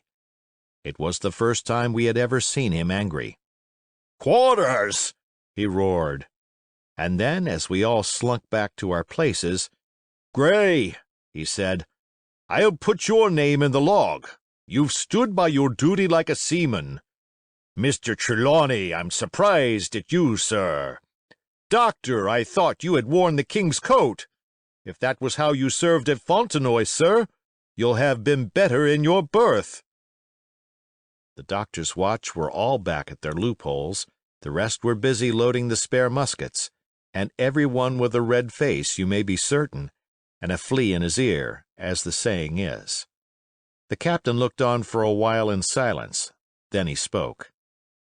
"My lads," said he, "I've given Silver a broadside. I pitched it in red-hot on purpose, and before the hour's out, as he said, we shall be boarded. We're outnumbered, I needn't tell you that, but we fight in shelter, and a minute ago I should have said we fought with discipline. I've no manner of doubt that we can drub them if you choose." Then he went the rounds and saw, as he said, that all was clear. On the two short sides of the house, east and west, there were only two loopholes. On the south side where the porch was, two again, and on the north side, 5. There was a round score of muskets for the 7 of us. The firewood had been built into 4 piles, tables, you might say, one about the middle of each side, and on each of these tables some ammunition and 4 loaded muskets were laid ready to the hand of the defenders. In the middle the cutlasses lay ranged. "Toss out the fire," said the captain. "The chill is past, and we mustn't have smoke in our eyes." The iron fire basket was carried bodily out by Mr. Trelawney, and the embers smothered among sand. "Hawkins hasn't had his breakfast. Hawkins, help yourself, and back to your post to eat it," continued Captain Smollett. "Lively now, my lad, you'll want it before you've done. Hunter, serve out a round of brandy to all hands." And while this was going on, the captain completed, in his own mind, the plan of the defense. "Doctor, you will take the door," he resumed. "See and don't expose yourself. Keep within, and fire through the porch. Hunter, take the east side, there. Joyce, you stand by the west, my man. Mr. Trelawney, you are the best shot. You and Gray will take this long north side with the 5 loopholes. It's there the danger is. If they can get up to it and fire in upon us through our own ports, things would begin to look dirty.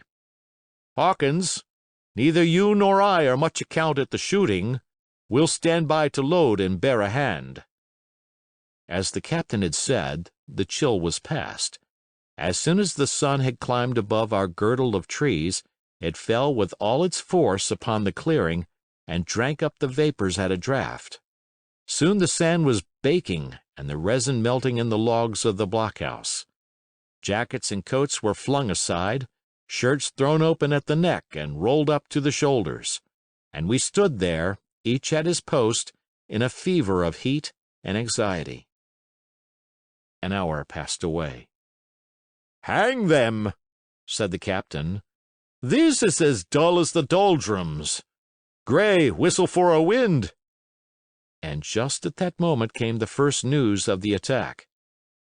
"If you please, sir," said Joyce, "if I see anyone, am I to fire?" "I told you so," cried the captain. "Thank you, sir," returned Joyce with the same quiet civility. Nothing followed for a time, but the remark had set us all on the alert, straining ears and eyes, the musketeers with their pieces balanced in their hands, the captain out in the middle of the blockhouse with his mouth very tight and a frown on his face. So some seconds passed, till suddenly Joyce whipped up his musket and fired. The report had scarcely died away ere it was repeated and repeated from without in a scattering volley, shot behind shot, like a string of geese, from every side of the enclosure. Several bullets struck the log house, but not one entered, and as the smoke cleared away and vanished, the stockade and the woods around it looked as quiet and empty as before.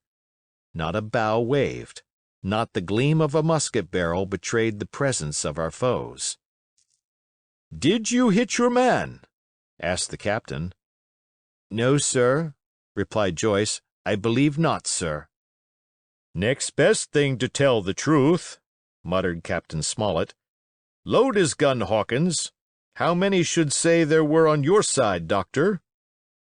"I know precisely," said Dr. Livesey. "3 shots were fired on this side. I saw the 3 flashes, 2 close together, 1 farther to the west." "3," repeated the captain. "And how many on yours, Mr. Trelawney?" But this was not so easily answered. There had come many from the north, 7 by the squire's computation, 8 or 9 according to Gray. From the east and west only a single shot had been fired.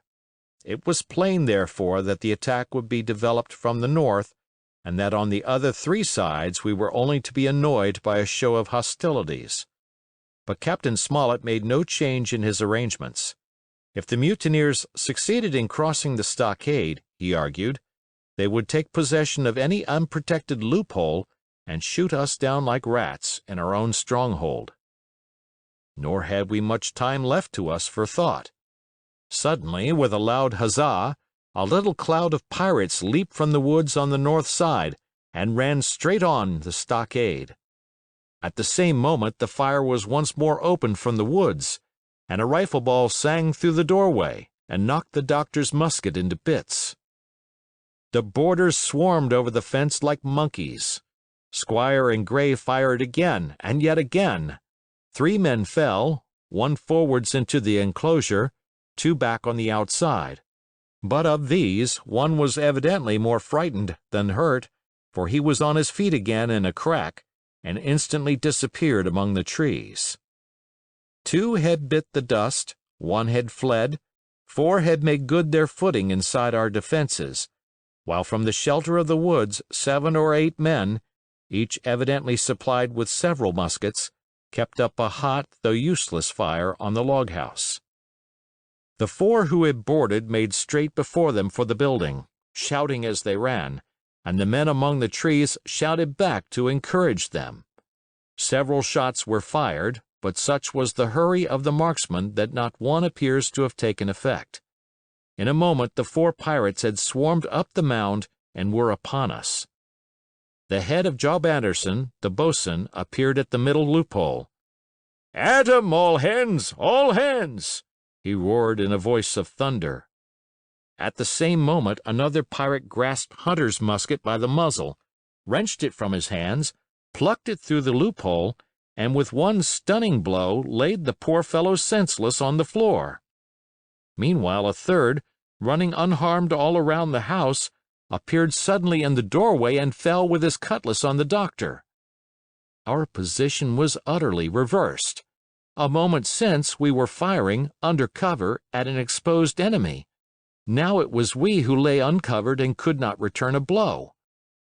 The log house was full of smoke, to which we owed our comparative safety. Cries and confusion, the flashes and reports of pistol shots, and one loud groan rang in my ears. "Out, lads! Out and fight 'em in the open! Cutlasses!" cried the captain. I snatched a cutlass from the pile, and someone, at the same time snatching another, gave me a cut across the knuckles which I hardly felt. I dashed out of the door into the clear sunlight. Someone was close behind, I know not whom. Right in front, the doctor was pursuing his assailant down the hill, and just as my eyes fell upon him, beat down his guard and sent him sprawling on his back with a great slash across the face. "Round the house, lads, round the house!" cried the captain, and even in the hurly-burly I perceived a change in his voice. Mechanically I obeyed, turned eastwards, and with my cutlass raised ran around the corner of the house. Next moment I was face to face with Anderson. He roared aloud, and his hanger went up above his head, flashing in the sunlight. I had not time to be afraid, but as the blow still hung impending, leaped in a trice upon one side, and missing my foot in the soft sand, rolled headlong down the slope.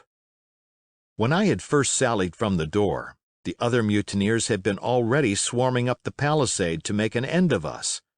One man, in a red nightcap, with his cutlass in his mouth, had even got upon the top and thrown a leg across. Well, so short had been the interval that when I found my feet again, all was in the same posture, the fellow with the red nightcap still halfway over, another still just showing his head above the top of the stockade. And yet, in this breath of time, the fight was over, and the victory was ours. Gray, following close behind me, had cut down the big boatswain ere he had time to recover from his last blow.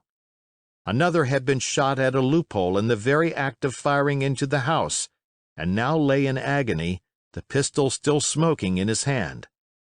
A third, as I had seen, the doctor had disposed of at a blow.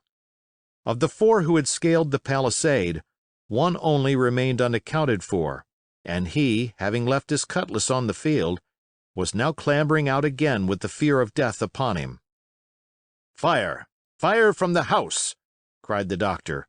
"And you lads, back into cover!" But his words were unheeded. No shot was fired, and the last boarder made good his escape and disappeared with the rest into the wood. In 3 seconds nothing remained of the attacking party but the 5 who had fallen, 4 on the inside and 1 on the outside of the palisade. The doctor and Gray and I ran full speed for shelter. The survivors would soon be back where they had left their muskets, and at any moment the fire might recommence. The house was by this time somewhat cleared of smoke, and we saw at a glance the price we had paid for victory.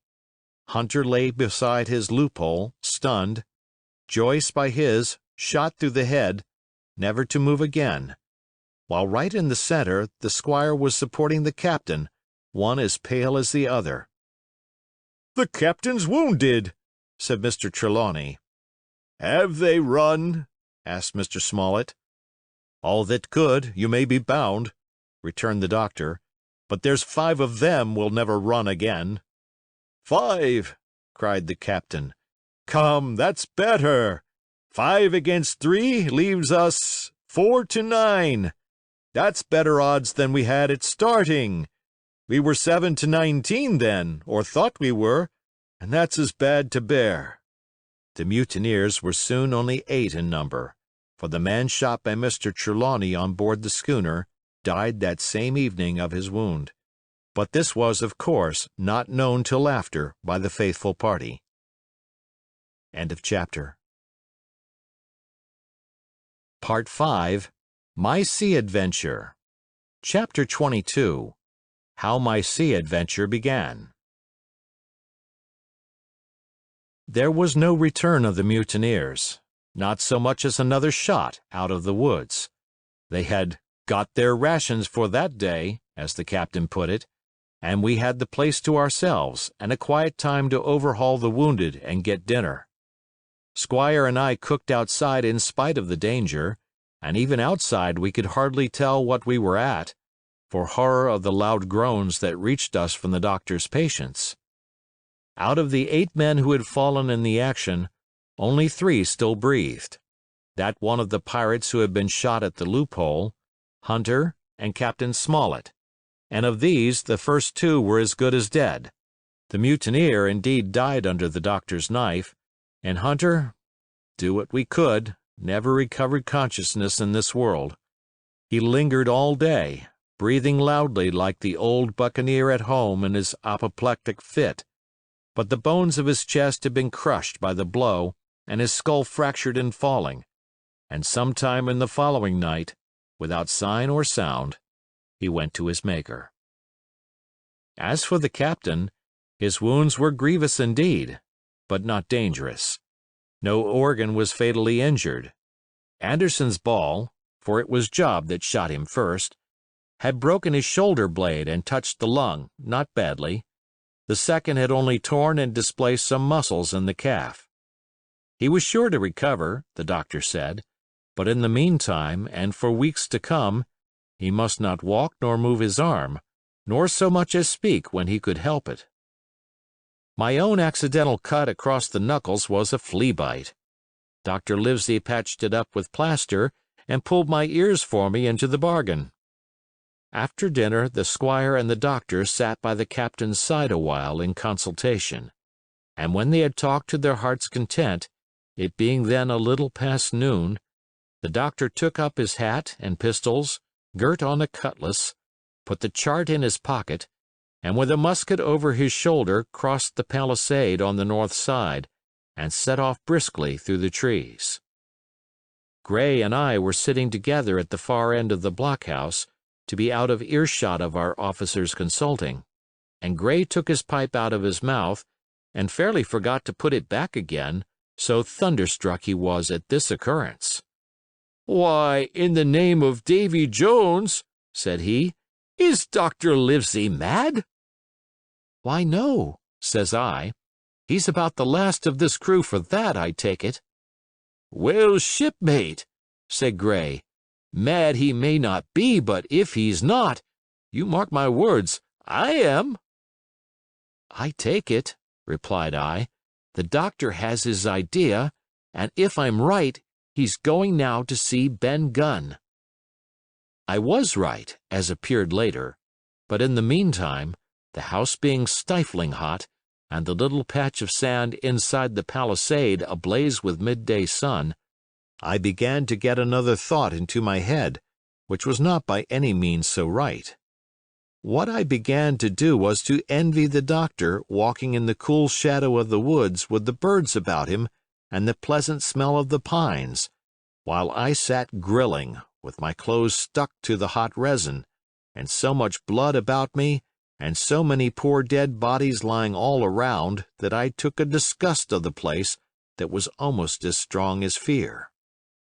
All the time I was washing out the blockhouse, and then washing up the things from dinner, this disgust and envy kept growing stronger and stronger, till at last, being near a bread bag, and no one then observing me, I took the first step towards my escapade and filled both pockets of my coat with biscuit. I was a fool, if you like, and certainly I was going to do a foolish, overbold act, but I was determined to do it with all the precautions in my power. These biscuits, should anything befall me, would keep me, at least, from starving till far on in the next day. The next thing I laid hold of was a brace of pistols, and as I already had a powder horn and bullets, I felt myself well supplied with arms. As for the scheme I had in my head, it was not a bad one in itself. I was to go down the sandy spit that divides the anchorage on the east from the open sea, find the white rock I had observed last evening, and ascertain whether it was there or not that Ben Gunn had hidden his boat, a thing quite worth doing, as I still believe. But as I was certain I should not be allowed to leave the enclosure, my only plan was to take French leave and slip out when nobody was watching, and that was so bad a way of doing it as made the thing itself wrong. But I was only a boy, and I had made my mind up. Well, as things at last fell out, I found an admirable opportunity. The squire and Gray were busy helping the captain with his bandages, the coast was clear, I made a bolt for it over the stockade and into the thickest of the trees, and before my absence was observed I was out of cry of my companions. This was my second folly, far worse than the first, as I left but 2 sound men to guard the house. But like the first, it was a help towards saving all of us. I took my way straight for the east coast of the island, for I was determined to go down the seaside of the spit to avoid all chance of observation from the anchorage. It was already late in the afternoon, although still warm and sunny. As I continued to thread the tall woods, I could hear from far before me not only the continuous thunder of the surf, but a certain tossing of foliage and grinding of boughs which showed me the sea breeze had set in higher than usual. Soon cool draughts of air began to reach me, and a few steps farther I came forth into the open borders of the grove, and saw the sea lying blue and sunny to the horizon, and the surf tumbling and tossing its foam along the beach. I have never seen the sea quiet round Treasure Island. The sun might blaze overhead, the air be without a breath, the surface smooth and blue, but still these great rollers would be running along all the external coast, thundering and thundering by day and night, and I scarce believe there is one spot in the island where a man would be out of earshot of their noise. I walked along beside the surf with great enjoyment, till, thinking I was now got far enough to the south, I took the cover of some thick bushes and crept warily up to the ridge of the spit. Behind me was the sea, in front the anchorage. The sea breeze, as though it had the sooner blown itself out by its unusual violence, was already at an end. It had been succeeded by light, variable airs from the south and southeast, carrying great banks of fog, and the anchorage, under lee of Skeleton Island, lay still and leaden as when first we entered it. The Hispaniola, in that unbroken mirror, was exactly portrayed from the truck to the waterline, the Jolly Roger hanging from her peak. Alongside lay one of the gigs, silver in the stern sheets. Him I could always recognize, while a couple of men were leaning over the stern bulwarks. One of them with a red cap, the very rogue that I had seen some hours before stride legs upon the palisade. Apparently they were talking and laughing, though at that distance, upwards of a mile, I could, of course, hear no word of what was said. All at once there began the most horrid, unearthly screaming, which at first startled me badly, though I had soon remembered the voice of Captain Flint, and even thought I could make out the bird by her bright plumage as she sat perched upon her master's wrist. Soon after, the jolly boat shoved off and pulled for shore, and the man with the red cap and his comrade went below by the cabin companion. Just about the same time, the sun had gone down behind the spyglass, and as the fog was collecting rapidly, it began to grow dark in earnest. I saw I must lose no time if I were to find the boat that evening. The white rock, visible enough above the brush, was still some eighth of a mile further down the spit, and it took me a goodish while to get up with it, crawling, often on all fours, among the scrub. Night had almost come when I laid my hand on its rough sides. Right below it there was an exceedingly small hollow of green turf, hidden by banks and a thick underwood about knee-deep, that grew there very plentifully, and in the center of the dell, sure enough, a little tent of goatskins, like what the gypsies carry about with them in England. I dropped into the hollow, lifted the side of the tent, and there was Ben Gunn's boat. Homemade if ever anything was homemade, a rude, lopsided framework of tough wood, and stretched upon that a covering of goatskin, with the hair inside. The thing was extremely small, even for me, and I can hardly imagine that it would have floated with a full-sized man. There was one thwart set as low as possible, a kind of stretcher in the bows, and a double paddle for propulsion. I had not then seen a coracle, such as the ancient Britons made, but I have seen one since, and I can give you no fairer idea of Ben Gunn's boat than by saying it was like the first and the worst coracle ever made by man. But the great advantage of the coracle it certainly possessed, for it was exceedingly light and portable. Well, now that I had found the boat, you would have thought I had had enough of truantry for once, but in the meantime I had taken another notion, and become so obstinately fond of it that I would have carried it out, I believe, in the teeth of Captain Smollett himself. This was to slip out under cover of the night, cut the Hispaniola adrift, and let her go ashore where she fancied. I had quite made up my mind that the mutineers, after their repulse of the morning, had nothing nearer their hearts than to up anchor and away to sea. This, I thought, it would be a fine thing to prevent, and now that I had seen how they left their watchman unprovided with a boat, I thought it might be done with little risk. Down I sat to wait for darkness, and made a hearty meal of biscuit. It was a night out of 10,000 for my purpose. The fog had now buried all heaven. As the last rays of daylight dwindled and disappeared, absolute blackness settled down on Treasure Island. And when, at last, I shouldered the coracle and groped my way stumblingly out of the hollow where I had supped, there were but 2 points visible on the whole anchorage. One was the great fire on shore, by which the defeated pirates lay carousing in the swamp.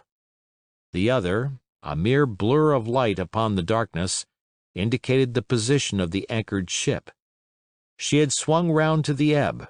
Her bow was now towards me. The only lights on board were in the cabin, and what I saw was merely a reflection on the fog of the strong rays that flowed from the stern window. The ebb had already run some time, and I had to wade through a long belt of swampy sand, where I sank several times above the ankle, before I came to the edge of the retreating water, and wading a little way in, with some strength and dexterity, set my coracle, keel downwards, on the surface. End of chapter. Chapter 23. The Ebb Tide Runs. The coracle, as I had ample reason to know before I was done with her, was a very safe boat for a person of my height and weight, both buoyant and clever in a seaway, but she was the most cross-grained, lopsided craft to manage. Do as you pleased, she always made more leeway than anything else, and turning round and round was the maneuver she was best at. Even Ben Gunn himself has admitted that she was queer to handle till you knew her way. Certainly I did not know her way. She turned in every direction but the one I was bound to go. The most part of the time we were broadside on, and I am very sure I never should have made the ship at all but for the tide. By good fortune, paddle as I pleased, the tide was still sweeping me down, and there lay the Hispaniola right in the fairway, hardly to be missed.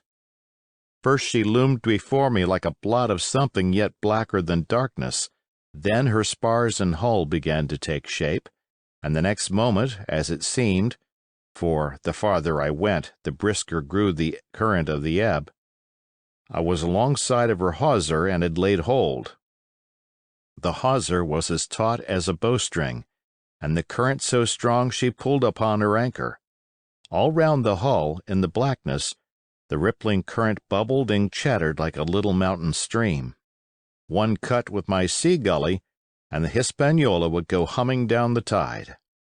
So far so good, but it next occurred to my recollection that a taut hawser, suddenly cut, is a thing as dangerous as a kicking horse. 10 to 1, if I were so foolhardy as to cut the Hispaniola from her anchor, I and the coracle will be knocked clean out of the water. This brought me to a full stop, and if fortune had not again particularly favored me, I should have had to abandon my design. But the light airs which had begun blowing from the southeast and south had hauled round after nightfall into the southwest. Just while I was meditating, a puff came, caught the Hispaniola, and forced her up into the current, and to my great joy I felt the hawser slacken in my grasp, and the hand by which I held it dip for a second under water. With that I made my mind up, took out my gully, opened it with my teeth, and cut one strand after another till the vessel swung only by 2. Then I lay quiet, waiting to sever these last when the strain should be once more lightened by a breath of wind. All this time I had heard the sound of loud voices from the cabin, but to say truth, my mind had been so entirely taken up with other thoughts that I had scarcely given ear. Now, however, when I had nothing else to do, I began to pay more heed. One I recognized for the coxswain's, Israel Hands, that had been Flint's gunner in former days. The other was, of course, my friend of the red nightcap. Both men were plainly the worse of drink, and they were still drinking, for even while I was listening, one of them, with a drunken cry, opened the stern window and threw out something, which I divined to be an empty bottle. But they were not only tipsy, it was plain that they were furiously angry. Oaths flew like hailstones, and every now and then came forth such an explosion as I thought was sure to end in blows. But each time the quarrel passed off and the voices grumbled lower for a while, until the next crisis came and in its turn passed away without result. On shore I could see the glow of the great campfire burning warmly through the shoreside trees. Someone was singing, a dull old droning sailor's song with a droop and a quaver at the end of every verse, and seemingly no end to it at all but the patience of the singer. I had heard it on the voyage more than once and remembered these words: "But one man of her crew alive, what put to sea with 75." And I thought it was a ditty rather too dolefully appropriate for a company that had met such cruel losses in the morning. But indeed, from what I saw, all these buccaneers were as callous as the sea they sailed on. At last the breeze came, the schooner sidled and drew nearer in the dark. I felt the hawsers slacken once more, and with a good tough effort cut the last fibres through. The breeze had but little action on the coracle, and I was almost instantly swept against the bows of the Hispaniola.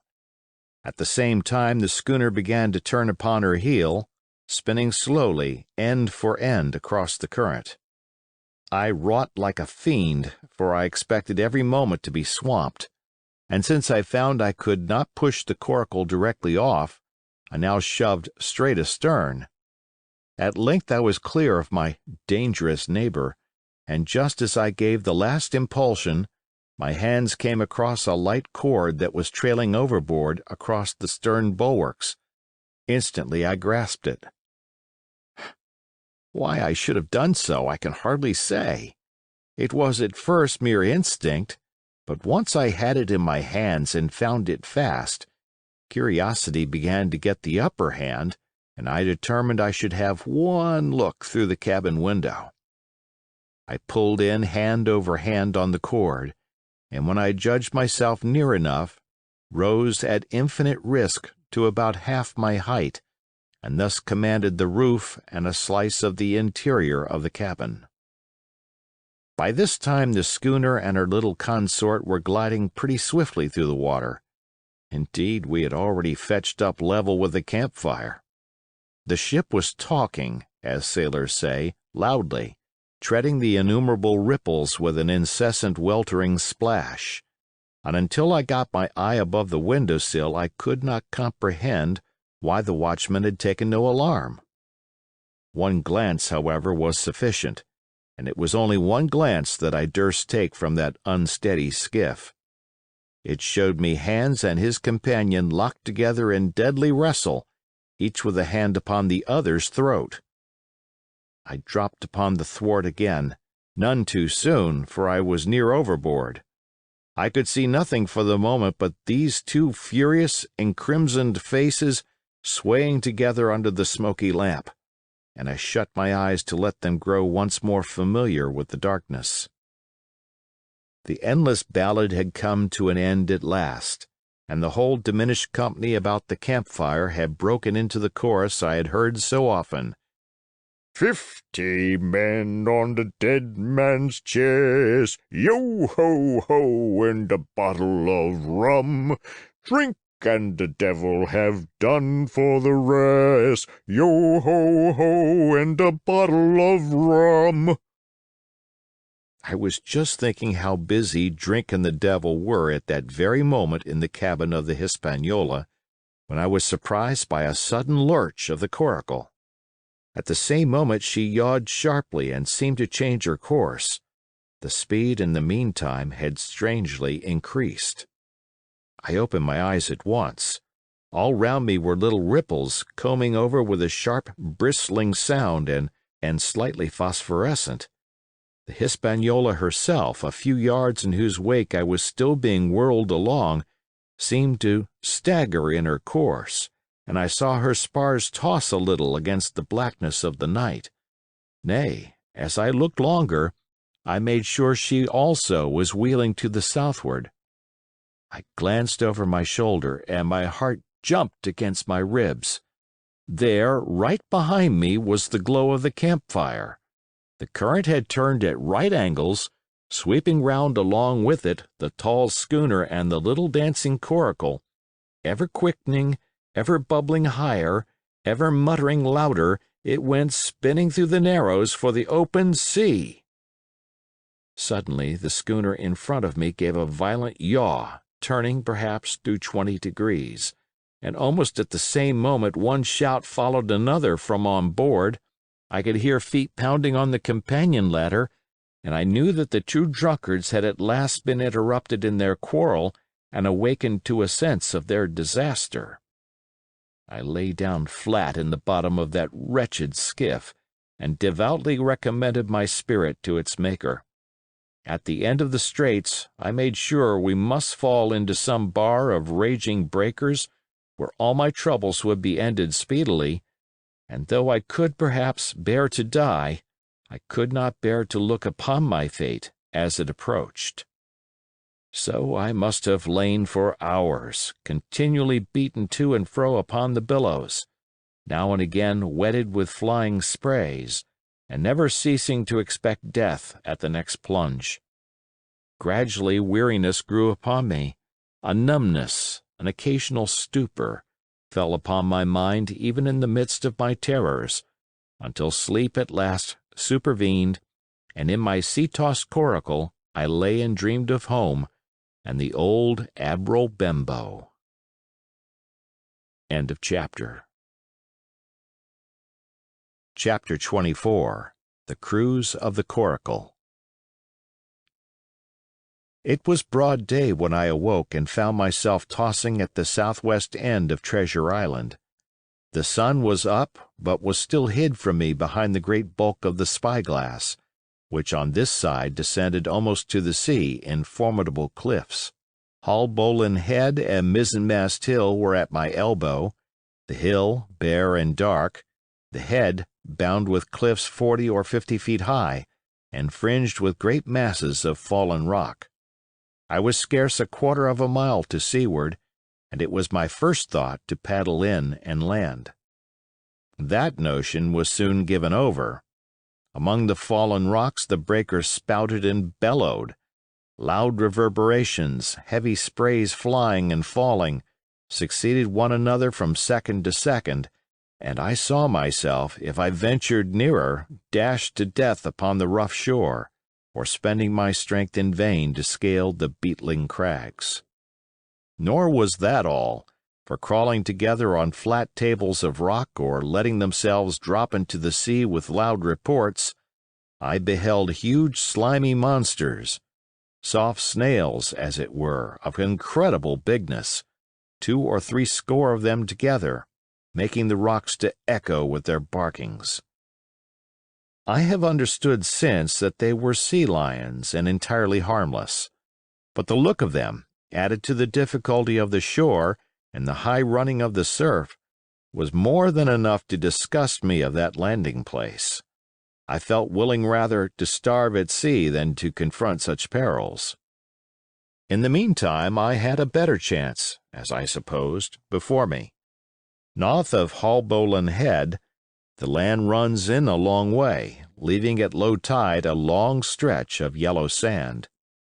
To the north of that, again, there comes another cape, Cape of the Woods, as it was marked upon the chart, buried in tall green pines which descended to the margin of the sea. I remembered what Silver had said about the current that sets northward along the whole west coast of Treasure Island, and seeing from my position that I was already under its influence, I preferred to leave Haulbowline Head behind me and reserve my strength for an attempt to land upon the kindlier-looking Cape of the Woods. There was a great smooth swell upon the sea. The wind blowing steady and gentle from the south, there was no contrariety between that and the current, and the billows rose and fell unbroken. Had it been otherwise, I must long ago have perished, but as it was, it is surprising how easily and securely my little and light boat could ride. Often, as I still lay at the bottom and kept no more than an eye above the gunwale, I would see a big blue summit heaving close above me, yet the coracle would but bounce a little, dance as if on springs, and subside on the other side into the trough as lightly as a bird. I began after a little to grow very bold and sat up to try my skill at paddling. But even a small change in the disposition of the weight will produce violent changes in the behavior of a coracle, and I had hardly moved before the boat, giving up at once her gentle dancing movement, ran straight down a slope of water so steep that it made me giddy, and struck her nose, with a spout of spray, deep into the side of the next wave. I was drenched and terrified, and fell instantly back into my old position, whereupon the coracle seemed to find her head again, and led me as softly as before among the billows. It was plain she was not to be interfered with, and at that rate, since I could in no way influence her course, what hope had I left of reaching land? I began to be horribly frightened, but I kept my head for all that. First, moving with all care, I gradually bailed out the coracle with my sea cap. Then, getting my eye once more above the gunwale, I set myself to study how it was she managed to slip so quietly through the rollers. I found each wave, instead of the big, smooth, glossy mountain it looks from shore or from a vessel's deck, was for all the world like any range of hills on dry land, full of peaks and smooth places and valleys. The coracle, left to herself, turning from side to side, threaded, so to speak, her way through these lower parts and avoided the steep slopes and higher, toppling summits of the wave. Well now, thought I to myself, it is plain I must lie where I am and not disturb the balance. But it is plain also that I can put the paddle over the side and from time to time, in smooth places, give her a shove or two towards land. No sooner thought upon than done. There I lay on my elbows in the most trying attitude, and every now and again gave a weak stroke or two to turn her head to shore. It was very tiring and slow work, yet I did visibly gain ground, and as we drew near the Cape of the Woods, though I saw I must infallibly miss that point, I had still made some 100 yards of easting.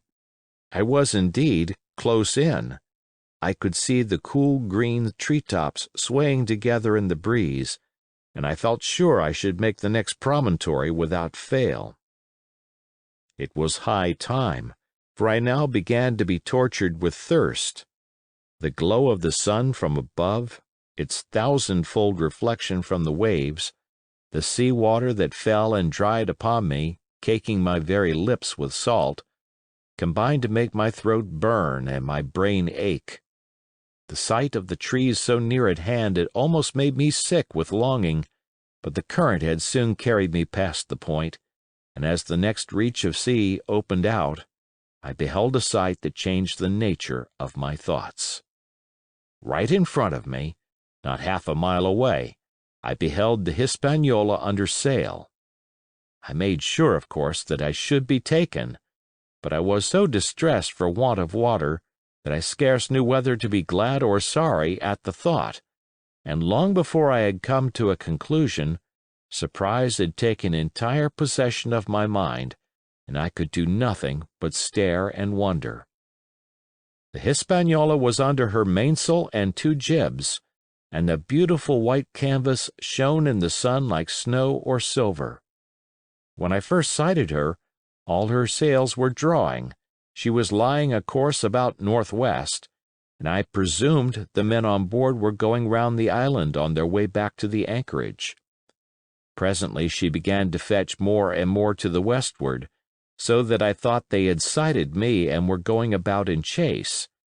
At last, however, she fell right into the wind's eye, was taken dead aback, and stood there a while helpless, with her sails shivering. "Clumsy fellows," said I, "they must still be drunk as owls." And I thought how Captain Smollett would have set them skipping. Meanwhile, the schooner gradually fell off and filled again upon another tack, sailed swiftly for a minute or so, and brought up once more dead in the wind's eye. Again and again was this repeated, to and fro, up and down, north, south, east, and west. The Hispaniola sailed by swoops and dashes, and at each repetition ended as she had begun, with idly flapping canvas. It became plain to me that nobody was steering, and if so, where were the men? Either they were dead drunk or had deserted her, I thought, and perhaps if I could get on board I might return the vessel to her captain. The current was bearing coracle and schooner southward at an equal rate. As for the latter's sailing, it was so wild and intermittent, and she hung each time so long in irons, that she certainly gained nothing if she did not even lose. If only I dared to sit up and paddle, I made sure that I could overhaul her. The scheme had an air of adventure that inspired me, and the thought of the water breaker beside the fore companion doubled my growing courage. Up I got, was welcomed almost instantly by another cloud of spray, but this time stuck to my purpose and set myself, with all my strength and caution, to paddle after the unsteered Hispaniola. Once I shipped a sea so heavy that I had to stop and bail, with my heart fluttering like a bird, but gradually I got into the way of the thing and guided my coracle among the waves, with only now and then a blow upon her bows and a dash of foam in my face. I was now gaining rapidly on the schooner. I could see the brass glisten on the tiller as it banged about, and still no soul appeared upon her decks. I could not choose but suppose she was deserted. If not, the men were lying drunk below, where I might batten them down, perhaps, and do what I chose with the ship. For some time she had been doing the worst thing possible for me, standing still. She headed nearly due south, yawing, of course, all the time. Each time she fell off, her sails partly filled, and these brought her in a moment right to the wind again. I have said this was the worst thing possible for me, for helpless as she looked in this situation, with the canvas cracking like cannon and the blocks trundling and banging on the deck, she still continued to run away from me, not only with the speed of the current, but by the whole amount of her leeway, which was naturally great. But now at last I had my chance. The breeze fell for some seconds very low, and the current gradually turning her, the Hispaniola revolved slowly around her center and at last presented me her stern, with the cabin windows still gaping open and the light over the table still burning on into the day. The mainsail hung drooped like a banner. She was stock still, but for the current. For the last little while I had even lost, but now, redoubling my efforts, I began once more to overhaul the chase. I was not 100 yards from her when the wind came again in a clap. She filled on the port tack and was off again, stooping and skimming like a swallow. My first impulse was one of despair, but my second was towards joy. Round she came till she was broadside on to me, round still till she had covered a half and then 2/3 and then 3/4 of the distance that separated us. I could see the waves boiling white under her forefoot. Immensely tall she looked to me from my low station in the coracle. And then, of a second, I began to comprehend.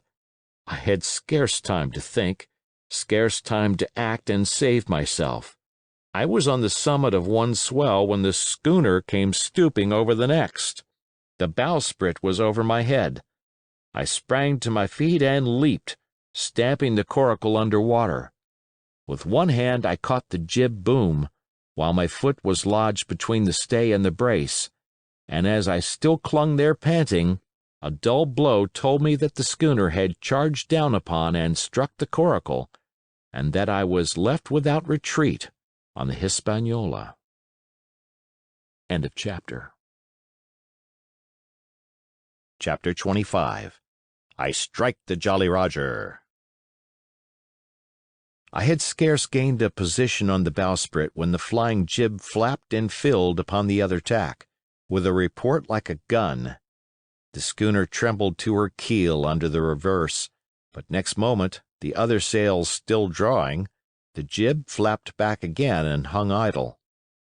This had nearly tossed me off into the sea, and now I lost no time, crawled back along the bowsprit, and tumbled head foremost on the deck. I was on the lee side of the forecastle, and the mainsail, which was still drawing, concealed from me a certain portion of the after deck. Not a soul was to be seen. The planks, which had not been swabbed since the mutiny, bore the print of many feet, and an empty bottle, broken by the neck, tumbled to and fro like a live thing in the scuppers. Suddenly the Hispaniola came right into the wind. The jibs behind me cracked aloud, the rudder slammed to, the whole ship gave a sickening heave and shudder, and at the same moment the main boom swung inboard, the sheet groaning in the blocks, and showed me the lee after deck. There were the two watchmen, sure enough, Red Cap on his back, as stiff as a handspike, with his arms stretched out like those of a crucifix, and his teeth showing through his open lips. Israel hands propped against the bulwarks, his chin on his chest, his hands lying open before him on the deck, his face as white under its tan as a tallow candle. For a while the ship kept bucking and sidling like a vicious horse, the sails filling, now on one tack, now on another, and the boom swinging to and fro till the mast groaned aloud under the strain. Now and again, too, there would come a cloud of light sprays over the bulwark, and a heavy blow of the ship's bows against the swells. So much heavier weather was made of it by this great rigged ship than by my home-made lopsided coracle, now gone to the bottom of the sea. At every jump of the schooner, Red Cap slipped to and fro, but, what was ghastly to behold, neither his attitude nor his fixed, teeth-disclosing grin was any way disturbed by this rough usage. At every jump, too, Hans appeared still more to sink into himself and settle down upon the deck, his feet sliding ever the farther out, and the whole body canting towards the stern, so that his face became, little by little, hid from me, and at last I could see nothing beyond his ear and the frayed ringlet of one whisker. At the same time I observed, around both of them, splashes of dark blood upon the planks, and began to feel sure that they had killed each other in their drunken wrath. While I was thus looking and wondering, in a calm moment when the ship was still, Israel Hands turned partly round and with a low moan writhed himself back to the position in which I had seen him first. The moan, which told of pain and deadly weakness, and the way in which his jaw hung open went right to my heart.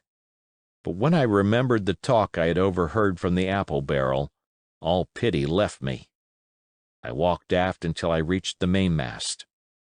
"Come aboard, Mr. Hands," I said ironically. He rolled his eyes round heavily, but he was too far gone to express surprise. All he could do was to utter one word, "Brandy." It occurred to me there was no time to lose, and dodging the boom as it once more lurched across the deck, I slipped aft and down the companion stairs into the cabin. It was such a scene of confusion as you can hardly fancy. All the lockfast places had been broken open in quest of the chart. The floor was thick with mud where ruffians had sat down to drink or consult after wading in the marshes round their camp. The bulkheads, all painted in clear white and beaded round with gilt, bore a pattern of dirty hands. Dozens of empty bottles clinked together in corners to the rolling of the ship. One of the doctor's medicinal books lay open on the table, half of the leaves gutted out, I suppose, for pipe lights. In the midst of all this the lamp still cast a smoky glow, obscure and brown as umber. I went into the cellar. All the barrels were gone, and of the bottles a most surprising number had been drunk out and thrown away. Certainly, since the mutiny began, not a man of them could ever have been sober. Foraging about, I found a bottle with some brandy left, for Hans, and for myself I routed out some biscuit, some pickled fruits, a great bunch of raisins, and a piece of cheese.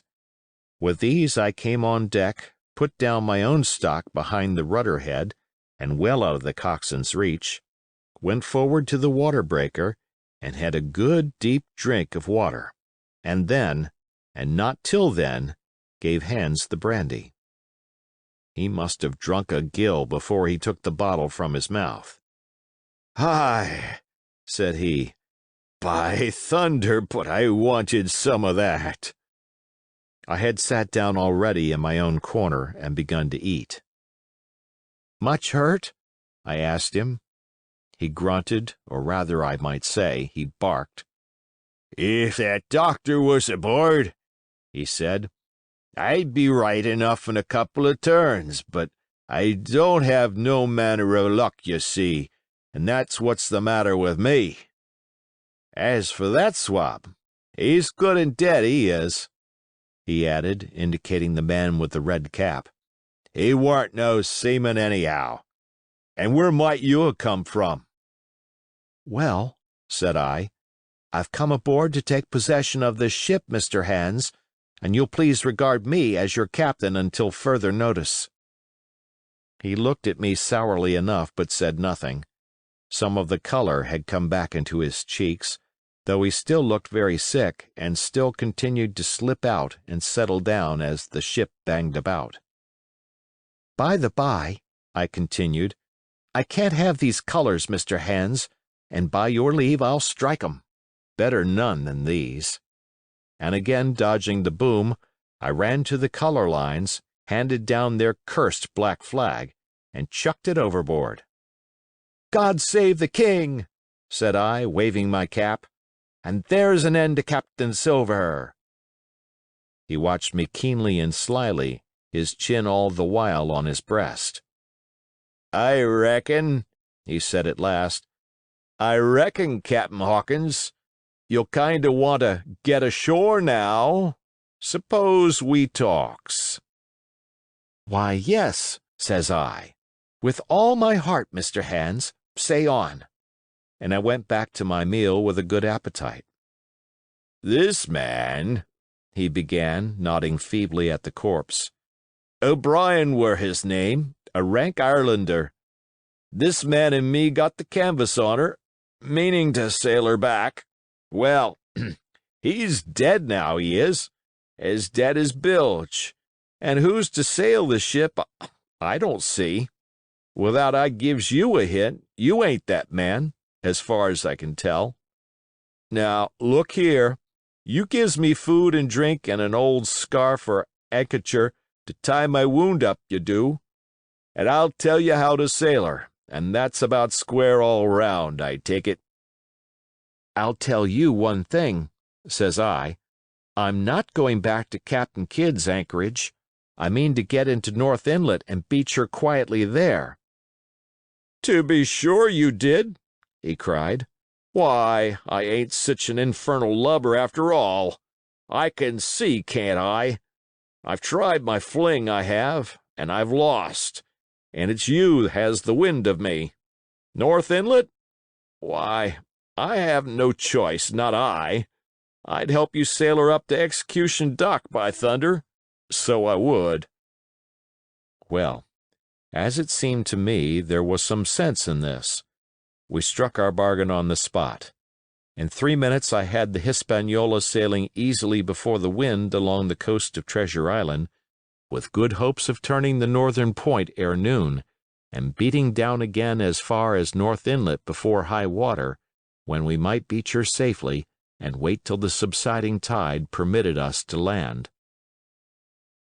Then I lashed the tiller and went below to my own chest, where I got a soft silk handkerchief of my mother's.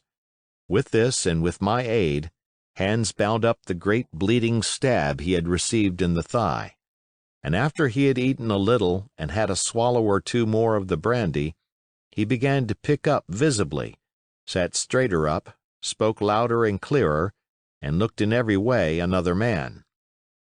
The breeze served us admirably. We skimmed before it like a bird, the coast of the island flashing by, and the view changing every minute. Soon we were past the highlands and bowling beside low, sandy country, sparsely dotted with dwarf pines, and soon we were beyond that again and had turned the corner of the rocky hill that ends the island on the north. I was greatly elated with my new command and pleased with the bright, sunshiny weather and these different prospects of the coast. I had now plenty of water and good things to eat, and my conscience, which had smitten me hard for my desertion, was quieted by the great conquest I had made. I should, I think, have had nothing left me to desire, but for the eyes of the coxswain as they followed me derisively about the deck, and the odd smile that appeared continually on his face. It was a smile that had in it something both of pain and weakness, a haggard old man's smile.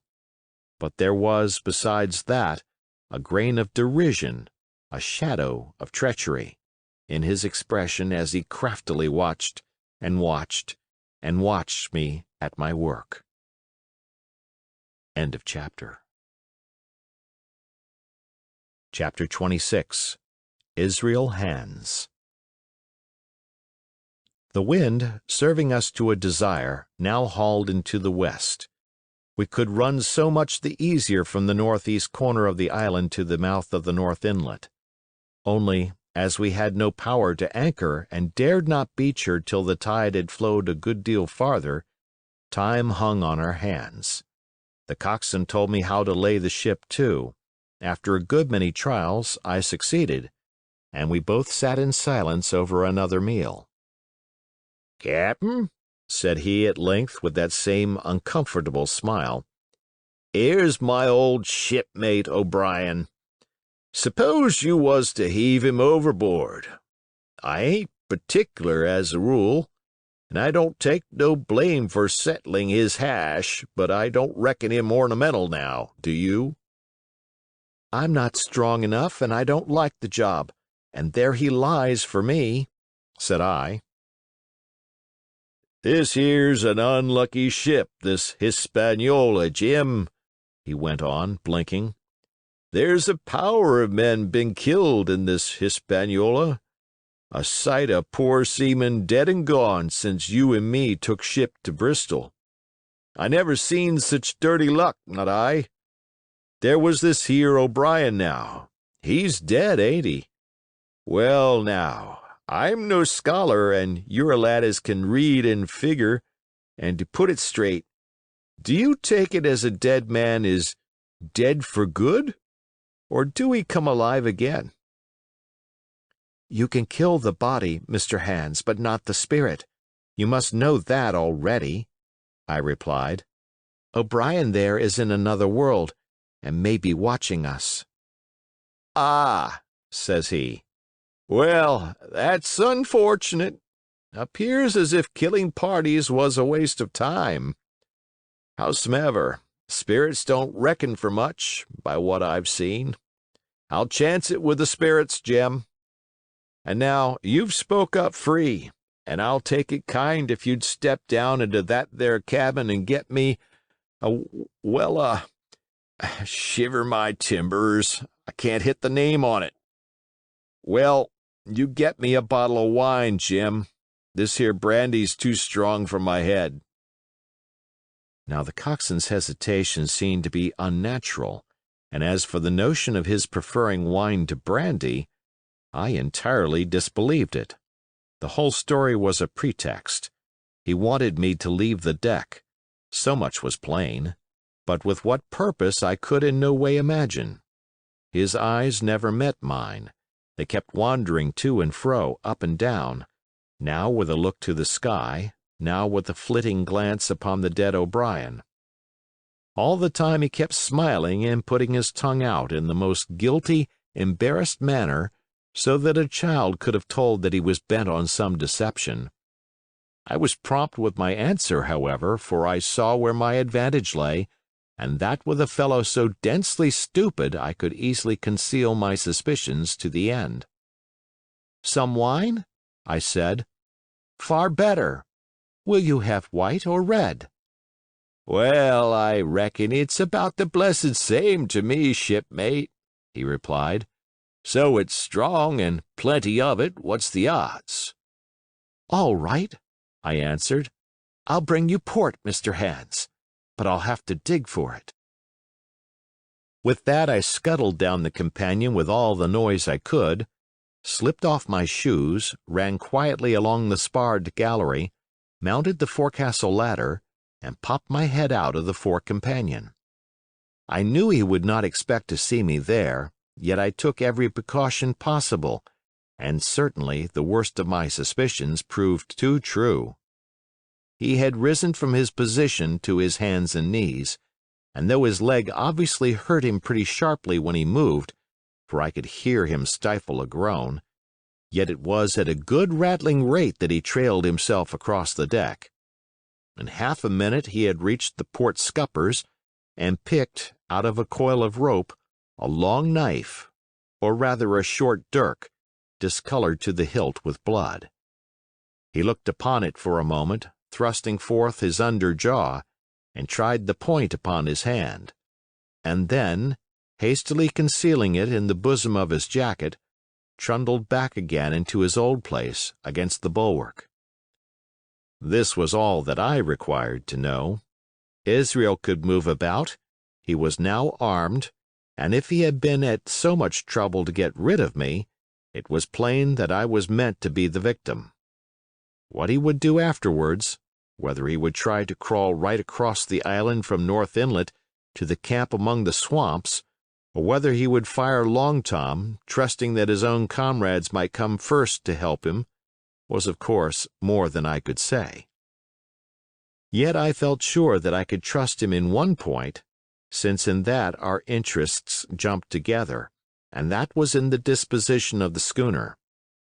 We both desired to have her stranded safe enough, in a sheltered place, and so that, when the time came, she could be got off again with as little labor and danger as might be, and until that was done I considered that my life would certainly be spared. While I was thus turning the business over in my mind, I had not been idle with my body. I had stolen back to the cabin, slipped once more into my shoes, and laid my hand at random on a bottle of wine, and now, with this for an excuse, I made my reappearance on the deck. Hans lay as I had left him, all fallen together in a bundle, and with his eyelids lowered as though he were too weak to bear the light. He looked up, however, at my coming, knocked the neck off the bottle like a man who had done the same thing often, and took a good swig, with his favorite toast of "Here's luck." Then he lay quiet for a little, and then, pulling out a stick of tobacco, begged me to cut him a quid.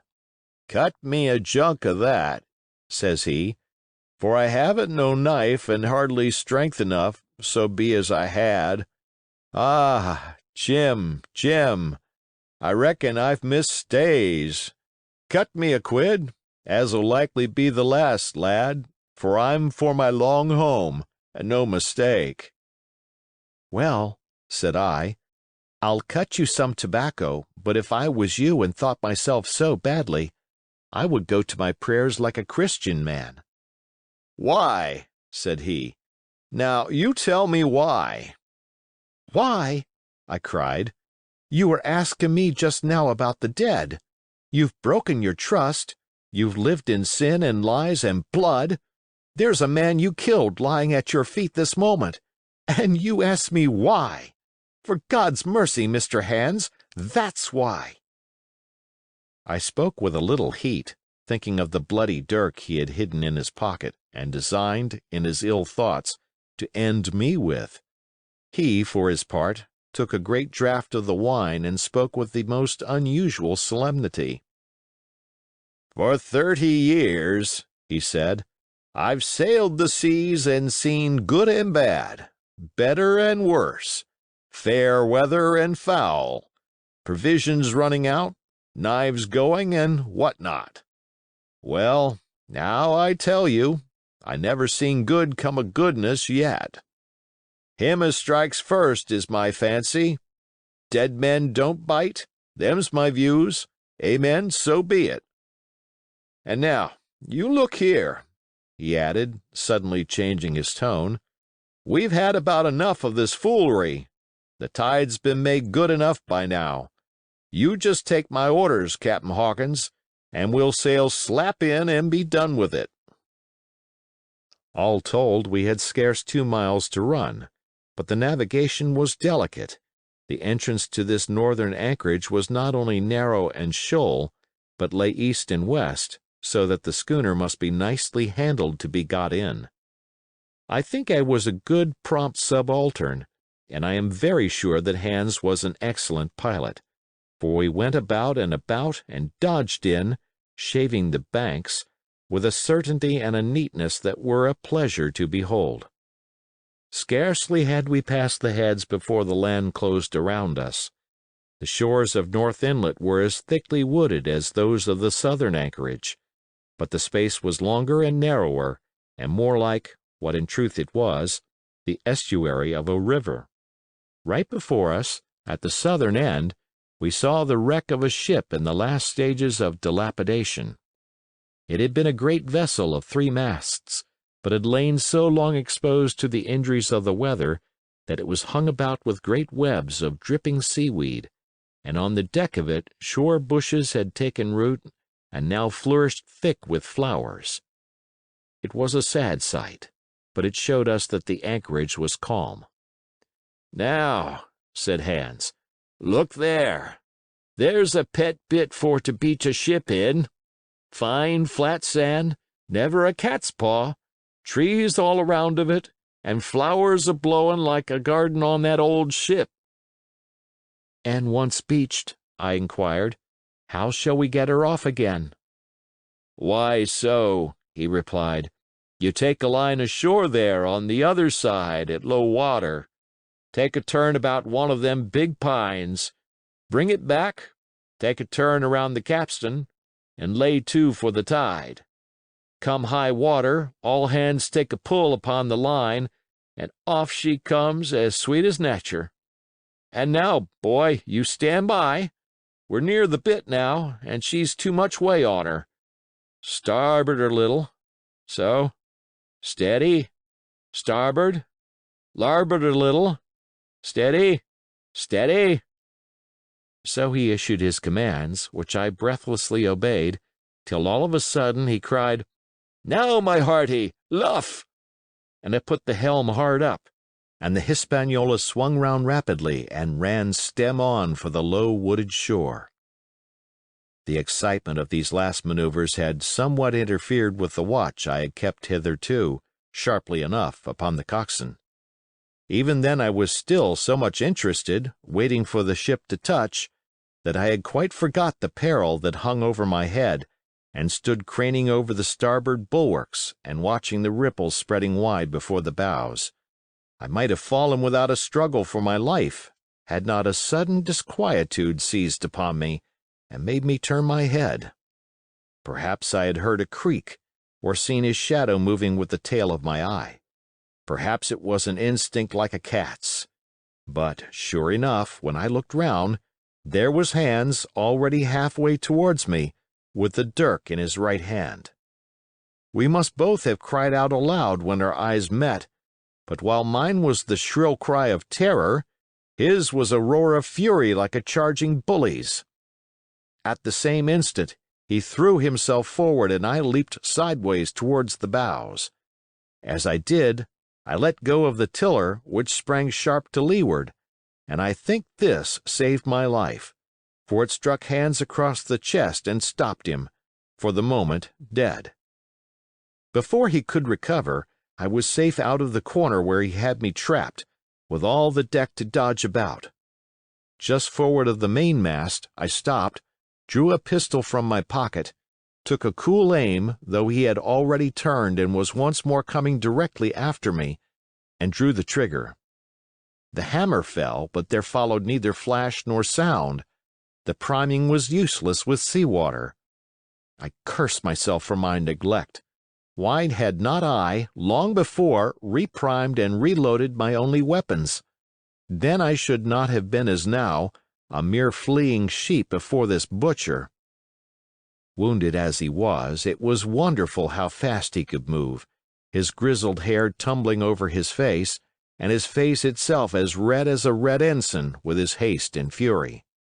I had no time to try my other pistol, nor indeed much inclination, for I was sure it would be useless. One thing I saw plainly: I must not simply retreat before him, or he would speedily hold me boxed into the bows, as a moment since he had so nearly boxed me in the stern. Once so caught, and 9 or 10 inches of the blood-stained dirk would be my last experience on this side of eternity. I placed my palms against the mainmast, which was of a goodish bigness, and waited, every nerve upon the stretch. Seeing that I meant to dodge, he also paused, and a moment or two passed in feints on his part and corresponding movements upon mine. It was such a game as I had often played at home about the rocks of Black Hill Cove, but never before, you may be sure, with such a wildly beating heart as now. Still, as I say, it was a boy's game, and I thought I could hold my own at it against an elderly seaman with a wounded thigh. Indeed, my courage had begun to rise so high that I allowed myself a few darting thoughts on what would be the end of the affair, and while I saw certainly that I could spin it out for long, I saw no hope of any ultimate escape. Well, while things stood thus, suddenly the Hispaniola struck, staggered, ground for an instant in the sand, and then, swift as a blow, canted over to the port side till the deck stood at an angle of 45 degrees, and about a puncheon of water splashed into the scupper holes, and lay in a pool between the deck and bulwark. We were both of us capsized in a second, and both of us rolled, almost together, into the scuppers. The dead redcap, with his arms still spread out, tumbled stiffly after us. So near were we, indeed, that my head came against the coxswain's foot with a crack that made my teeth rattle. Blow and all, I was the first afoot again, for hands had got involved with the dead body. The sudden canting of the ship had made the deck no place for running on. I had to find some new way of escape, and that upon the instant, for my foe was almost touching me. Quick as thought, I sprang into the mizzen shrouds, rattled up hand over hand, and did not draw a breath till I was seated on the crosstrees. I had been saved by being prompt. The dirk had struck not a half a foot below me as I pursued my upward flight, and there stood Israel Hands with his mouth open and his face upturned to mine, a perfect statue of surprise and disappointment. Now that I had a moment to myself, I lost no time in changing the priming of my pistol, and then, having one ready for service, and to make assurance doubly sure, I proceeded to draw the load of the other and recharge it afresh from the beginning. My new employment struck Hands all of a heap. He began to see the dice going against him, and after an obvious hesitation, he also hauled himself heavily into the shrouds, and with the dirk in his teeth began slowly and painfully to mount. It cost him no end of time and groans to haul his wounded leg behind him, and I had quietly finished my arrangements before he was much more than a third of the way up. Then, with a pistol in either hand, I addressed him. "One more step, Mr. Hands," said I, "and I'll blow your brains out. Dead men don't bite, you know," I added with a chuckle. He stopped instantly. I could see by the working of his face that he was trying to think, and the process was so slow and laborious that, in my newfound security, I laughed aloud. At last, with a swallow or two, he spoke, his face still wearing the same expression of extreme perplexity. In order to speak, he had to take the dagger from his mouth, but in all else he remained unmoved. "Jim," says he, "I reckon we're fouled, you and me, and we'll have to sign articles.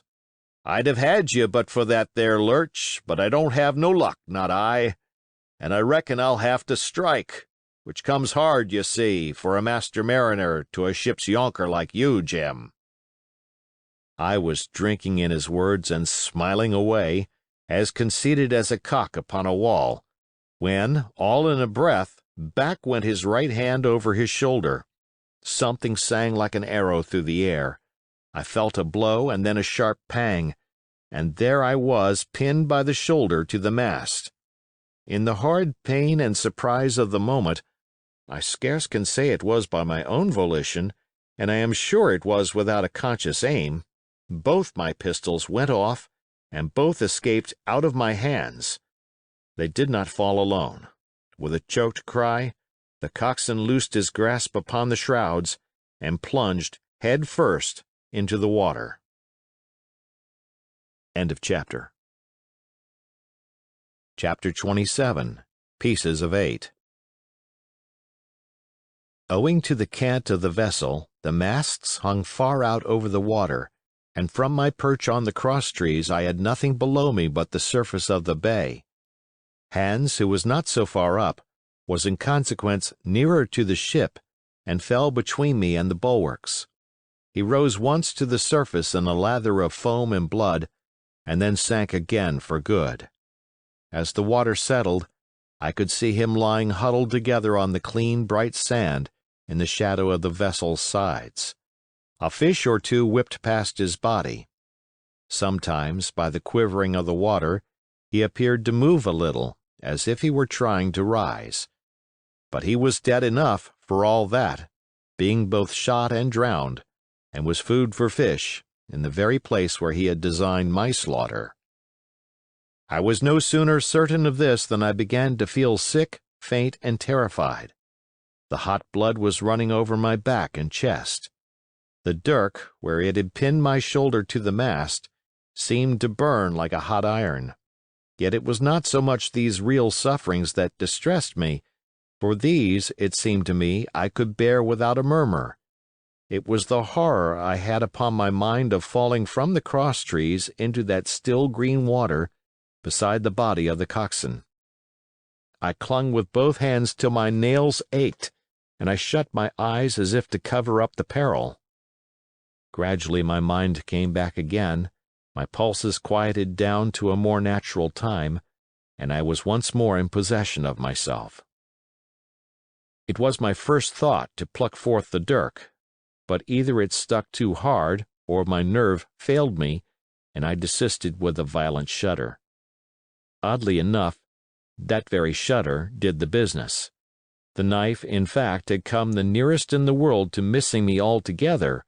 It held me by a mere pinch of skin, and this the shudder tore away. The blood run down the faster, to be sure, but I was my own master again, and only tacked to the mast by my coat and shirt.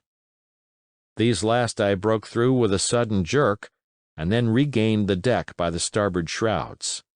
For nothing in the world would I have again ventured, shaken as I was, upon the overhanging port shrouds from which Israel had so lately fallen. I went below and did what I could for my wound. It pained me a good deal and still bled freely, but it was neither deep nor dangerous, nor did it greatly gall me when I used my arm. Then I looked around me, and as the ship was now, in a sense, my own, I began to think of clearing it from its last passenger, the dead man O'Brien. He had pitched, as I have said, against the bulwarks, where he lay like some horrible, ungainly sort of puppet.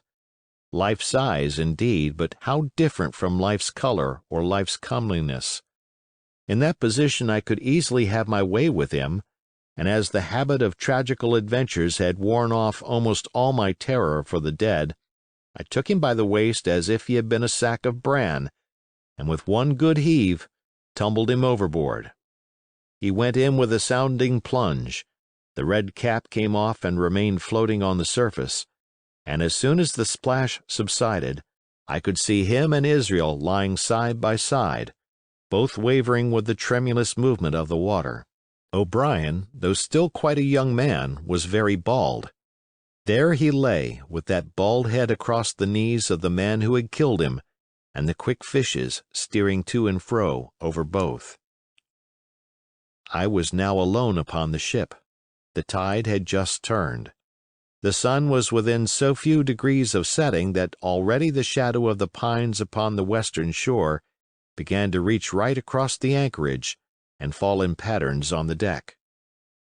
The evening breeze had sprung up, and though it was well warded off by the hill with the two peaks upon the east, the cordage had begun to sing a little softly to itself and the idle sails to rattle to and fro.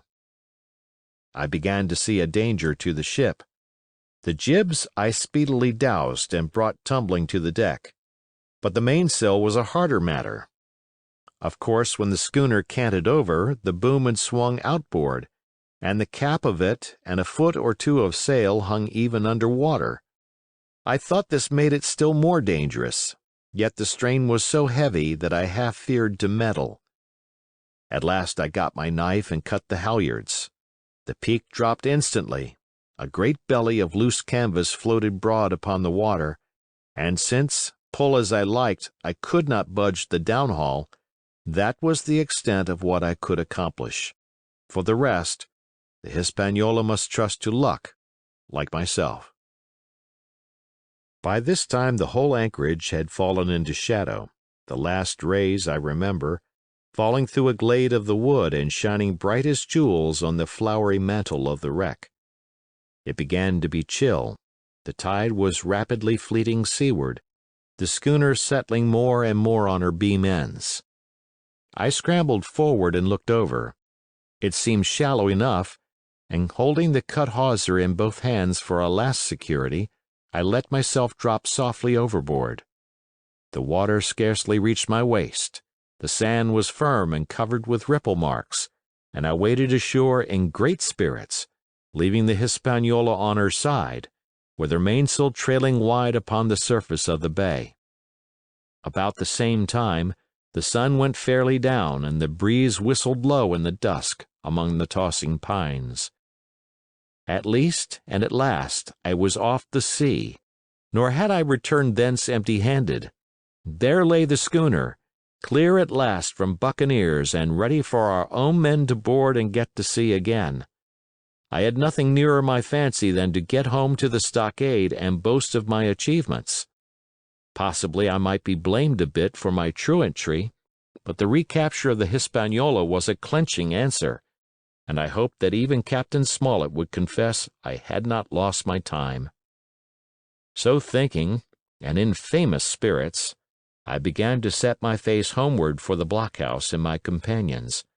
I remembered that the most easterly of the rivers which drain into Captain Kidd's anchorage ran from the two-peaked hill upon my left, and I bent my course in that direction, that I might pass the stream while it was small.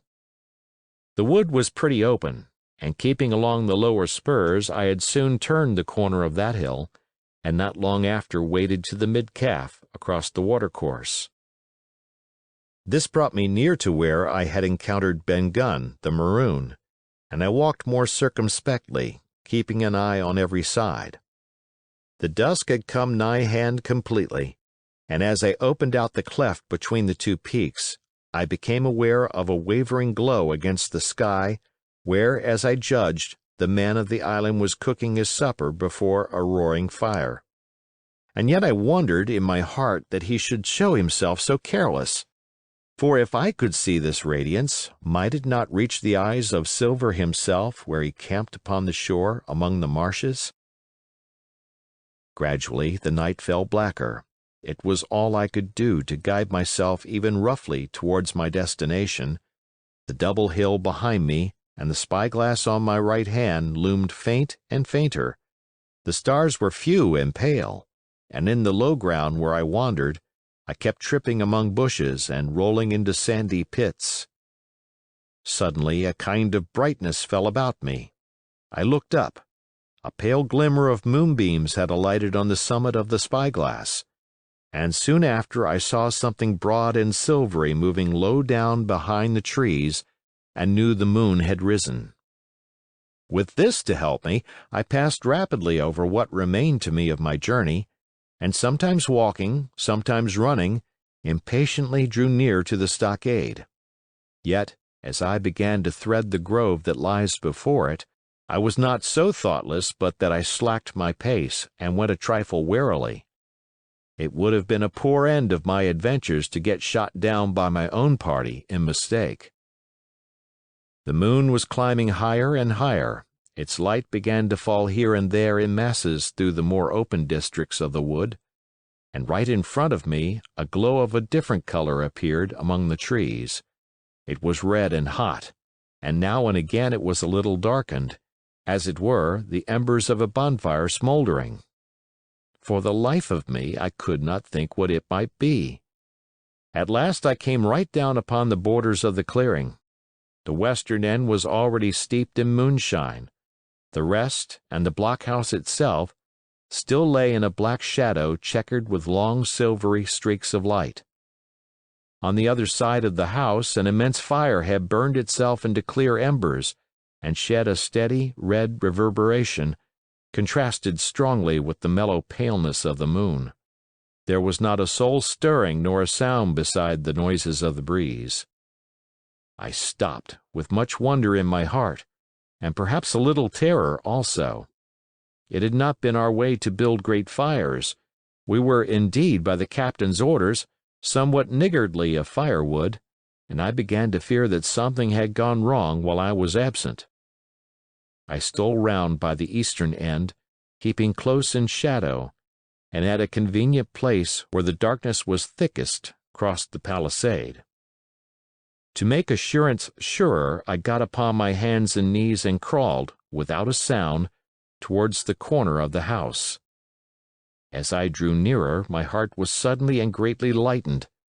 It was not a pleasant noise in itself, and I have often complained of it at other times, but just then it was like music to hear my friends snoring together so loud and peaceful in their sleep. The sea cry of the watch, that beautiful "All's well," never fell more reassuringly on my ear. In the meantime, there was no doubt of one thing: they kept an infamous bad watch.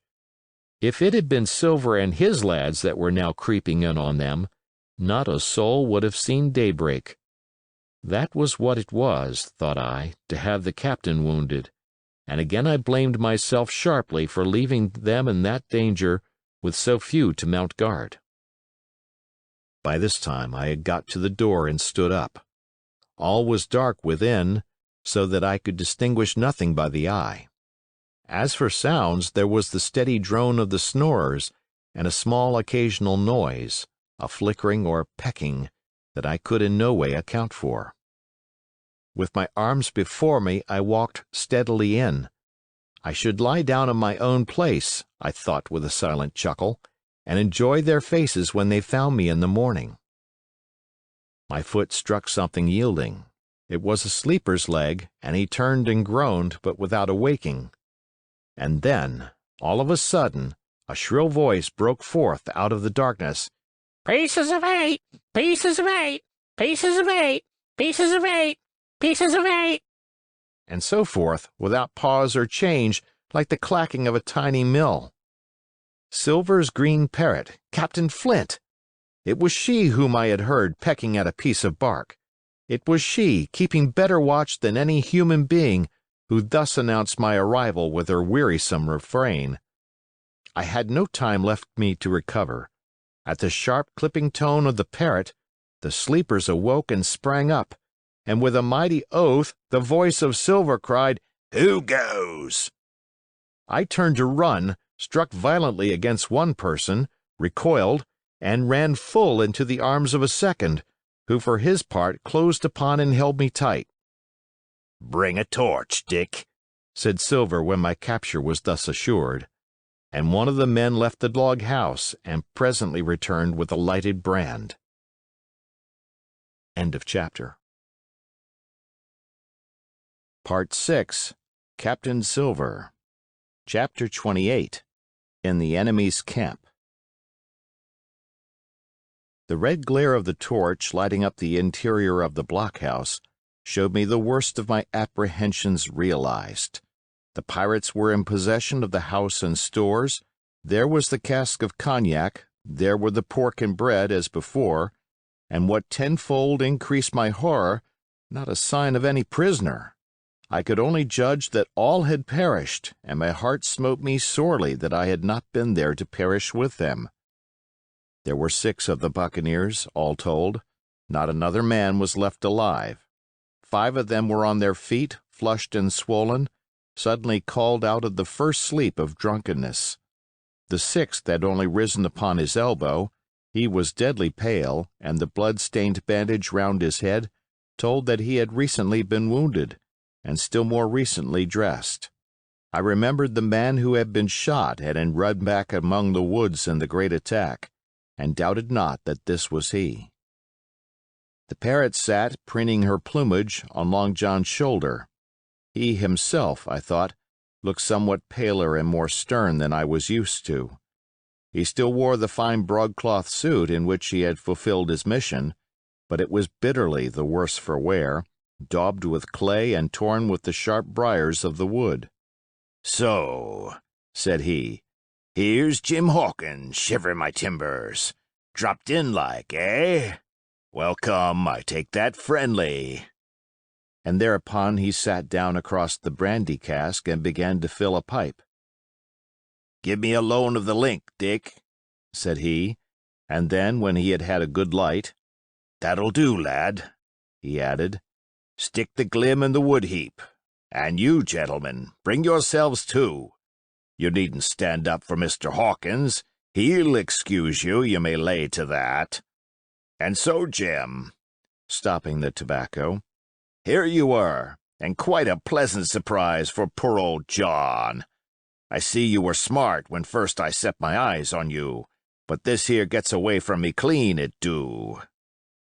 To all this, as may be well supposed, I made no answer. They had set me with my back against the wall, and I stood there, looking Silver in the face, pluckily enough, I hope, to all outward appearance, but with black despair in my heart. Silver took a whiff or two of his pipe with great composure, and then ran on again.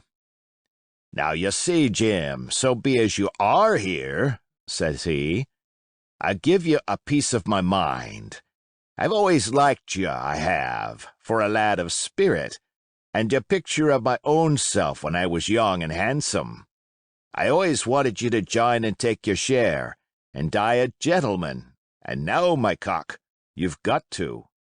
Captain Smollett's a fine seaman, as I'll own up to any day, but stiff on discipline. Duty is duty, says he, and right he is. Just you keep clear of the captain. The doctor himself is gone dead again you. Ungrateful scamp was what he said, and the short and the long of the whole story is about here. You can't go back to your own lot, for they won't have you, and without you start a third ship's company all by yourself, which might be lonely, you'll have to join with Captain Silver." So far, so good. My friends then were still alive, and though I partly believed the truth of Silver's statement that the cabin party were incensed at me for my desertion, I was more relieved than distressed by what I heard. "I don't say nothing as to your being in our hands," continued Silver, "though there you are, and you may lay to it. I'm all for argument. I never seen good come out of threatening. If you like the service, well, you'll join. And if you don't, Jim, why, you're free to answer no. Free and welcome, shipmate. And if fairer can be said by mortal seaman, shiver my sides." "Am I to answer, then?" I asked with a very tremulous voice. Through all this sneering talk, I was made to feel the threat of death that overhung me, and my cheeks burned, and my heart beat painfully in my breast. "Lad," said Silver, "no one's a-pressin' of you. Take your bearin's. None of us won't hurry you, mate. Time goes so pleasant in your company, you see." "Well," says I, growing a bit bolder, "if I'm to choose, I declare I have a right to know what's what, and why you're here, and where my friends are." "What's what?" repeated one of the buccaneers in a deep growl. "Oh, he be a lucky one as knowed that." "You'll perhaps batten down your hatches till you're spoke to, my friend," said Silver truculently to the speaker. And then, in his first gracious tones, he replied to me. "Yesterday morning, Mr. Hawkins," said he, "in the dog watch, down came Dr. Livesey with a flag of truce. Says he, 'Captain Silver, you're sold out. Ship's gone.' Well, maybe we'd been taking a glass and a song to help it round. I won't say no. Leastways, none of us had looked out. We looked out, and by thunder, the old ship was gone. I never seen a pack of fools look fishier, and you may lay to that, if I tells you that looked the fishiest. Well, says the doctor, let's bargain. We bargained, him and I, and here we are. Stores, brandy, blockhouse, the firewood you was thoughtful enough to cut, and in a manner of speaking, the whole blessed boat, from Crosstrees to Kielson. As for them, they've tramped. I don't know wheres they are." He drew again quietly at his pipe. "And lest you should take it into that head of yours," he went on, "that you was included in the treaty, here's the last word that was said. 'How many are you,' says I, 'to leave?' 'Four,' says he. 'Four, and one of us wounded. As for that boy, I don't know where he is, confound him,' says he, 'nor I don't much care. We're about sick of him.' These was his words." "Is that all?" I asked. "Well, it's all that you're to hear, my son," returned Silver. "And now I am to choose?" "And now you are to choose, and you may lay to that," said Silver. "Well," said I am not such a fool but I know pretty well what I have to look for. Let the worst come to the worst, it's little I care. I've seen too many die since I fell in with you. But there's a thing or two I have to tell you," I said, and by this time I was quite excited. "And the first is this. Here you are in a bad way. Ship lost, treasure lost, men lost, your whole business gone to wreck, and if you want to know who did it, it was I. I was in the apple barrel the night we sighted land, and I heard you, John, and you, Dick Johnson, and Hans, who is now at the bottom of the sea, and told every word you said before the hour was out. And as for the schooner, it was I who cut her cable, and it was I that killed the men you had aboard of her, and it was I who brought her where you'll never see her more, not one of you. The laugh's on my side. I've had the top of this business from the first. I no more fear you than I fear a fly. Kill me if you please, or spare me.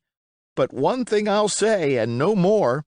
If you spare me, bygones are bygones, and when you fellows are in court for piracy, I'll save you all I can. It is for you to choose. Kill another and do yourselves no good, or spare me and keep a witness to save you from the gallows." I stopped, for I tell you I was out of breath, and to my wonder not a man of them moved, but all sat staring at me like as many sheep. And while they were still staring, I broke out again. "And now, Mr. Silver," I said, "I believe you're the best man here, and if things go to the worst, I'll take it kind of you to let the doctor know the way I took it." "I'll bear it in mind," said Silver with an accent so curious that I could not, for the life of me, decide whether he were laughing at my request or had been favorably affected by my courage. "I'll put one to that," cried the old mahogany-faced seaman, Morgan by name, whom I had seen in Long John's public house upon the quays of Bristol. "It was him that knowed Black Dog." "Well, and see here," added the sea cook, "I'll put another again to that, by thunder. For it was the same boy that faked the chart from Billy Bones. First and last we've split upon Jim Hawkins." "Then here goes," said Morgan with an oath, and he sprang up, drawing his knife as if he had been 20. "Avast there!" cried Silver. "Who are you, Tom Morgan? Maybe you thought you was captain here, perhaps. By the powers, but I'll teach you better. Cross me, and you'll go where many a good man's gone before you, first and last, these 30 years back. Some to the yardarm, shiver my timbers, and some by the board, and all to feed the fishes. There's never a man looked me between the eyes and seen a good day afterwards, Tom Morgan, you may lay to that." Morgan paused, but a hoarse murmur rose from the others. "Tom's right," said one. "I stood hazing long enough from one," added another. "I'll be hanged if I'll be hazed by you, John Silver." "Did any of you gentlemen want to have it out with me?" Bending far forward from his position on the keg, with his pipe still glowing in his right hand. "Put a name on what you're at. You ain't dumb, I reckon. Him that wants shall get it. Have I lived this many years, and a son of a rum-punchin' cockey's had athwart my hawse at the latter end of it? You know the way. You're all gentlemen of fortune by your account. Well, I'm ready. Take a cutlass, him that dares, and I'll see the color of his inside, crutch and all, before that pipe's empty." Not a man stirred, not a man answered. "That's your sort, is it?" he added, returning his pipe to his mouth. "Well, you're a gay lot to look at, anyway. Not much worth the fight, you ain't. Perhaps you can understand King George's English. I'm captain here by election. I'm captain here because I'm the best man by a long sea mile. You won't fight, as gentlemen of fortune should. Then, by thunder, you'll obey, and you may lay to it. I like that boy now. I never seen a better boy than that. He's more a man than any pair of rats of you in this here house, and what I say is this, let me see him that'll lay a hand on him.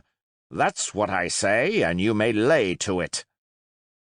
There was a long pause after this. I stood straight up against the wall, my heart still going like a sledgehammer, but with a ray of hope now shining in my bosom. Silver leant back against the wall, his arms crossed, his pipe in the corner of his mouth, as calm as though he had been in church. Yet his eye kept wandering furtively, and he kept the tail of it on his unruly followers. They, on their part, drew gradually together towards the far end of the blockhouse, and the low hiss of their whispering sounded in my ear continuously, like a stream. One after another they would look up, and the red light of the torch would fall for a second on their nervous faces, but it was not towards me, it was towards Silver that they turned their eyes. "You seem to have a lot to say," remarked Silver, spitting far into the air. "Pipe up and let me hear it, or lay to."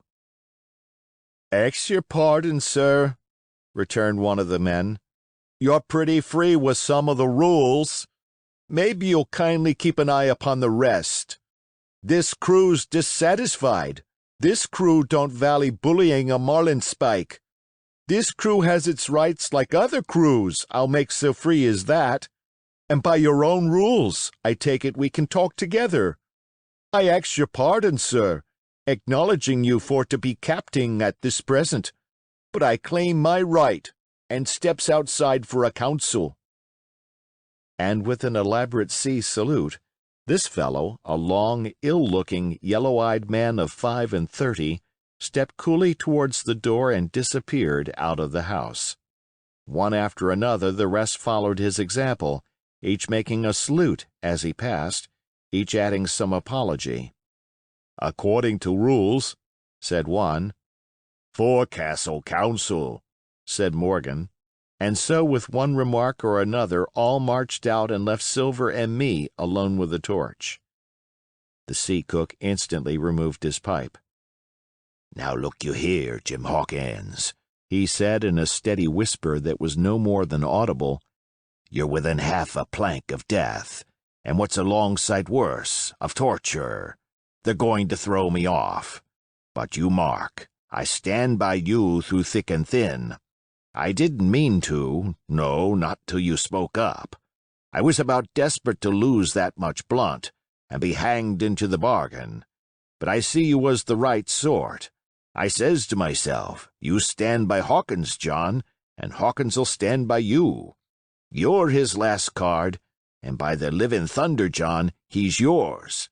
Back to back, says I. You save his witness, and he'll save your neck.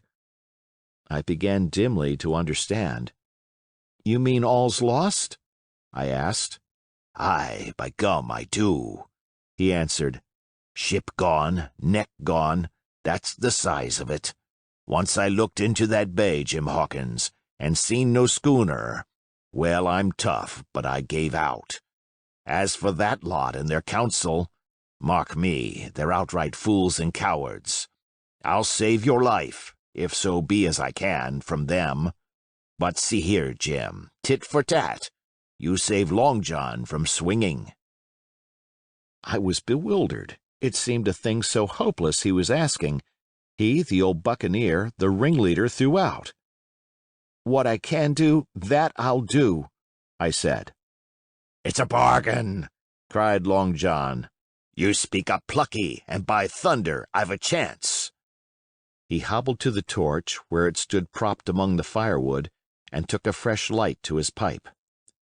Understand me, Jim, he said, returning. I've a head on my shoulders, I have. I'm on Squire's side now. I know you've got that ship safe somewheres. How you done it, I don't know, but safe it is. I guess Hans and O'Brien turned soft. I never much believed in neither of them. Now, you mark me. I ask no questions, nor I won't let others.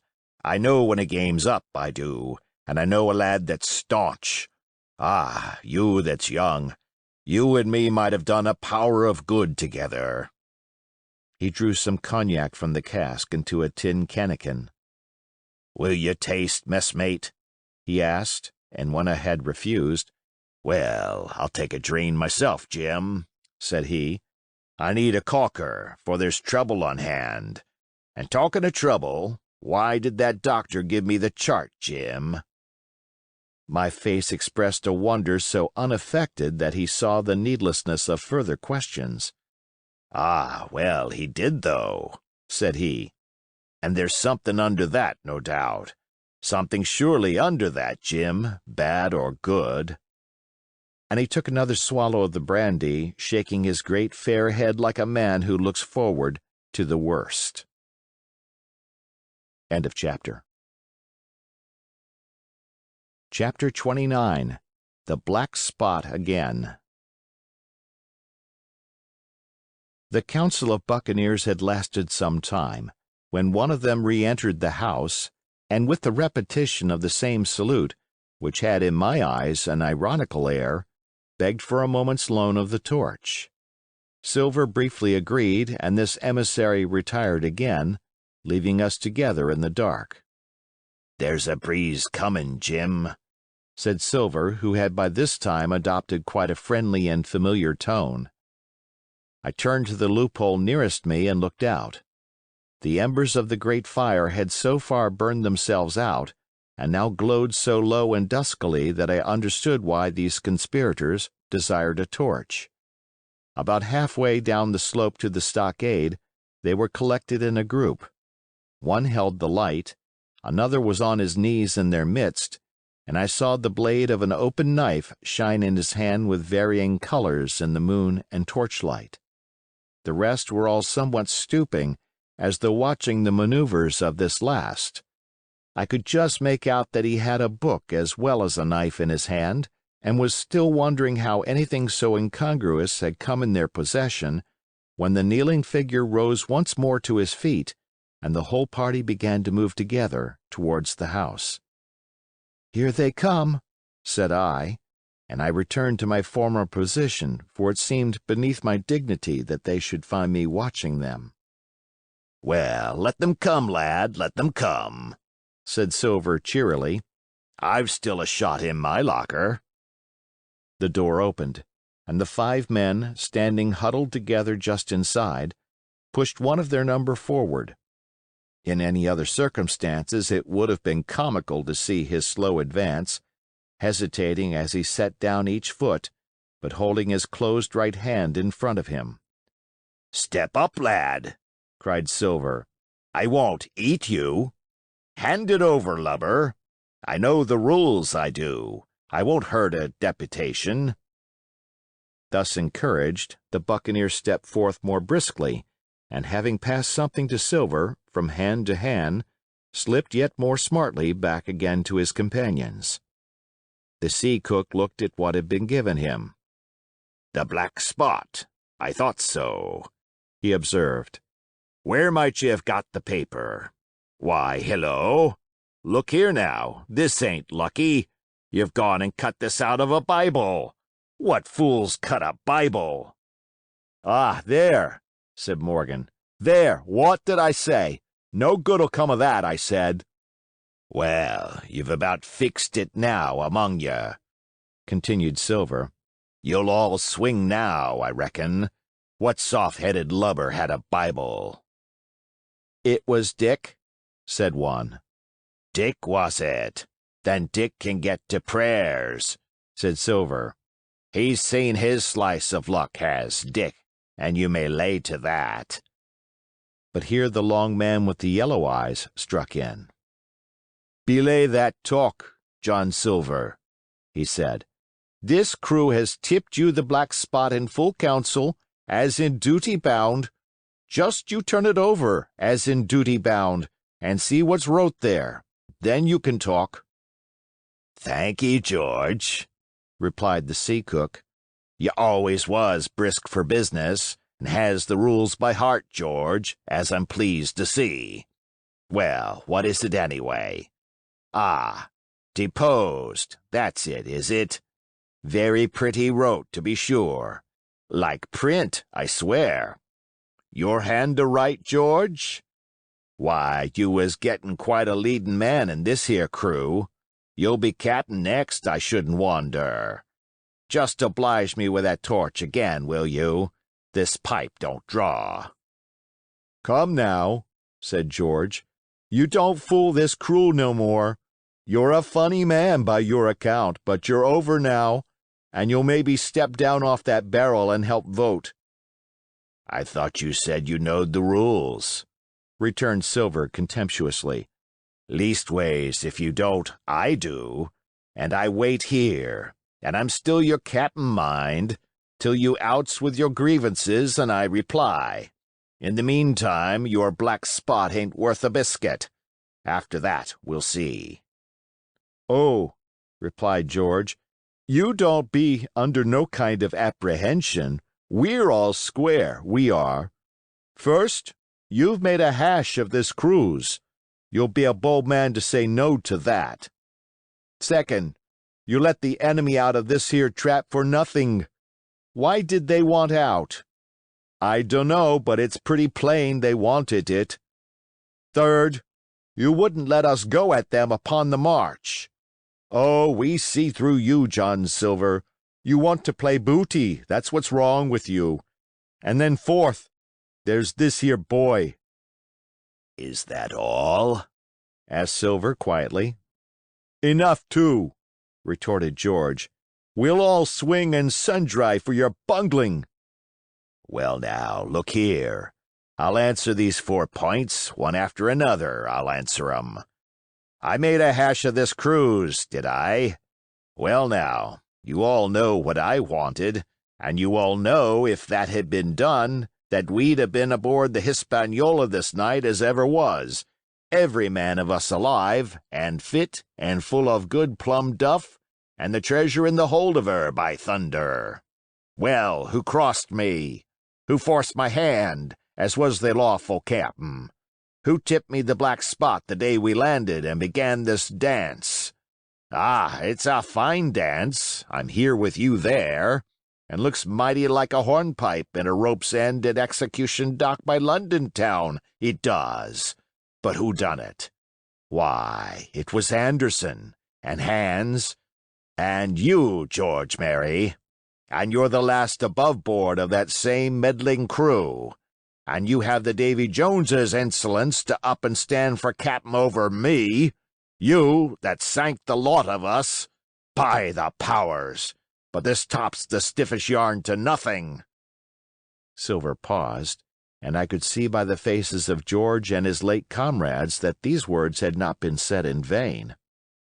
That's for number one, cried the accused, wiping the sweat from his brow, for he had been talking with a vehemence that shook the house. Why, I give you my word, I'm sick to speak to you. You've neither sense nor memory, and I leave it to fancy where your mother's was that let you come to sea. See, gentlemen of fortune, I reckon tailors is your trade. Go on, John, said Morgan. Speak up to the others. Ah, the others, returned John. They're a nice lot, ain't they? You say this cruise is bungled. Ah, by gum, if you could understand how bad it's bungled, you would see. We're that near the gibbet that my neck's stiff with thinking on it. You've seen 'em, maybe, hanged in chains, birds about 'em, seamen piting 'em out as they go down with the tide. Who's that, says one. That? Why, that's John Silver. I knowed him well, says another. And you can hear the chains a-jangle as you go about and reach for the other buoy. Now, that's about where we are, every mother's son of us, thanks to him, and Hans, and Anderson, and other ruination fools of you. And if you want to know about number 4, and that boy, why, shiver my timbers, isn't he a hostage? Are we a-going to waste a hostage? No, not us. He might be our last chance, and I shouldn't wonder. Kill that boy?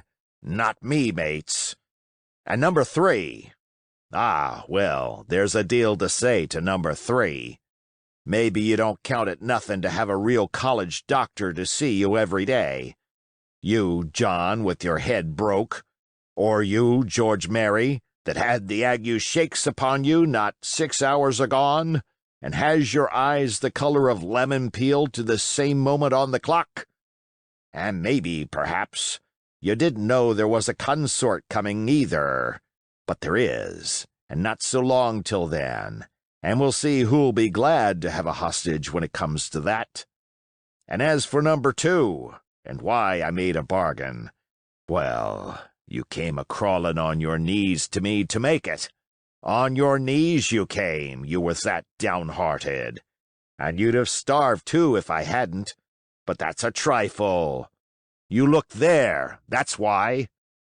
And he cast down upon the floor a paper that I instantly recognized, none other than the chart on yellow paper, with the 3 red crosses that I had found in the oilcloth at the bottom of the captain's chest. Why the doctor had given it to him was more than I could fancy. But if it was inexplicable to me, the appearance of the chart was incredible to the surviving mutineers. They leaped upon it like cats upon a mouse. It went from hand to hand, one tearing it from another, and by the oaths and the cries and the childish laughter with which they accompanied their examination, you would have thought not only they were fingering the very gold, but were at sea with it, besides, in safety. "Yes," said one, "that's Flint, sure enough. J.F. and a score below with a clove hitch to it, so he's done ever."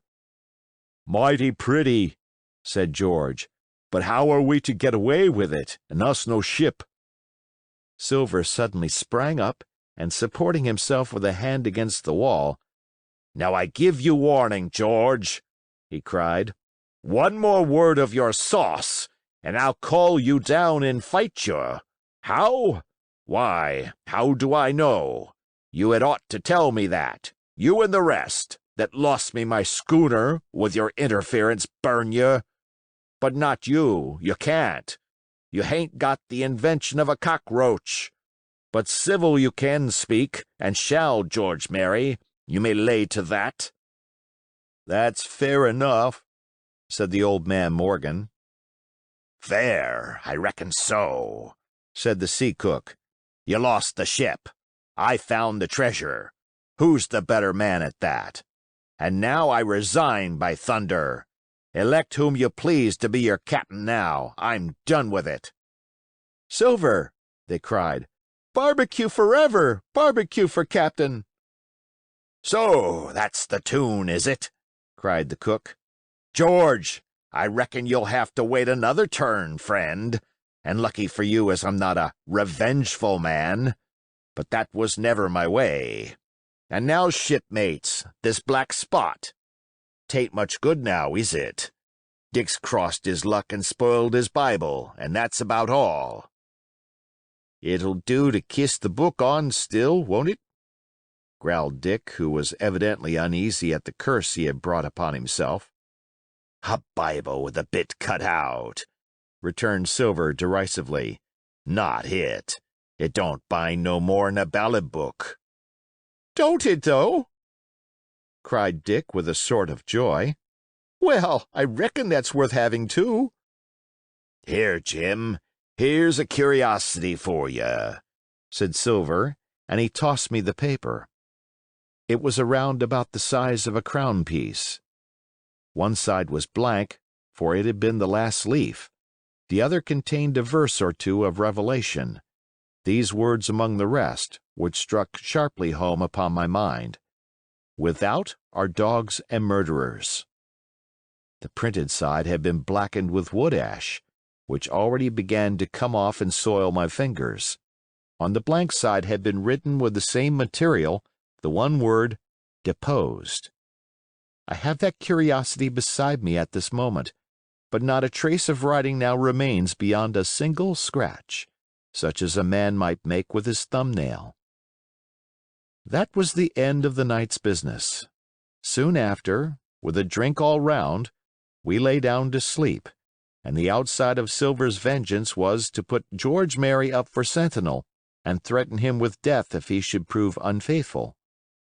It was long ere I could close an eye, and heaven knows I had matter enough for thought in the man whom I had slain that afternoon, in my own most perilous position, and above all, in the remarkable game that I saw Silver now engaged upon, keeping the mutineers together with one hand and grasping with the other after every means, possible and impossible, to make his peace and save his miserable life.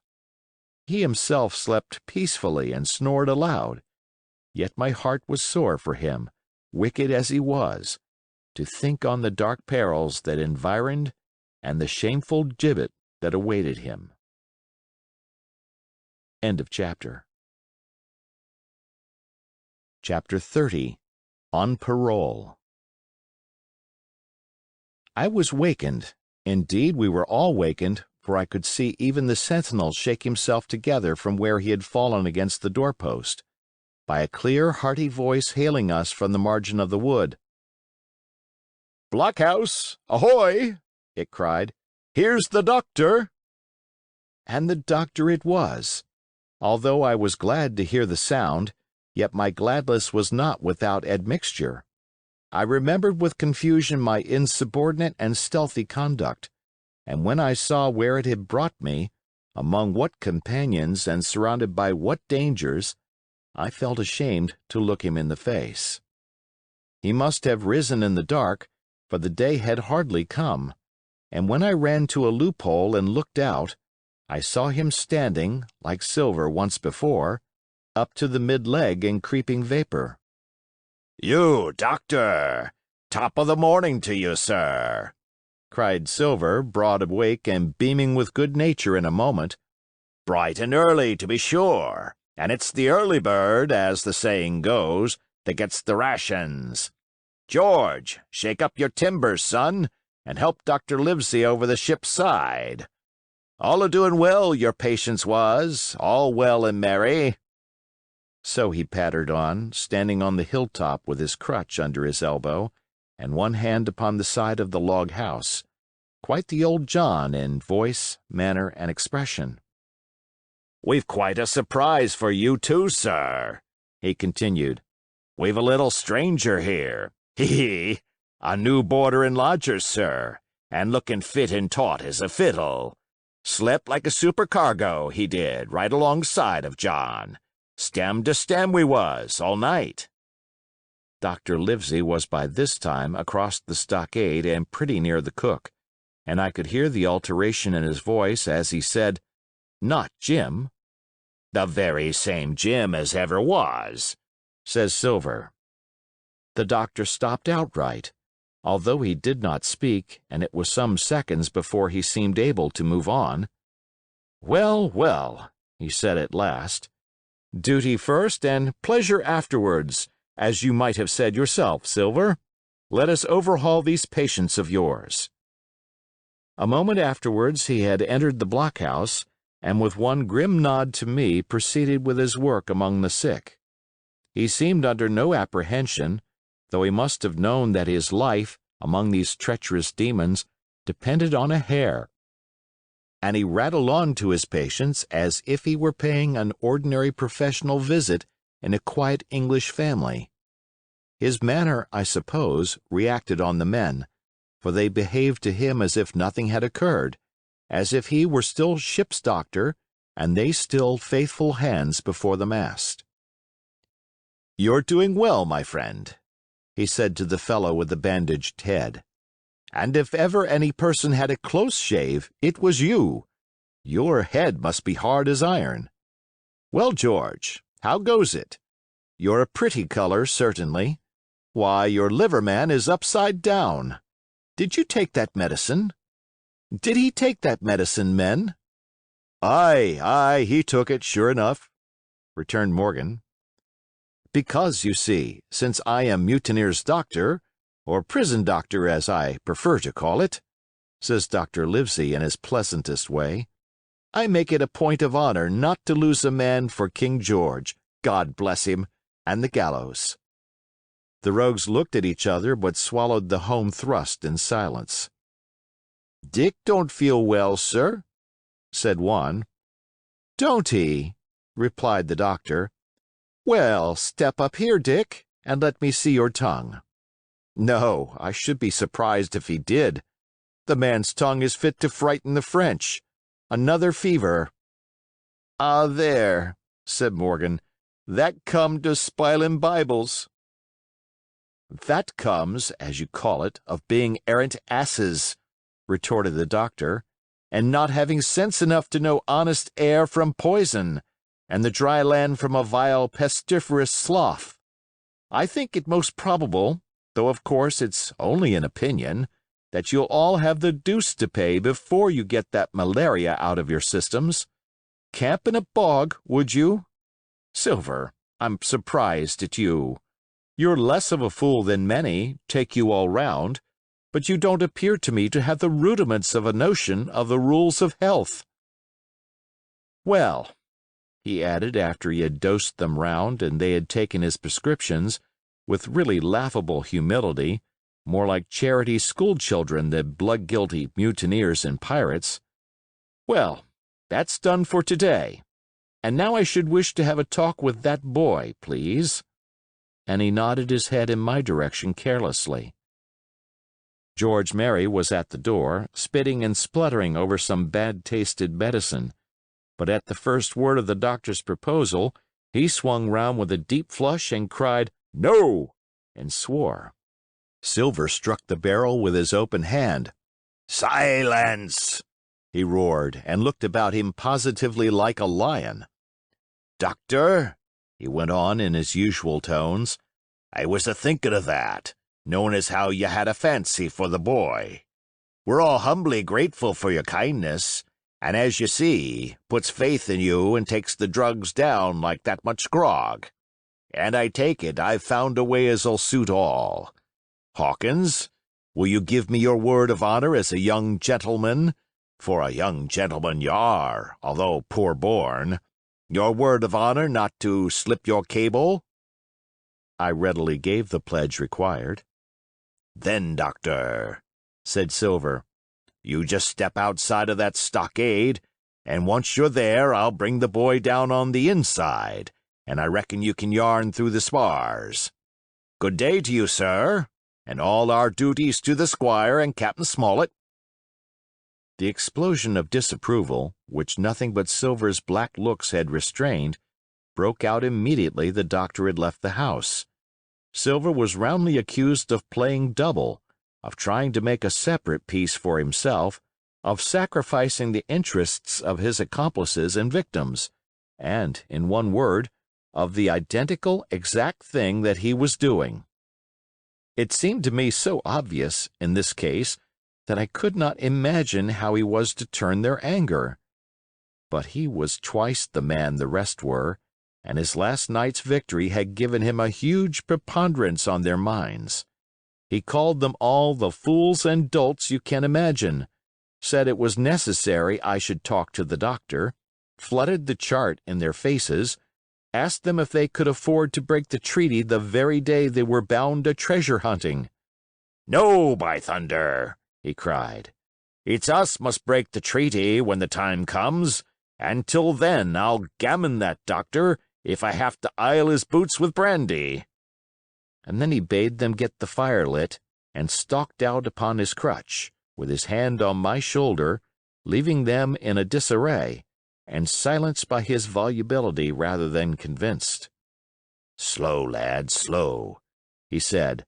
They might round upon us in a twinkle of an eye if we was seen to hurry. Very deliberately, then, did we advance across the sand to where the doctor awaited us on the other side of the stockade, and as soon as we were within easy speaking distance, Silver stopped. You'll make a note of this here also, doctor, says he, and the boy'll tell you how I saved his life, and were deposed for it too, and you may lay to that. Doctor, when a man's steering as near the wind as me, playing chuck-farthing with the last breath in his body like, you wouldn't think it too much, mayhap, to give him one good word? You'll please bear in mind that it's not my life only now, it's that boy's into the bargain, and you'll speak me fair, doctor, and give me a bit of hope to go on, for the sake of mercy. Silver was a changed man once he was out there and had his back to his friends in the blockhouse. His cheeks seemed to have fallen in, his voice trembled, never was a soul more dead in earnest. "Why, John, you're not afraid?" asked Dr. Livesey. "Doctor, I'm no coward, no, not I, not so much." And he snapped his fingers. "If I was, I wouldn't say it. But I'll own up fairly, I've the shakes upon me for the gallows. You're a good man and a true. I never seen a better man. And you'll not forget what I done good, not any more than you'll forget the bad, I know. And I step aside, see here, and leave you and Jim alone. And you'll put that down for me too, for it's a long stretch, is that." So saying, he stepped back a little way, till he was out of earshot, and there sat down upon a tree stump and began to whistle, spinning round now and again upon his seat so as to command a sight, sometimes of me and the doctor, and sometimes of his unruly ruffians as they went to and fro in the sand between the fire, which they were busy rekindling, and the house, from which they brought forth pork and bread to make the breakfast. "So, Jim," said the doctor sadly, "here you are. As you have brewed, so shall you drink, my boy. Heaven knows I cannot find it in my heart to blame you. But this much I will say, be it kind or unkind. When Captain Smollett was well, you dared not have gone off. And when he was ill and couldn't help it, by George, it was downright cowardly." I will own that I here began to weep. "Doctor," I said, "you might spare me. I have blamed myself enough. My life's forfeit anyway, and I shouldn't have been dead by now if Silver hadn't stood for me. And, doctor, believe this. I can die, and I dare say I deserve it, but what I fear is torture. If they come to torture me—" "Jim," the doctor interrupted, and his voice was quite changed. "Jim, I can't have this. Whip over and we'll run for it." "Doctor," said I passed my word." I know," he cried. "We can't help that, Jim, now. I'll take it on my shoulders. Holus, bolus, blame and shame, my boy. But stay here I cannot let you. Jump. One jump and you're out, and we'll run for it like antelopes." "No," I replied. "You know right well you wouldn't do the thing yourself. Neither you nor squire nor captain, and no more will I. Silver trusted me. I passed my word, and back I go. But, doctor, you did not let me finish. If they come to torture me, I might let slip a word of where the ship is, for I got the ship, part by luck and part by risking, and she lies in North Inlet on the southern beach, and just below high water. At half-tide she must be high and dry." "The ship!" exclaimed the doctor. Rapidly I described to him my adventures, and he heard me out in silence. "There is a kind of fate in this," he observed when I had done. "Every step, it's you that saves our lives. And do you suppose by any chance that we are going to let you lose yours? That would be a poor return, my boy. You found out the plot. You found Ben Gunn, the best deed that ever you did or will do, though you live to 90. Oh, by Jupiter! And talking of Ben Gunn, why, this is the mischief in person. Silver!" he cried. "Silver! I'll give you a piece of advice," he continued as the cook drew near again. "Don't you be in any great hurry after that treasure." "Why, sir, I do my possible, which that ain't," said Silver. "I can only, asking your pardon, save my life and the boys by seeking for that treasure, and you may lay to that." "Well, Silver," replied the doctor, "if that is so, I'll go one step further. Look out for squalls when you find it." "Sir," said Silver, "as between man and man, that's too much and too little. What you're after, why you left the blockhouse, why you given me that there chart, I don't know now, do I? And yet I done your biddin' with my eyes shut, and never a word of hope. But no, this here's too much. If you won't tell me what you mean plain out, just say so, and I'll leave the helm." "No," said the doctor musingly. "I've no right to say more. It's not my secret, you see, Silver. Or, I give you my word, I'd tell it you. But I'll go as far with you as I dare go, and a step beyond, for I'll have my wig sorted by the captain or I'm mistaken. And first, I'll give you a bit of hope. Silver, if we both get alive out of this wolf trap, I'll do my best to save you, short of perjury." Silver's face was radiant. "You couldn't say more, I'm sure, sir, not if you was my mother," he cried. "Well, that's my first concession," added the doctor. "My second is a piece of advice. Keep the boy close beside you, and when you need help, halloo. I'm off to seek it for you, and that itself will show you if I speak at random. Goodbye, Jim." And Dr. Livesey shook hands with me through the stockade, nodded to Silver, and set off at a brisk pace into the wood. End of chapter. Chapter 31. The Treasure Hunt, Flint's Pointer. "Jim," said Silver when we were alone, "if I saved your life, you saved mine, and I'll not forget it. I seen the doctor waving you to run for it, with the tail of my eye I did, and I seen you say no, as plain as hearing. Jim, that's one to you. This is the first glint of hope I had since the attack failed, and I owe it you. And now, Jim, we're to go in for this here treasure hunting, with sealed orders, too, and I don't like it. And you and me must stick close, back to back like, and we'll save our necks in spite of fate and fortune."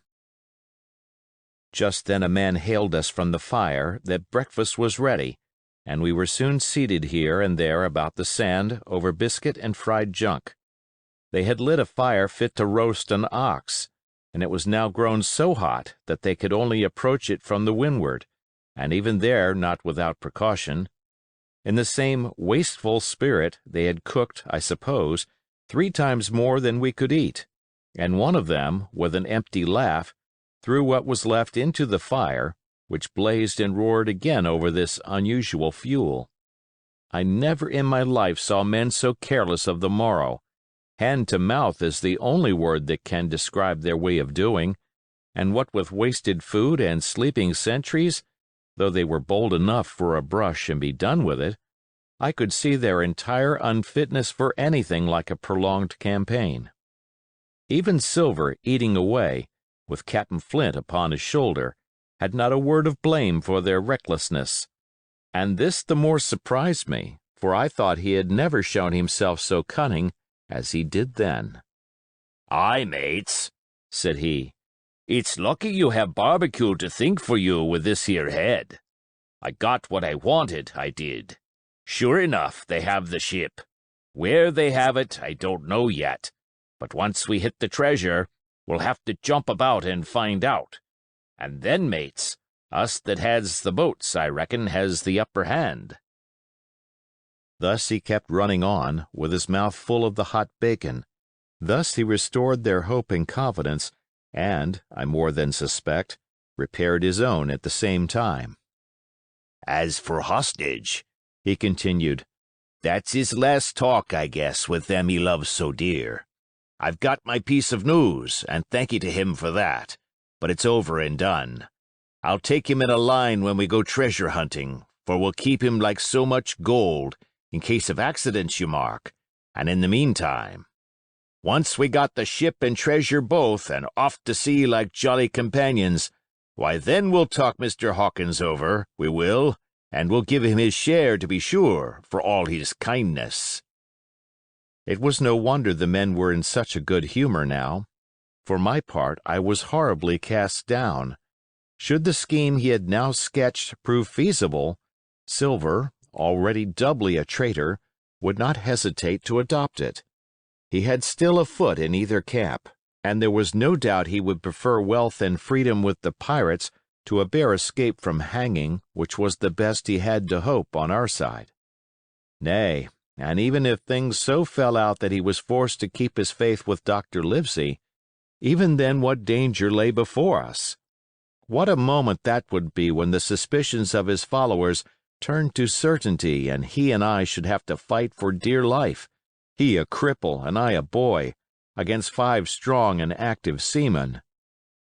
Add to this double apprehension the mystery that still hung over the behavior of my friends, their unexplained desertion of the stockade, their inexplicable cession of the chart, or harder still to understand, the doctor's last warning to Silver, "Look out for squalls when you find it," and you will readily believe how little taste I found in my breakfast, and with how uneasy a heart I set forth behind my captors on the quest for treasure.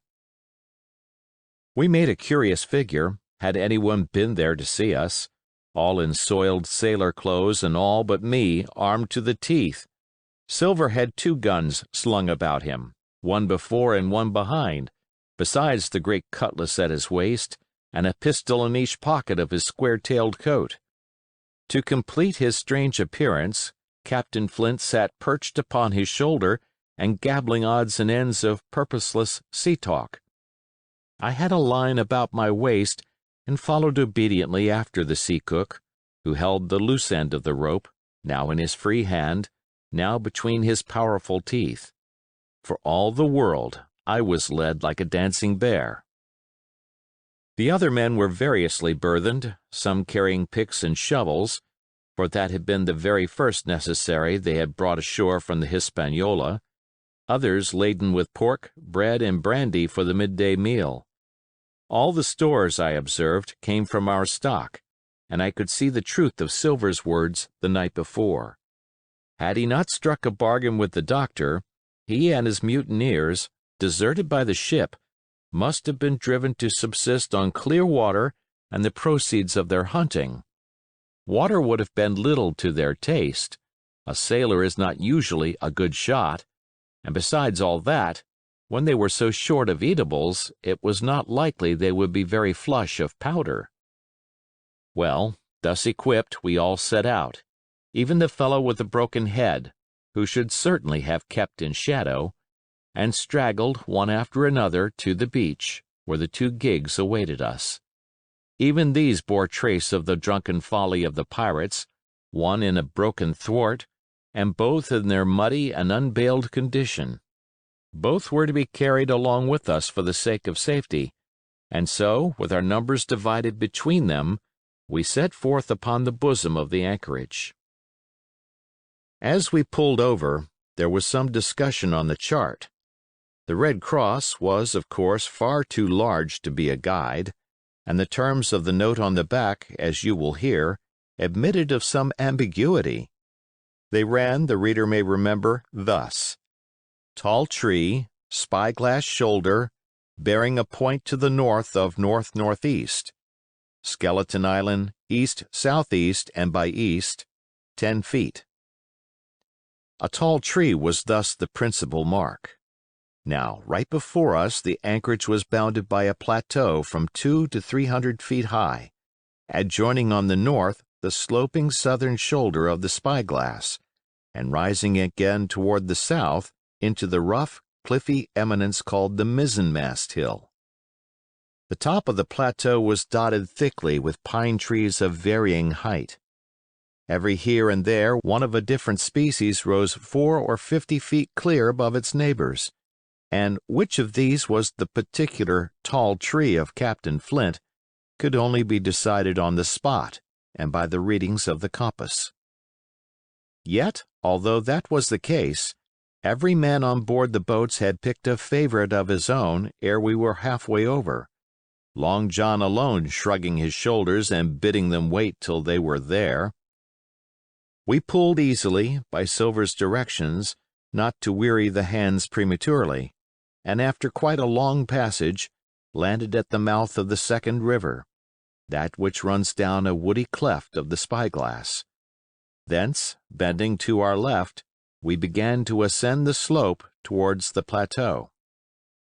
At the first outset, heavy, miry ground and a matted, marish vegetation greatly delayed our progress, but by little and little the hill began to steepen and become stony underfoot, and the wood to change its character and to grow in a more open order. It was indeed a most pleasant portion of the island that we were now approaching. A heavy scented broom and many flowering shrubs had almost taken the place of grass. Thickets of green nutmeg trees were dotted here and there with the red columns and the broad shadow of the pines, and the first mingled their spice with the aroma of the others. The air, besides, was fresh and stirring, and this under the sheer sunbeams was a wonderful refreshment to our senses. The party spread itself abroad in a fan shape, shouting and leaping to and fro. About the center, and a good way behind the rest, Silver and I followed, I tethered by my rope, he plowing with deep pants along the sliding gravel. From time to time, indeed, I had to lend him a hand, or he must have missed his footing and fallen backwards down the hill. We had thus proceeded for about half a mile and were approaching the brow of the plateau, when the man upon the farthest left began to cry aloud as if in terror. Shout after shout came from him, and the others began to run in his direction. "He can't have found the treasure," said old Morgan, hurrying past us from the right, "for that's clean atop." Indeed, as we found when we also reached the spot, it was something very different. At the foot of a pretty big pine, and involved in a green creeper, which had even partly lifted some of the smaller bones, a human skeleton lay, with a few shreds of clothing, on the ground. I believe a chill struck for a moment to every heart. "He was a seaman," said George Merry, who, bolder than the rest, had gone up close and was examining the rags of clothing. "Leastwise, this is good sea-cloth." "Aye, aye," said Silver, "like enough. You wouldn't look to find a bishop here, I reckon. But what sort of a way is that for bones to lie? 'Tain't in nature." Indeed, on a second glance it seemed impossible to fancy that the body was in a natural position. But for some disarray, the work perhaps of the birds that had fed upon him, or of the slow-growing creeper that had gradually enveloped his remains, the man lay perfectly straight, his feet pointing in one direction, his hands, raised above his head like a diver's, pointing directly in the opposite. "I've taken a notion into my old numbskull," observed Silver. "Here's the compass, there's the tip-top point of Skeleton Island, sticking out like a tooth. Just take a bearing, will you, along the line of them bones." It was done. The body pointed straight in the direction of the island, and the compass read duly, east, southeast, and by east. "I thought so," cried the cook. "This here is a pointer. Right up there is our line for the Pole Star and the Jolly Dollars. But by thunder, if it don't make me cold inside to think of Flint. This is one of his jokes, and no mistake. Him and these 6 was alone here. He killed 'em every man, and this one he hauled here and laid down by compass. Shiver my timbers. They're long bones, and the hair's been yellow. Aye, that would be Allardyce. You mind Allardyce, Tom Morgan?" "Aye, aye," returned Morgan. "I mind him. He owed me money, he did, and took my knife ashore with him." "Speaking of knives," said another, "why don't we find his'n lying round? Flint warn't the man to pick a seaman's pocket, and the birds I guess would leave it be." "By the powers, and that's true!" cried Silver. "There ain't a thing left here," said Mary, still feeling round among the bones. "Not a copper jwat nor a baccy box. It don't look natural to me." "No, by gum, it don't," agreed Silver. "Not natural, nor not nice, says you. Great guns! Messmates, but if Flint was livin', this would be a hot spot for you and me. 6 they were, and 6 are we, and bones is what they are now." "I saw him dead with these here deadlights," said Morgan. "Billy took me in. There he laid with penny pieces on his eyes." "Dead? Aye, sure enough, he's dead and gone below," said the fellow with the bandage. "But if ever spirit walked, it would be Flint's. Dear heart, but he died bad, did Flint." "Aye, that he did," observed another. "Now he raged, and now he hollered for the rum, and now he sang. 15 men were his only song mates, and I tell you true I never rightly liked to hear it since. It was main hot, and the windy was open, and I hear that old song coming out as clear, and the death haul on the man already." "Come, come," said Silver. "Stow this talk. He's dead, and he don't walk, that I know. Leastways, he won't walk by day, and you may lay to that. Care killed the cat. Fetch a head for the doubloons." We started, certainly, but in spite of the hot sun and the staring daylight, the pirates no longer ran separate and shouting through the wood, but kept side by side and spoke with bated breath. The terror of the dead buccaneer, had fallen on their spirits. End of chapter. Chapter 32. The Treasure Hunt, the Voice Among the Trees. Partly from the damping influence of this alarm, partly to rest Silver and the sick folk, the whole party sat down as soon as they had gained the brow of the ascent. The plateau being somewhat tilted towards the west, this spot on which we had paused commanded a wide prospect on either hand. Before us, over the treetops, we beheld the Cape of the Woods fringed with surf. Behind, we not only looked down upon the anchorage and Skeleton Island, but saw, clear across the Spit and the eastern lowlands, a great field of open sea upon the east. Sheer above us rose the Spyglass, here dotted with single pines, there black with precipices. There was no sound but that of the distant breakers, mounting from all round, and the chirp of countless insects in the brush. Not a man, not a sail, upon the sea. The very largeness of the view increased the sense of solitude. Silver, as he sat, took certain bearings with his compass. "There are 3 tall trees," said he, "about in the right line from Skeleton Island. Spyglass Shoulder, I take it, means that lower point there.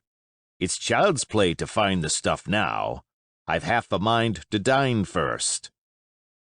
I don't feel sharp, growled Morgan.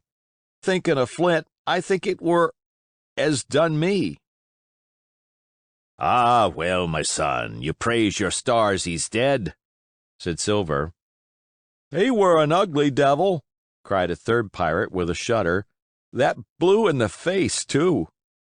That was how the rum took him, added Mary. Blue. Well, I reckon he was blue. That's a true word.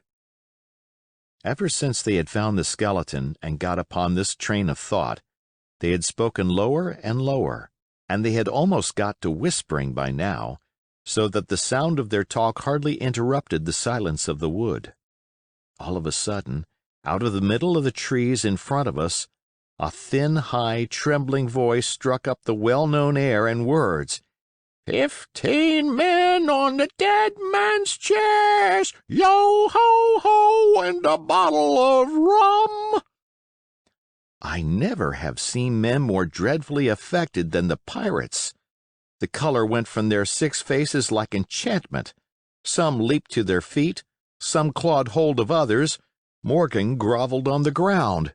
"It's Flint cried Mary.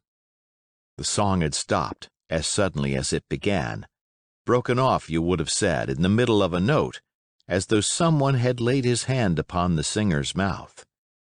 Coming through the clear, sunny atmosphere among the green tree-tops, I thought it had sounded airily and sweetly, and the effect on my companions was the stranger. "Come," said Silver, struggling with his ashen lips to get the word out. "This won't do. Stand by to go about. This is a rum start, and I can't name the voice, but it's someone skylarking.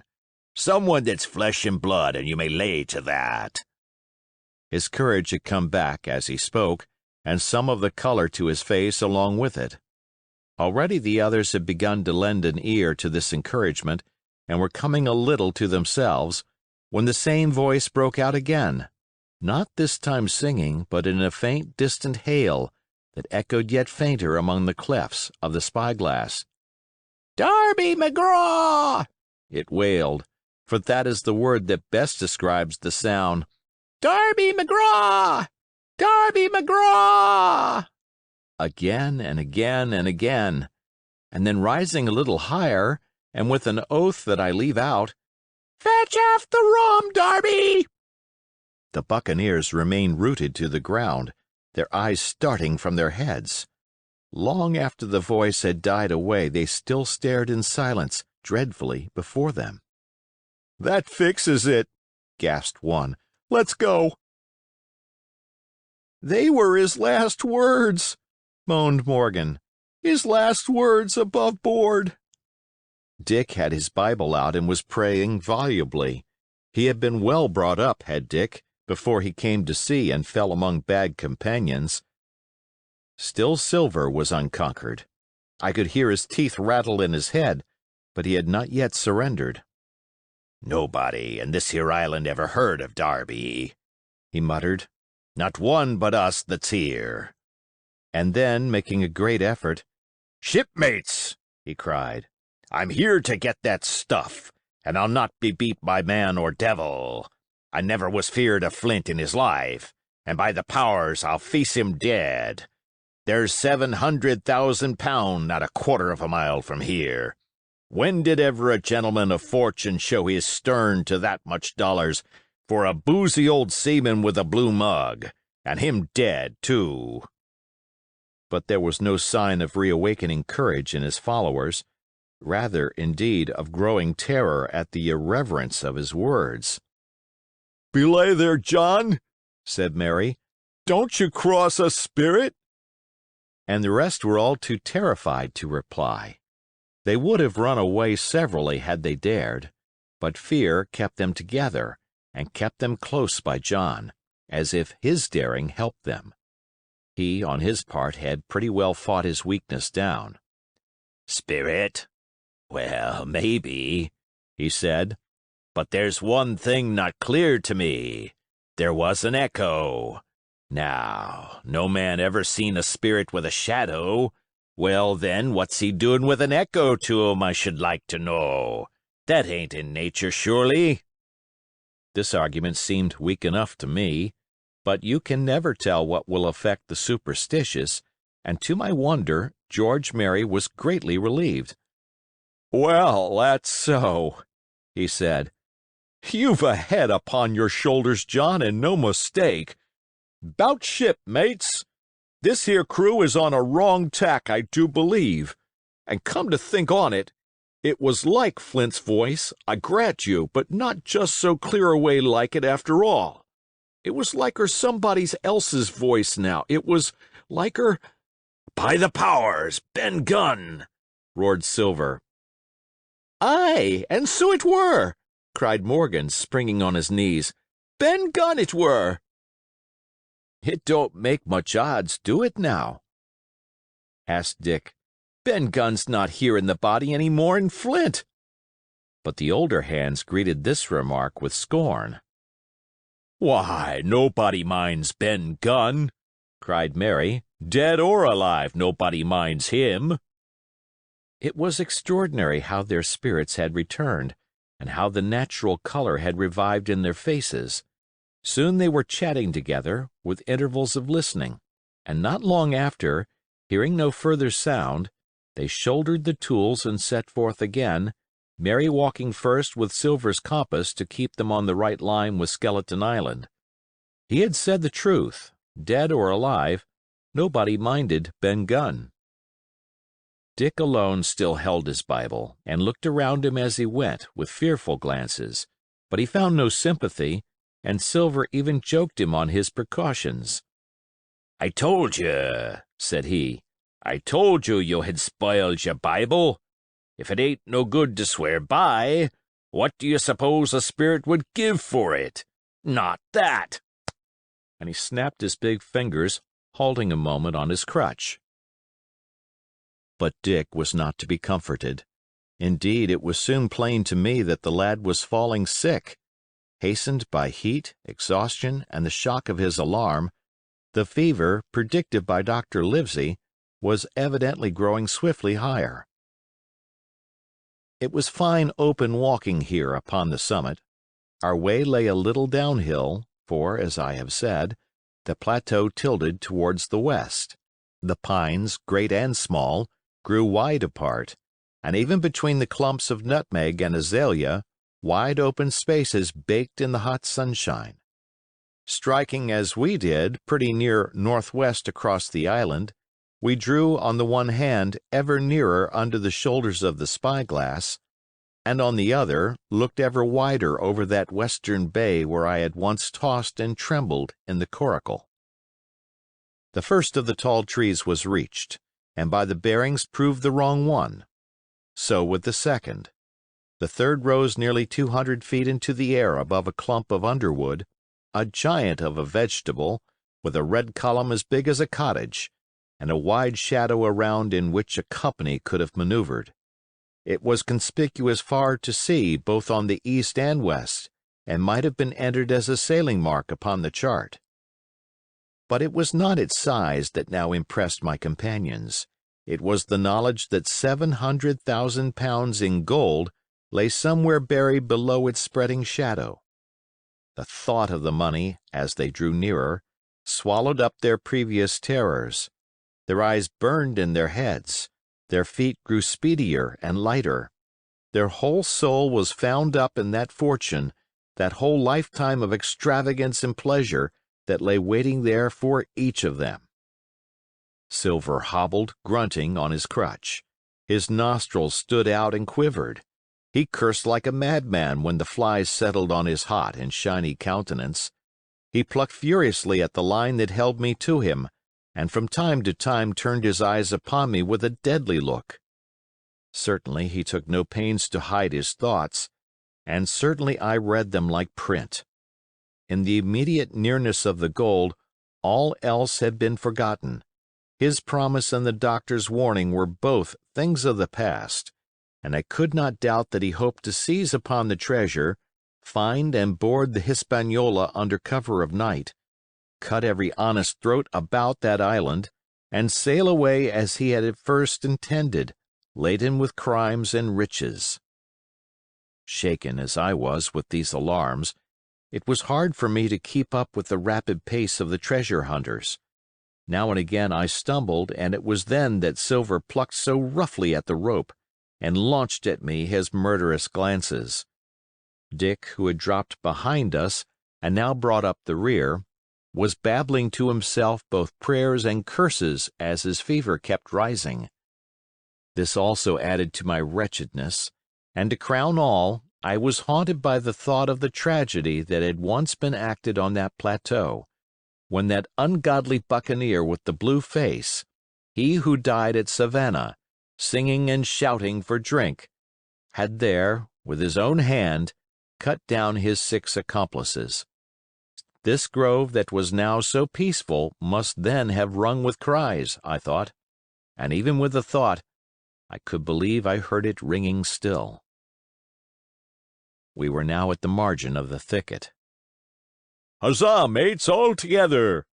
shouted Mary, and the foremost broke into a run. And suddenly, not 10 yards further, we beheld them stop. A low cry arose.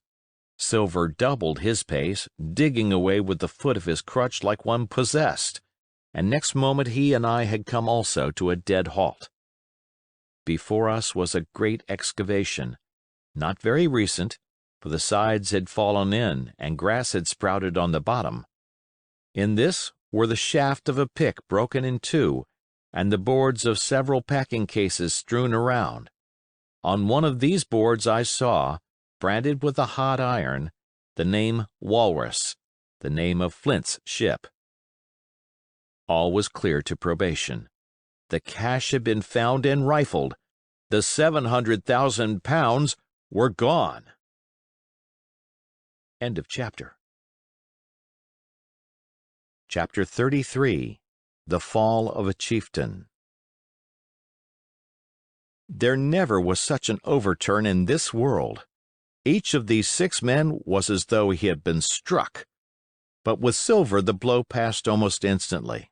Every thought of his soul had been set full stretch, like a racer, on that money. Well, he was brought up in a single second dead, and he kept his head, found his temper, and changed his plan before the others had had time to realize the disappointment. "Jim," he whispered, "take that and stand by for trouble." And he passed me a double-barreled pistol. At the same time he began quietly moving northward, and in a few steps had put the hollow between us 2 and the other 5. Then he looked at me and nodded, as much as to say, "Here is a narrow corner," as indeed I thought it was. His looks were not quite friendly, and I was so revolted at these constant changes that I could not forbear whispering, "So you've changed sides again." There was no time left for him to answer in. The buccaneers, with oaths and cries, began to leap, one after another, into the pit, and to dig with their fingers, throwing the boards aside as they did so. Morgan found a piece of gold. He held it up with a perfect spout of oaths. It was a 2-guinea piece, and it went from hand to hand among them for a quarter of a minute. 2 guineas! roared Mary, shaking it at Silver. That's your 700,000 pounds, is it? You're the man for bargains, ain't you? You're him that never bungled nothing, you wooden-headed lubber. Dig away, boys, said Silver with the coolest insolence. You'll find some pig nuts, and I shouldn't wonder. Pig nuts! repeated Mary in a scream. Mates, do you hear that? I tell you now that man there knew it all along. Look in the face of him, and you'll see it wrote there. Ah, Mary, remarked Silver, standing for cap'n again? You're a pushin' lad, to be sure. But this time everyone was entirely in Mary's favor. They began to scramble out of the excavation, darting furious glances behind them. One thing I observed, which looked well for us, they all got out upon the opposite side from Silver. Well, there we stood, 2 on one side, 5 on the other, the pit between us, and nobody screwed up high enough to offer the first blow. Silver never moved. He watched them, very upright on his crutch, and looked as cool as ever I saw him. He was brave, and no mistake. At last Mary seemed to think a speech might help matters. Mates, says he, there's 2 of them alone there. One's the old cripple that brought us all here and blundered us down to this. The other's that cub that I mean to have the heart of. Now, mates. He was raising his arm and his voice, and plainly meant to lead a charge. But just then, crack, crack, crack, 3 musket shots flashed out of the thicket. Mary tumbled head foremost into the excavation. The man with the bandage spun round like a teetotum and fell all his length upon his side, where he lay dead but still twitching, and the other 3 turned and ran for it with all their might. Before you could wink, Long John had fired 2 barrels of a pistol into the struggling Mary, and as the man rolled up his eyes at him in the last agony, George, said he, I reckon I settled ya. At the same moment, the doctor, Gray, and Ben Gunn joined us, with smoking muskets, from among the nutmeg trees. Forward, cried the doctor. Double quick, my lads. We must head 'em off the boats. And we set off at a great pace, sometimes plunging through the bushes to the chest. I tell you, but Silver was anxious to keep up with us. The work that man went through, leaping on his crutch till the muscles of his chest were fit to burst, was work no sound man ever equaled, and so thinks the doctor.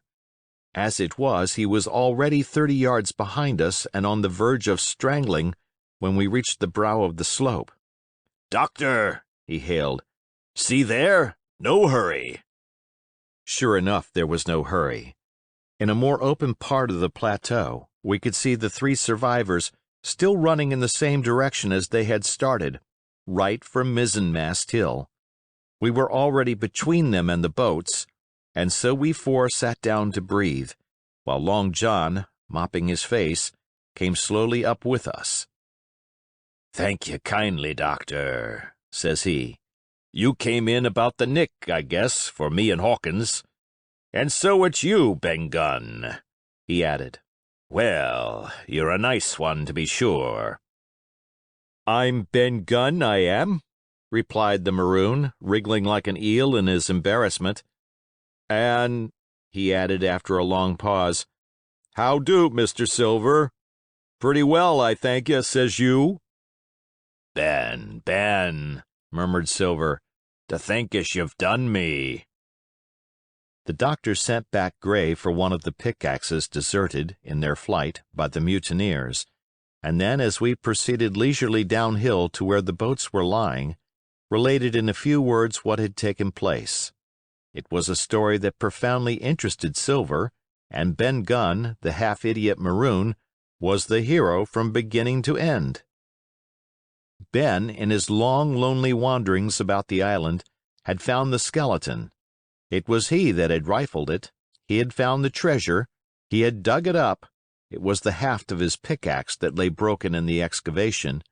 He had carried it on his back in many weary journeys from the foot of the tall pine to a cave he had on the two-pointed hill at the northeast angle of the island, and there it had lain stored in safety since 2 months before the arrival of the Hispaniola. When the doctor had wormed this secret from him on the afternoon of the attack, and when next morning he saw the anchorage deserted, he had gone to Silver, given him the chart, which was now useless, given him the stores, for Ben Gunn's cave was well supplied with goat's meat salted by himself, given anything and everything to get a chance of moving in safety from the stockade to the two-pointed hill, there to be clear of malaria and keep a guard upon the money. "As for you, Jim," he said, "it went against my heart, but I did what I thought best for those who had stood by their duty, and if you were not one of these, whose fault was it?" That morning, finding that I was to be involved in the horrid disappointment he had prepared for the mutineers, he had run all the way to the cave, and leaving the squire to guard the captain, had taken Gray and the Maroon and started, making the diagonal across the island to be at hand beside the pine. Soon, however, he saw that our party had the start of him, and Ben Gunn, being fleet of foot, had been dispatched in front to do his best alone. Then it had occurred to him to work upon the superstitions of his former shipmates, and he was so far successful that Gray and the doctor had come up and were already ambushed before the arrival of the treasure hunters. "Ah," said Silver, "it were fortunate for me that I had Hawkins here. You would have let old John be cut to bits, and never given it a thought, Doctor." "Not a thought," replied Dr. Livesey cheerily. And by this time we had reached the gigs. The doctor, with the pickaxe, demolished one of them, and then we all got aboard the other and set out to go round by sea for North Inlet. This was a run of 8 or 9 miles.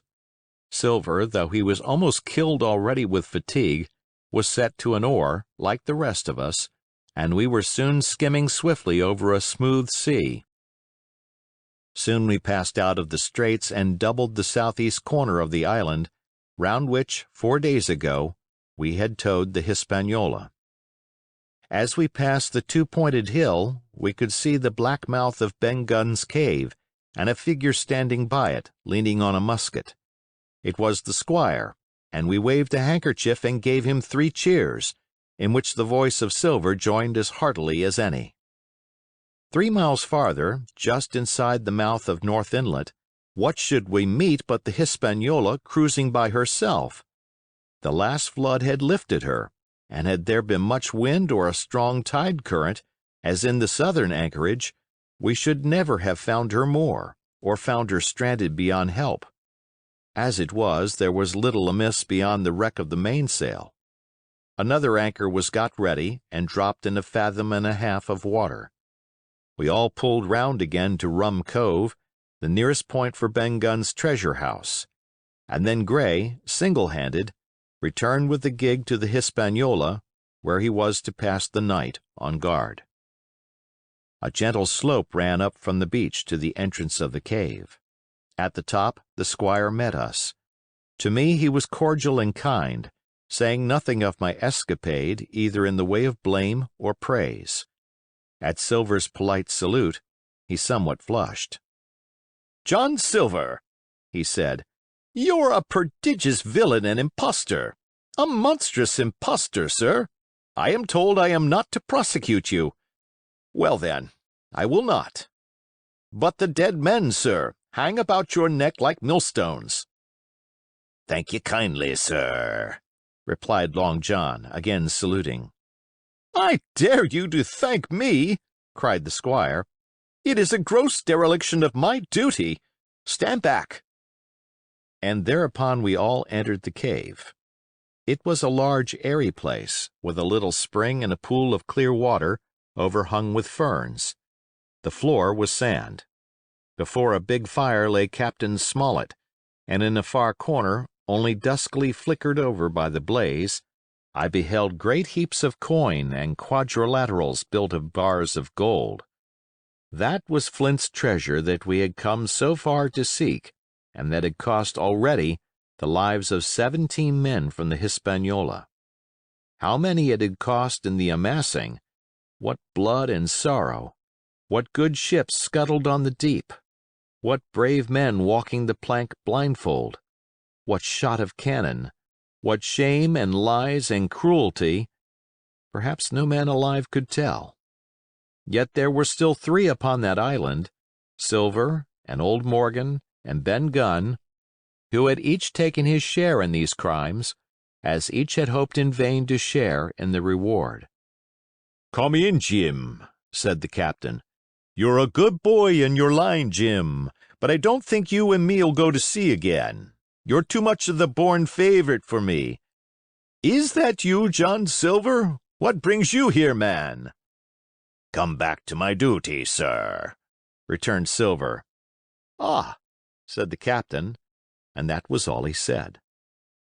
What a supper I had of it that night, with all my friends around me, and what a meal it was, with Ben Gunn's salted goat and some delicacies and a bottle of old wine from the Hispaniola. Never, I am sure, were people gayer or happier. And there was Silver, sitting back almost out of the firelight, but eating heartily, prompt to spring forward when anything was wanted, even joining quietly in our laughter. The same bland, polite, obsequious seaman of the voyage out. End of chapter. Chapter 34, and last. The next morning we fell early to work, for the transportation of this great mass of gold near a mile by land to the beach, and thence 3 miles by boat to the Hispaniola, was a considerable task for so small a number of workmen. The 3 fellows still abroad upon the island did not greatly trouble us. A single sentry on the shoulder of the hill was sufficient to ensure us against any sudden onslaught, and we thought, besides, they had had more than enough of fighting. Therefore the work was pushed on briskly. Gray and Ben Gunn came and went with the boat, while the rest during their absences piled treasure on the beach. 2 of the bars, slung in a rope's end, made a good load for a grown man, one that he was glad to walk slowly with.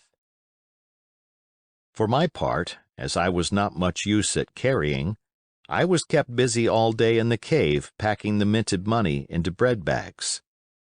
It was a strange collection, like Billy Bones's hoard for the diversity of coinage, but so much larger and so much more varied that I think I never had more pleasure than in sorting them.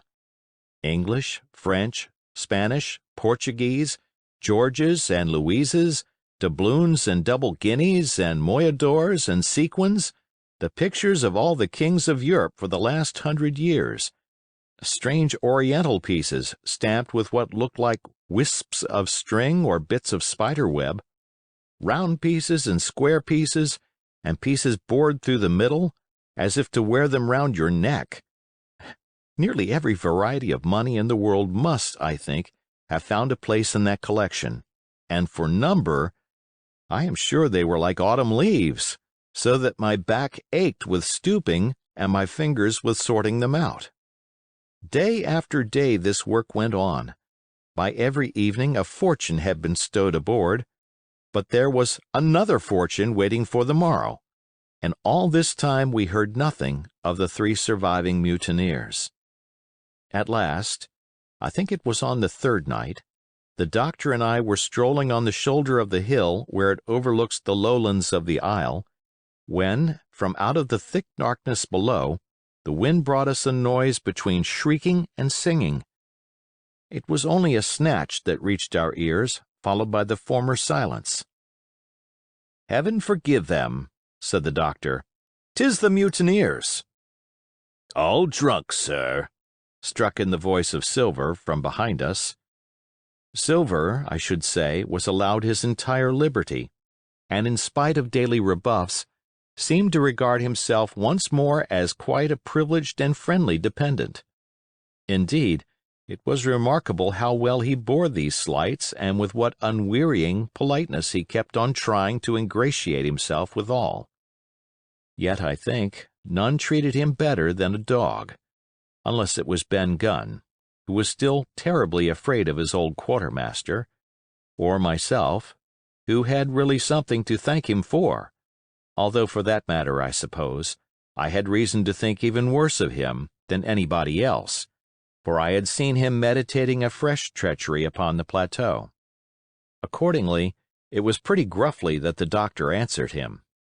"Drunk or raving," said he. Right you were, sir, replied Silver, and precious little odds which, to you and me. "I suppose you would hardly ask me to call you a humane man," returned the doctor with a sneer, "and so my feelings may surprise you, Master Silver.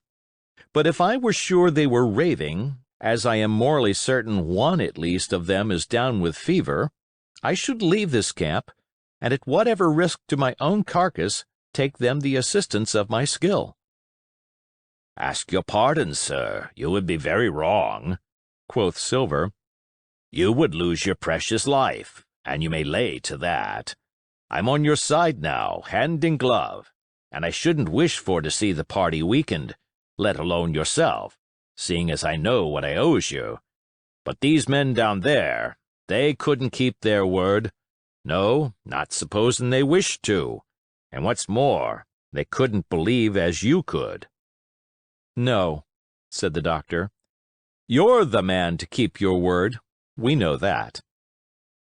Well, that was about the last news we had of the three pirates. Only once we heard a gunshot a great way off, and supposed them to be hunting. A council was held, and it was decided that we must desert them on the island, to the huge glee, I must say, of Ben Gunn, and with a strong approval of Gray. We left a good stock of powder and shot, the bulk of the salt goat, a few medicines, and some other necessaries, tools, clothing, a spare sail, a fathom or two of rope, and by the particular desire of the doctor, a handsome present of tobacco. That was about our last doing on the island. Before that, we had got the treasure stowed and had shipped enough water and the remainder of the goat meat in case of any distress, and at last, one fine morning, we weighed anchor, which was about all that we could manage, and stood out of North Inlet, the same colors flying that the captain had flown and fought under at the Palisade. The three fellows must have been watching us closer than we thought for, as we soon had proved. For coming through the Narrows, we had to lie very near the southern point, and there we saw all three of them kneeling together on a spit of land, with their arms raised in supplication. It went to all our hearts, I think, to leave them in that wretched state, but we could not risk another mutiny, and to take them home for the gibbet would have been a cruel sort of kindness. The doctor hailed them and told them of the stores we had left, and where they were to find them. But they continued to call us by name and appeal to us, for God's sake, to be merciful and not leave them to die in such a place. At last, seeing the ship still bore on her course and was now swiftly drawing out of earshot, one of them, I know not which it was, leaped to his feet with a hoarse cry, whipped his musket to his shoulder, and sent a shot whistling over Silver's head and through the mainsail. After that, we kept under cover of the bulwarks, and when next I looked out they had disappeared from the spit, and the spit itself had almost melted out of sight in the growing distance.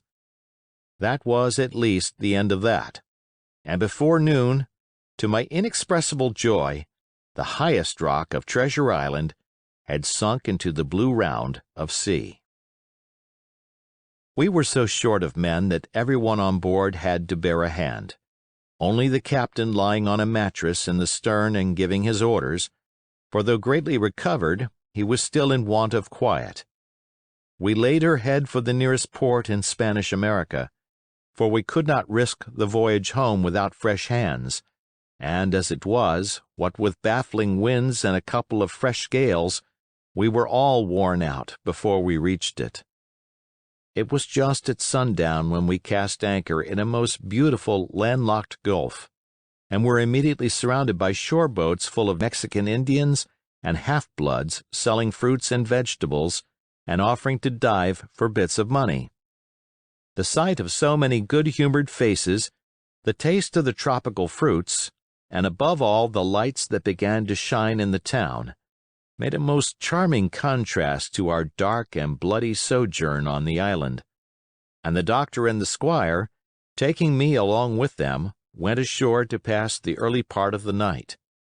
Here they met the captain of an English man-of-war, fell in talk with him, went on board his ship, and in short, had so agreeable a time that day was breaking when we came alongside the Hispaniola. Ben Gunn was on deck alone, and as soon as we came on board he began, with wonderful contortions, to make us a confession. Silver was gone. The Maroon had connived at his escape in a shore boat some hours ago, and he now assured us he had only done so to preserve our lives, which would certainly have been forfeit if "that man with the one leg had stayed aboard." And this was not all. The sea cook had not gone empty-handed.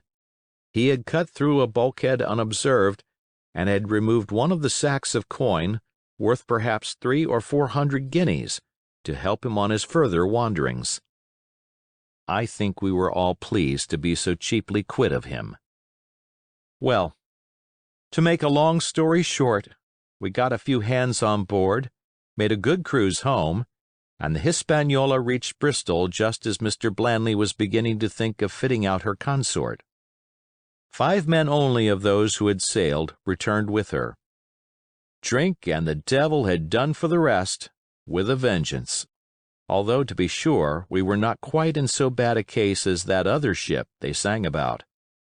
With 1 man of her crew alive, what put to sea was 75. All of us had an ample share of the treasure, and used it wisely or foolishly, according to our natures. Captain Smollett is now retired from the sea. Gray not only saved his money, but being suddenly smit with the desire to rise, also studied his profession, and he is now mate and part owner of a fine full-rigged ship, married besides, and the father of a family. As for Ben Gunn, he got £1,000, which he spent or lost in 3 weeks, or to be more exact, in 19 days, for he was back begging on the 20th. Then he was given a lodge to keep, exactly as he had feared upon the island, and he still lives, a great favorite, though something of a butt, with the country boys, and a notable singer in church on Sundays and saints' days. Of Silver, we have heard no more.